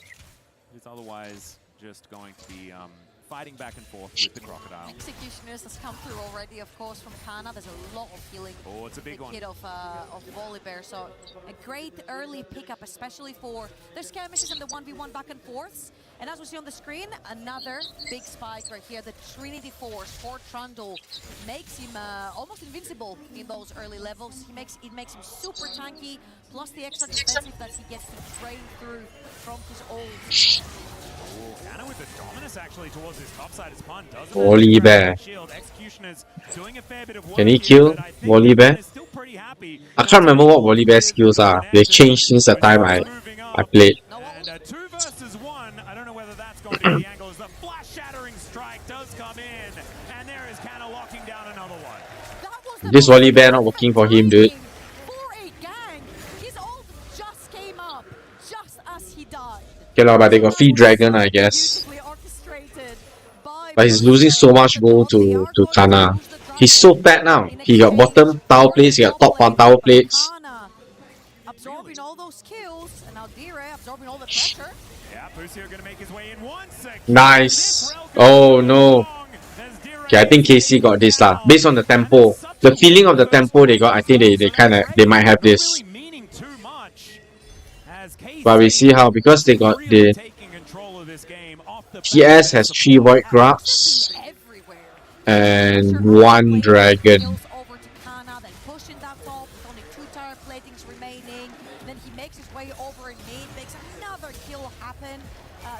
Recall denied. No big deal. And the gold lead is not really much to speak of, right? 400 gold is not going to be too much of a problem. Still, I think that KC going to be happy taking this game later on, especially with that Orianna that will be scaling up. You can see exactly what they want to do with their team fight, right? And it is going to be working as this game goes on. But I am a little worried about nice Eddie. snipe. And as he gets more and more items, will this Kai'Sa be more valuable than the Jhin? Is that just my bias? I'm not entirely sure. But I do know that Kai'Sa can certainly get work done later on in the game. I feel like Kai'Sa is one of the better champions that when teams dive forward into you, you dive backwards into their backline. She used to be the #1 quote-unquote ADC counter to things like Olaf, for example, because she runs forward, you just ult all the way back to the his leapfrog backline. strategy. Yeah, exactly. So I feel like if they can manage to get some sort of CC onto the Jhin and get the Kai'Sa over in the backline, that means you free the Kai'Sa from the pressure. Oh, no way. It's gonna. Oh yeah, they're just trading ultimates. Zero just going to make sure that it's out there to dissuade Yahoo from doing anything more. Busio just clearing out vision where he can find it. Control ward, I believe, only just went up, so BA a little bit upset about that vision being removed, but will be able to throw another ward over. And Yahoo isn't half health. Yeah, looking for a potential angle, does have that depth charge in. Hey, the one he put there at the Riot Games, or like very cheating like that, you cannot see. A lot of work done earlier on in the game, but since then hasn't quite found as many inroads. It's been more about Busio. He's quietly done his job though. Every single time Yarrick wanted to contest anything in the river, Yahoo would walk first, he would sacrifice minions, he'd take aggressive trades onto D-Ray, so all in all, I feel like he's just scaling to the second item plus. He's Orianna, he's always scaling into the game anyway. He doesn't die to an early Nafiri who's 3-0 with will take Sacred Cycle, so super early into the game. And he's always facilitated for his jungler, talking about it. He's now helping him as well with that Rift Herald, as Team Secret might want to take a sniff in this river. Yeah, feeling a little bit behind the play though. Team Secret, as Histo does flip his way into the pit. There's another Magnet Storm, picks up 2 of them. The depth No. trying to play defensively as BA will be. Oh no, BA is dead. Hun is not doing anything. Yeah, Herald there. They probably won't kill Pan. Oh, maybe. They probably won't kill Pan. Okay. Oh my god. He's so tanky though. He lasted so long. But BA is dead. Dead. BA was a bit too far forward, gets caught in the Nautilus, not tanky enough for Solari. He's still trying to defend his jungle. He is going to manage to do that. Level 11 and engage on the guy. Are you sure? Oh my gosh. He missed it. What a noob. I mean, obviously he's more pro than me, but still.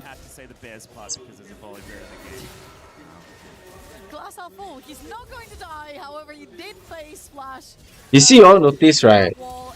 For example, the volley bear, he doesn't hit every CS under tower. If you see Zeus play, right, every single CS they will take.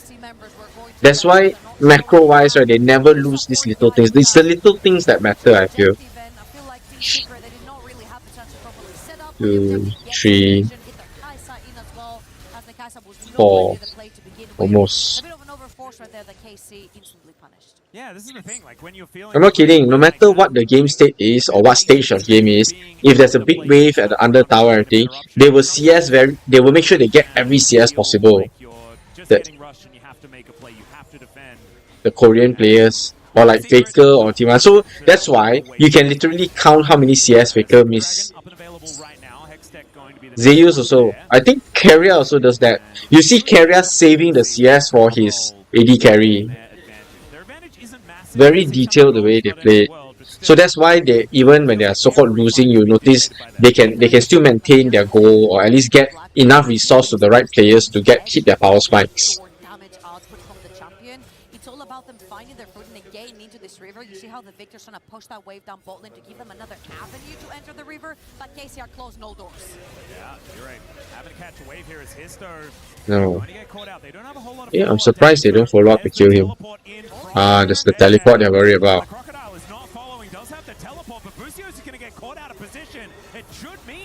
They just sacrificed Busio. And it's now KC's turn to be behind the play. But I think because Kana might get top tower.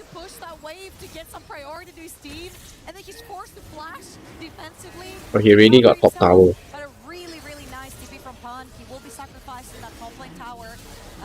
Yeah, see? They sacrificed top lane tower. Okay, but they got bottom back to equalize. And this suddenly starts becoming the win condition. They can get their Kai'Sa to the third item. If they can get that Nafiri to third item, he really opens the door for that soul point. Yeah, and it's an Infernal Soul as well, which could be very, very dangerous, right? I feel like a Fed Nafiri going to be incredibly excited about that one, not to mention the Victor who will be doing so much work with that buff if it does come in. So, Team Secret, still some work to do. Need to grab another couple of dragons, but this is a soul that could do a lot of damage. What's Busio doing? Does come on forward. Activates the aftershock, and he'll be all right. Yeah, they're gonna get middle tower for sure, I think. Oh no, no, no. Not enough. Super aggro movement right here from TS. The second they saw the referral spawning, they just walk forward. Kana is looking for Pan. I feel like I've seen this before. One level up for Kana though. And let's see if Pan can get out because KC's on the way. There's no tower though. No, they're gonna get him. Doing his very best to escape. Does have the flash available. The Rolling Thunder does get him on out of there, but flash. In order to get to true safety. No choice, 3 of them after him, he has to flash. The problem is, can he do this under tower? Anyone gonna help him, or they they're gonna sacrifice middle tower for this?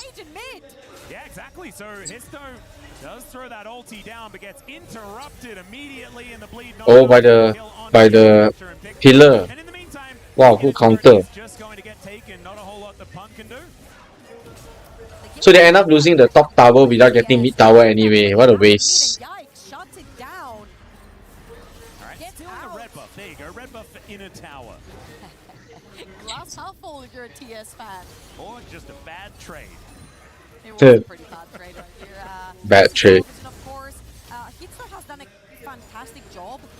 But when things go bad, he realizes when he should be invading to try and get more fed himself, try and get more money in his pocket since he can't get it through getting those kills. The Trundle getting out, he's still not getting the kill with the interrupt on the ult, so he managed to grab 2 camps off of Yike, which is very important. Again, a 3-item Nafiri is a huge threat to the backline because Kai'Sa will be joining that threat.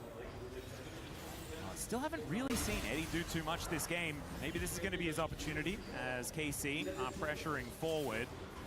2.5 minutes on the next Drake, though. Not a whole lot to fight for at this point in time as the Baron just spawned about 50 seconds prior to this.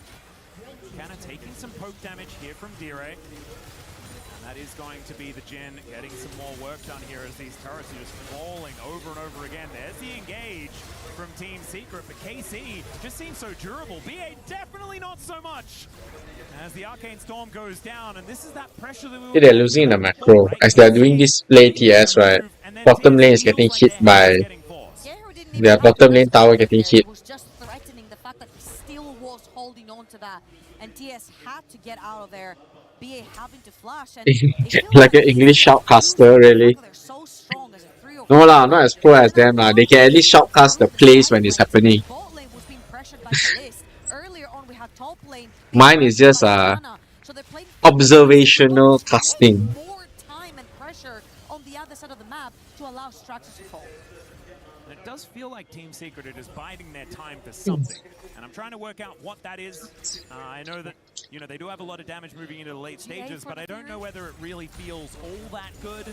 Yeah, maybe. They're not that close, I'll tell you that much. Not that close to GA. Maybe what I should do is I should learn to shoutcast you guys playing Mayhem instead. So the next time we do 5v5, you guys play 5v5 and I will just be the spectator.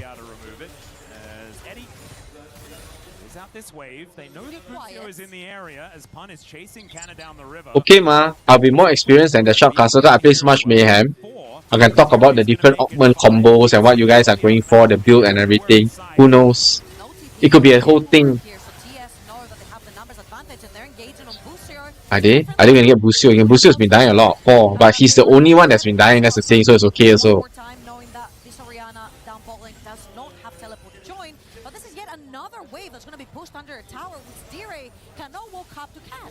Yeah. You see, they're losing the macro, that's the thing. TS is losing a lot of macro. Bottom lane.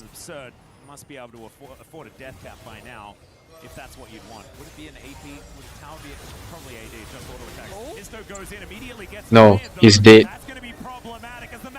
I don't think that Fury can, yeah. Spend so much just to get out. BA is gonna die. Okay, wait, depends. Volibear at the back. No, BA is dead.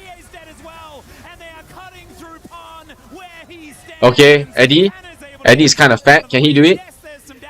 They need to back off. But they should get middle tower from this, right? No. Orianna at the back is quite deadly. But yeah, they got the mid lane. That's good. That's very good for TS. But they're gonna get the dragon because of that positioning. And I don't think they can get Baron, so no point. You see lah, y'all. You just want to kill me. I don't care. The next round I'm playing like a Ramus or something just to counter all your damage. Good shot by the Jin there though.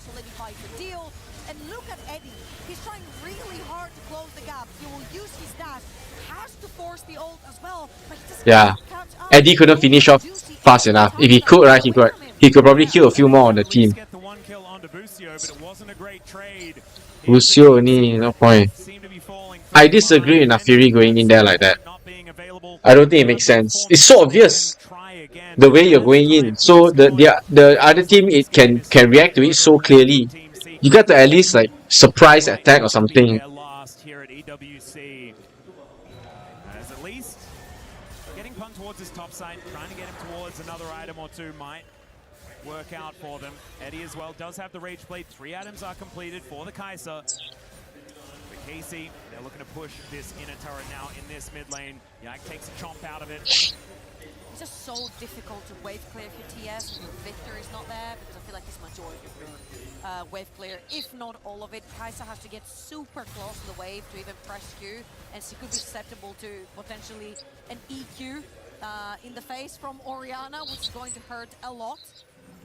So far, Eddie has been playing pretty reserved in this game. Again, we haven't seen him much, but I feel like the distance that KC are holding in those team fights make it really hard for Kai'Sa to find a foot and actually use those 3 very... No comms, you see. They both throw control one at the center, wasted resource. Little things like this does add up. It just shows your overall teamwork and macro planning. Could be just a small mistake for that round, but to me it shows their comms may not be strong. Like they're not working on the level where they sort of can think of. They're like in sync. Every time we kill Orange Eyes, it's worth 5 kills. What? Do you all? What?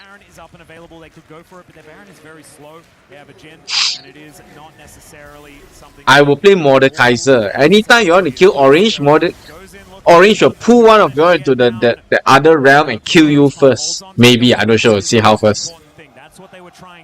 It'd be funny if I pull you guys in and die instead.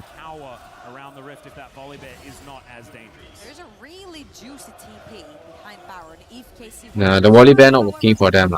He's tanky, very tanky, but they just sort of circumvent him and kill the rest. As far as I can see. Things are not be working out great. I'd love to see from TS to just dogpile onto one champion, choose Orianna or Jin, press the Nautilus and then have Kaisa and Fear. Eddie might die here if they're not careful. You see? Okay, they managed to spot it out. That's fine. I mean, he is in the game. As Histo does stand underneath the pillar for a few moments. Looked like he was hiding. It was pretty adorable. But they're trying to clear out vision where they can. These traps are just lying all over the rift.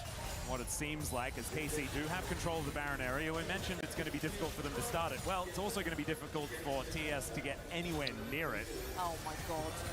Histo's just stepping on every mine. Has been put down, but now majority are clear. There's just two on the ramp. Nice.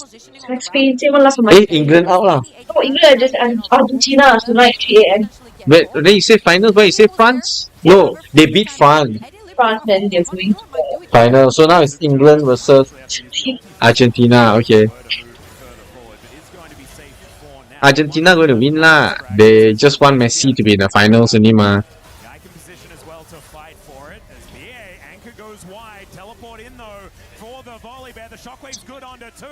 And it's Yike that locks down the crab. Here's the teleport in. As the Void Seeker will be Did they get it?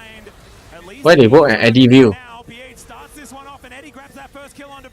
Oh, he got the first kill. That's good.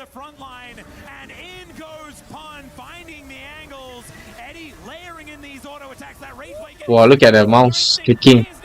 Oh, whoa, double kill. Triple kill. Quadra kill. Okay, never mind. Can they get the tower? Yeah, Baron. This should be Baron. Wow, good job lah, TS.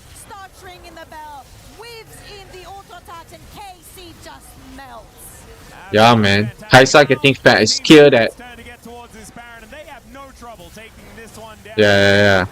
Kaisa can do a lot of damage, so no problem. Good job. But they lose. They're gonna lose Dragon for this again.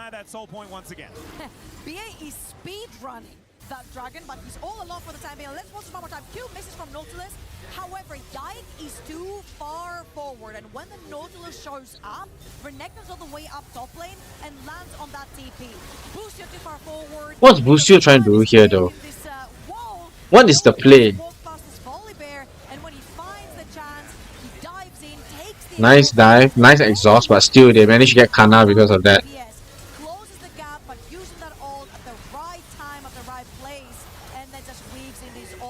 They get Khalees as well. Great. This is what KC have been avoiding all game long, because as soon as something goes wrong, Histo starts to get the resets. You've got the Kaisa there to really do that consistent DPS throughout the rest of the fight. And hats off to KC, we haven't seen Team Secret be able to do this because they've had so much control. But as soon as you let it slip, just a little, Goal finally swing back in Team Secret side. Curtain call, sure, great. Tower top down. Top tower down. But Eddie has to be careful. So every time I notice, right, psychologically, right, when something like this happens, then the team is now very careful of Eddie. So he has to be very careful. He can't just go in like he did just now, because they will make sure to keep some form of CC just for him. Usually, that's how it goes. But they're gonna get a lot of towers here, so a lot of gold swinging in their favor. Should be great. Oh no? No. What a waste. He's gonna die. Victor's gonna die. But they shouldn't simply die like this when they're ahead. It slows down their tempo.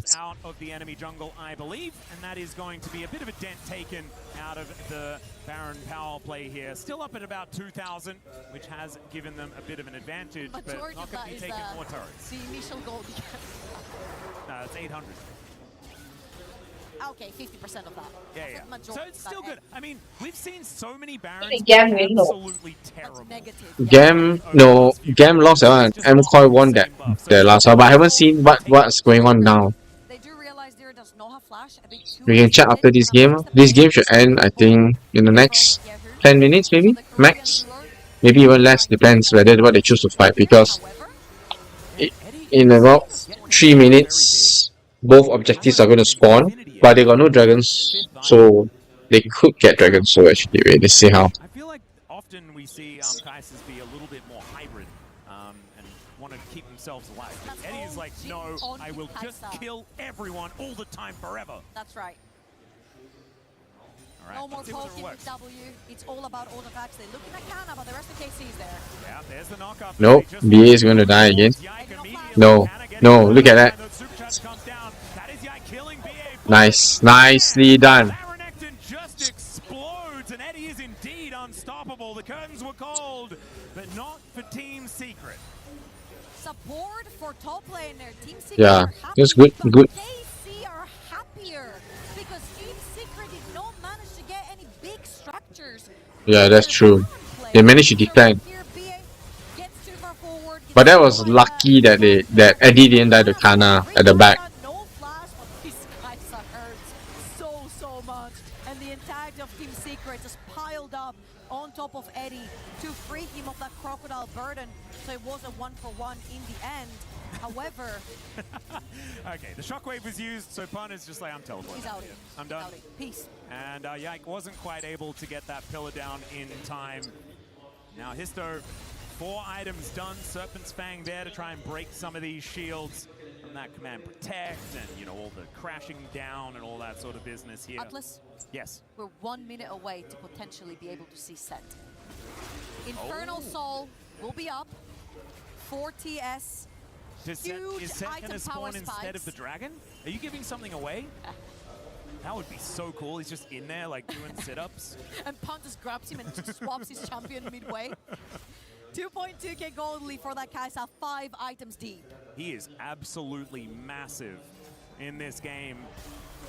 And Team Secret, with a lot of control towards this bottom side, they're going to get this wave shoved in. And then an Infernal Soul 30 seconds to Dragon. 5 seconds until that one is there. KC still pretty scary. I feel like the sheer DPS from Team Secret really does. KC can't burst down the Baron, so they don't have that kind of sustained DPS. Kana again. Dyer. He stole. No, Eddie, mistake. Eddie's mistake. I saw that. He shouldn't have went in. That is something that I would do in Aram. They don't have sustained damage, they're gonna die. No, Team Secret is so dead now. They don't have the sustained damage. Look at Kalis. One more. Can he? No. They're gonna lose Dragon because of this. Then they're gonna lose Baron after that.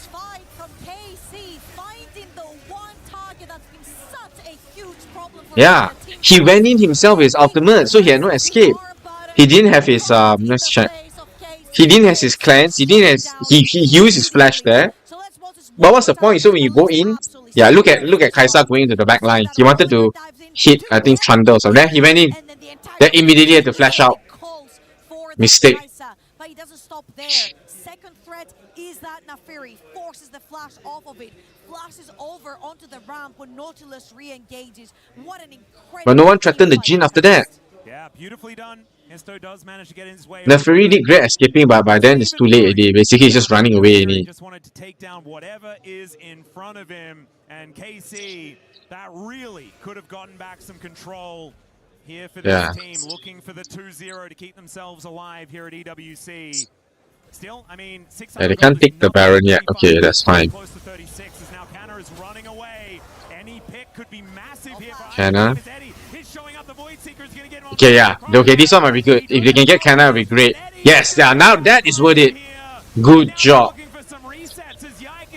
There's mistake by KC. Position mistake. No, they're gonna lose Baron because of this. No choice. Orianna has to push. But someone needs to go back and defend. Yeah. But yeah, you can see Kaisa can blow this guy up, Baron up. On that 4-item Nafiri level 18 and instantly engages on a flashless Renekton. What a decisive play from Team Secret, and this is their second Baron in the same game. And let's watch this one more time. Okay, now can they convert with the Baron to... Oh, yeah, Kana went up to front. Without vision, it was so deadly. Oh no. No, why are they walking up front like that? I mean... Yeah.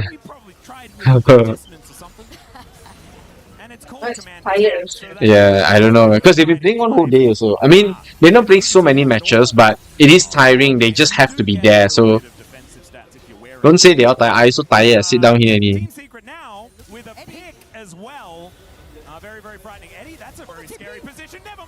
no, why is he using his ultimate? I feel it's not worth it to use his ultimate like that, because the cooldown is quite long. But from the looks of it, doing that push Busio back, so they're gonna get these two turrets. This is quite big. This is quite big.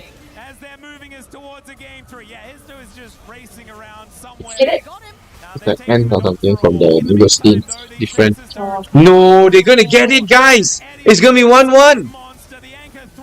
Fantastic, good job, yes. Exciting. Yes. You see, Vietnam not bad, leh. They can take one game off, leh.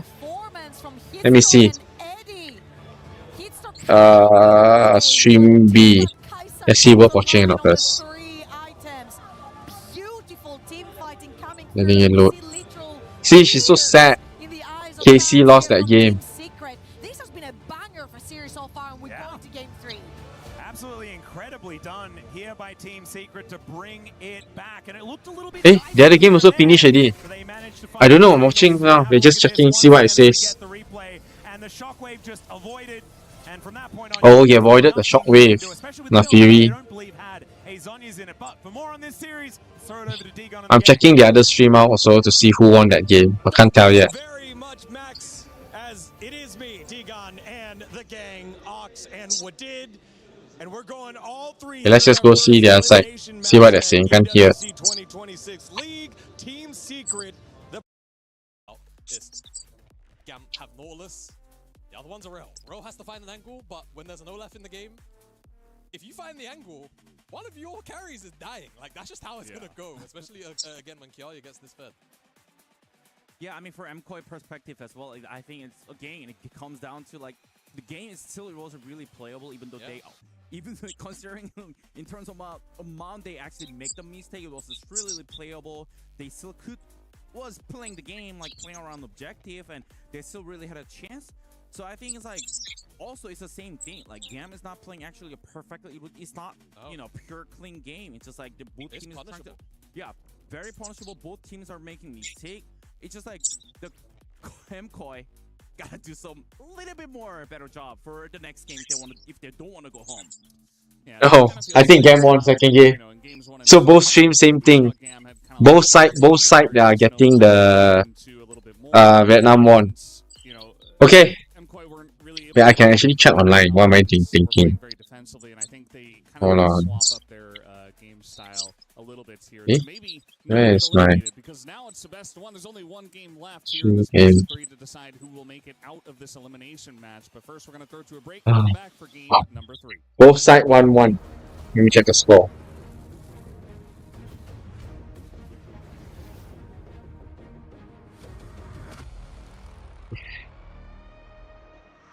Not updated yet on the website, but I think both side 1-1 as you can see. That's why they're still continuing.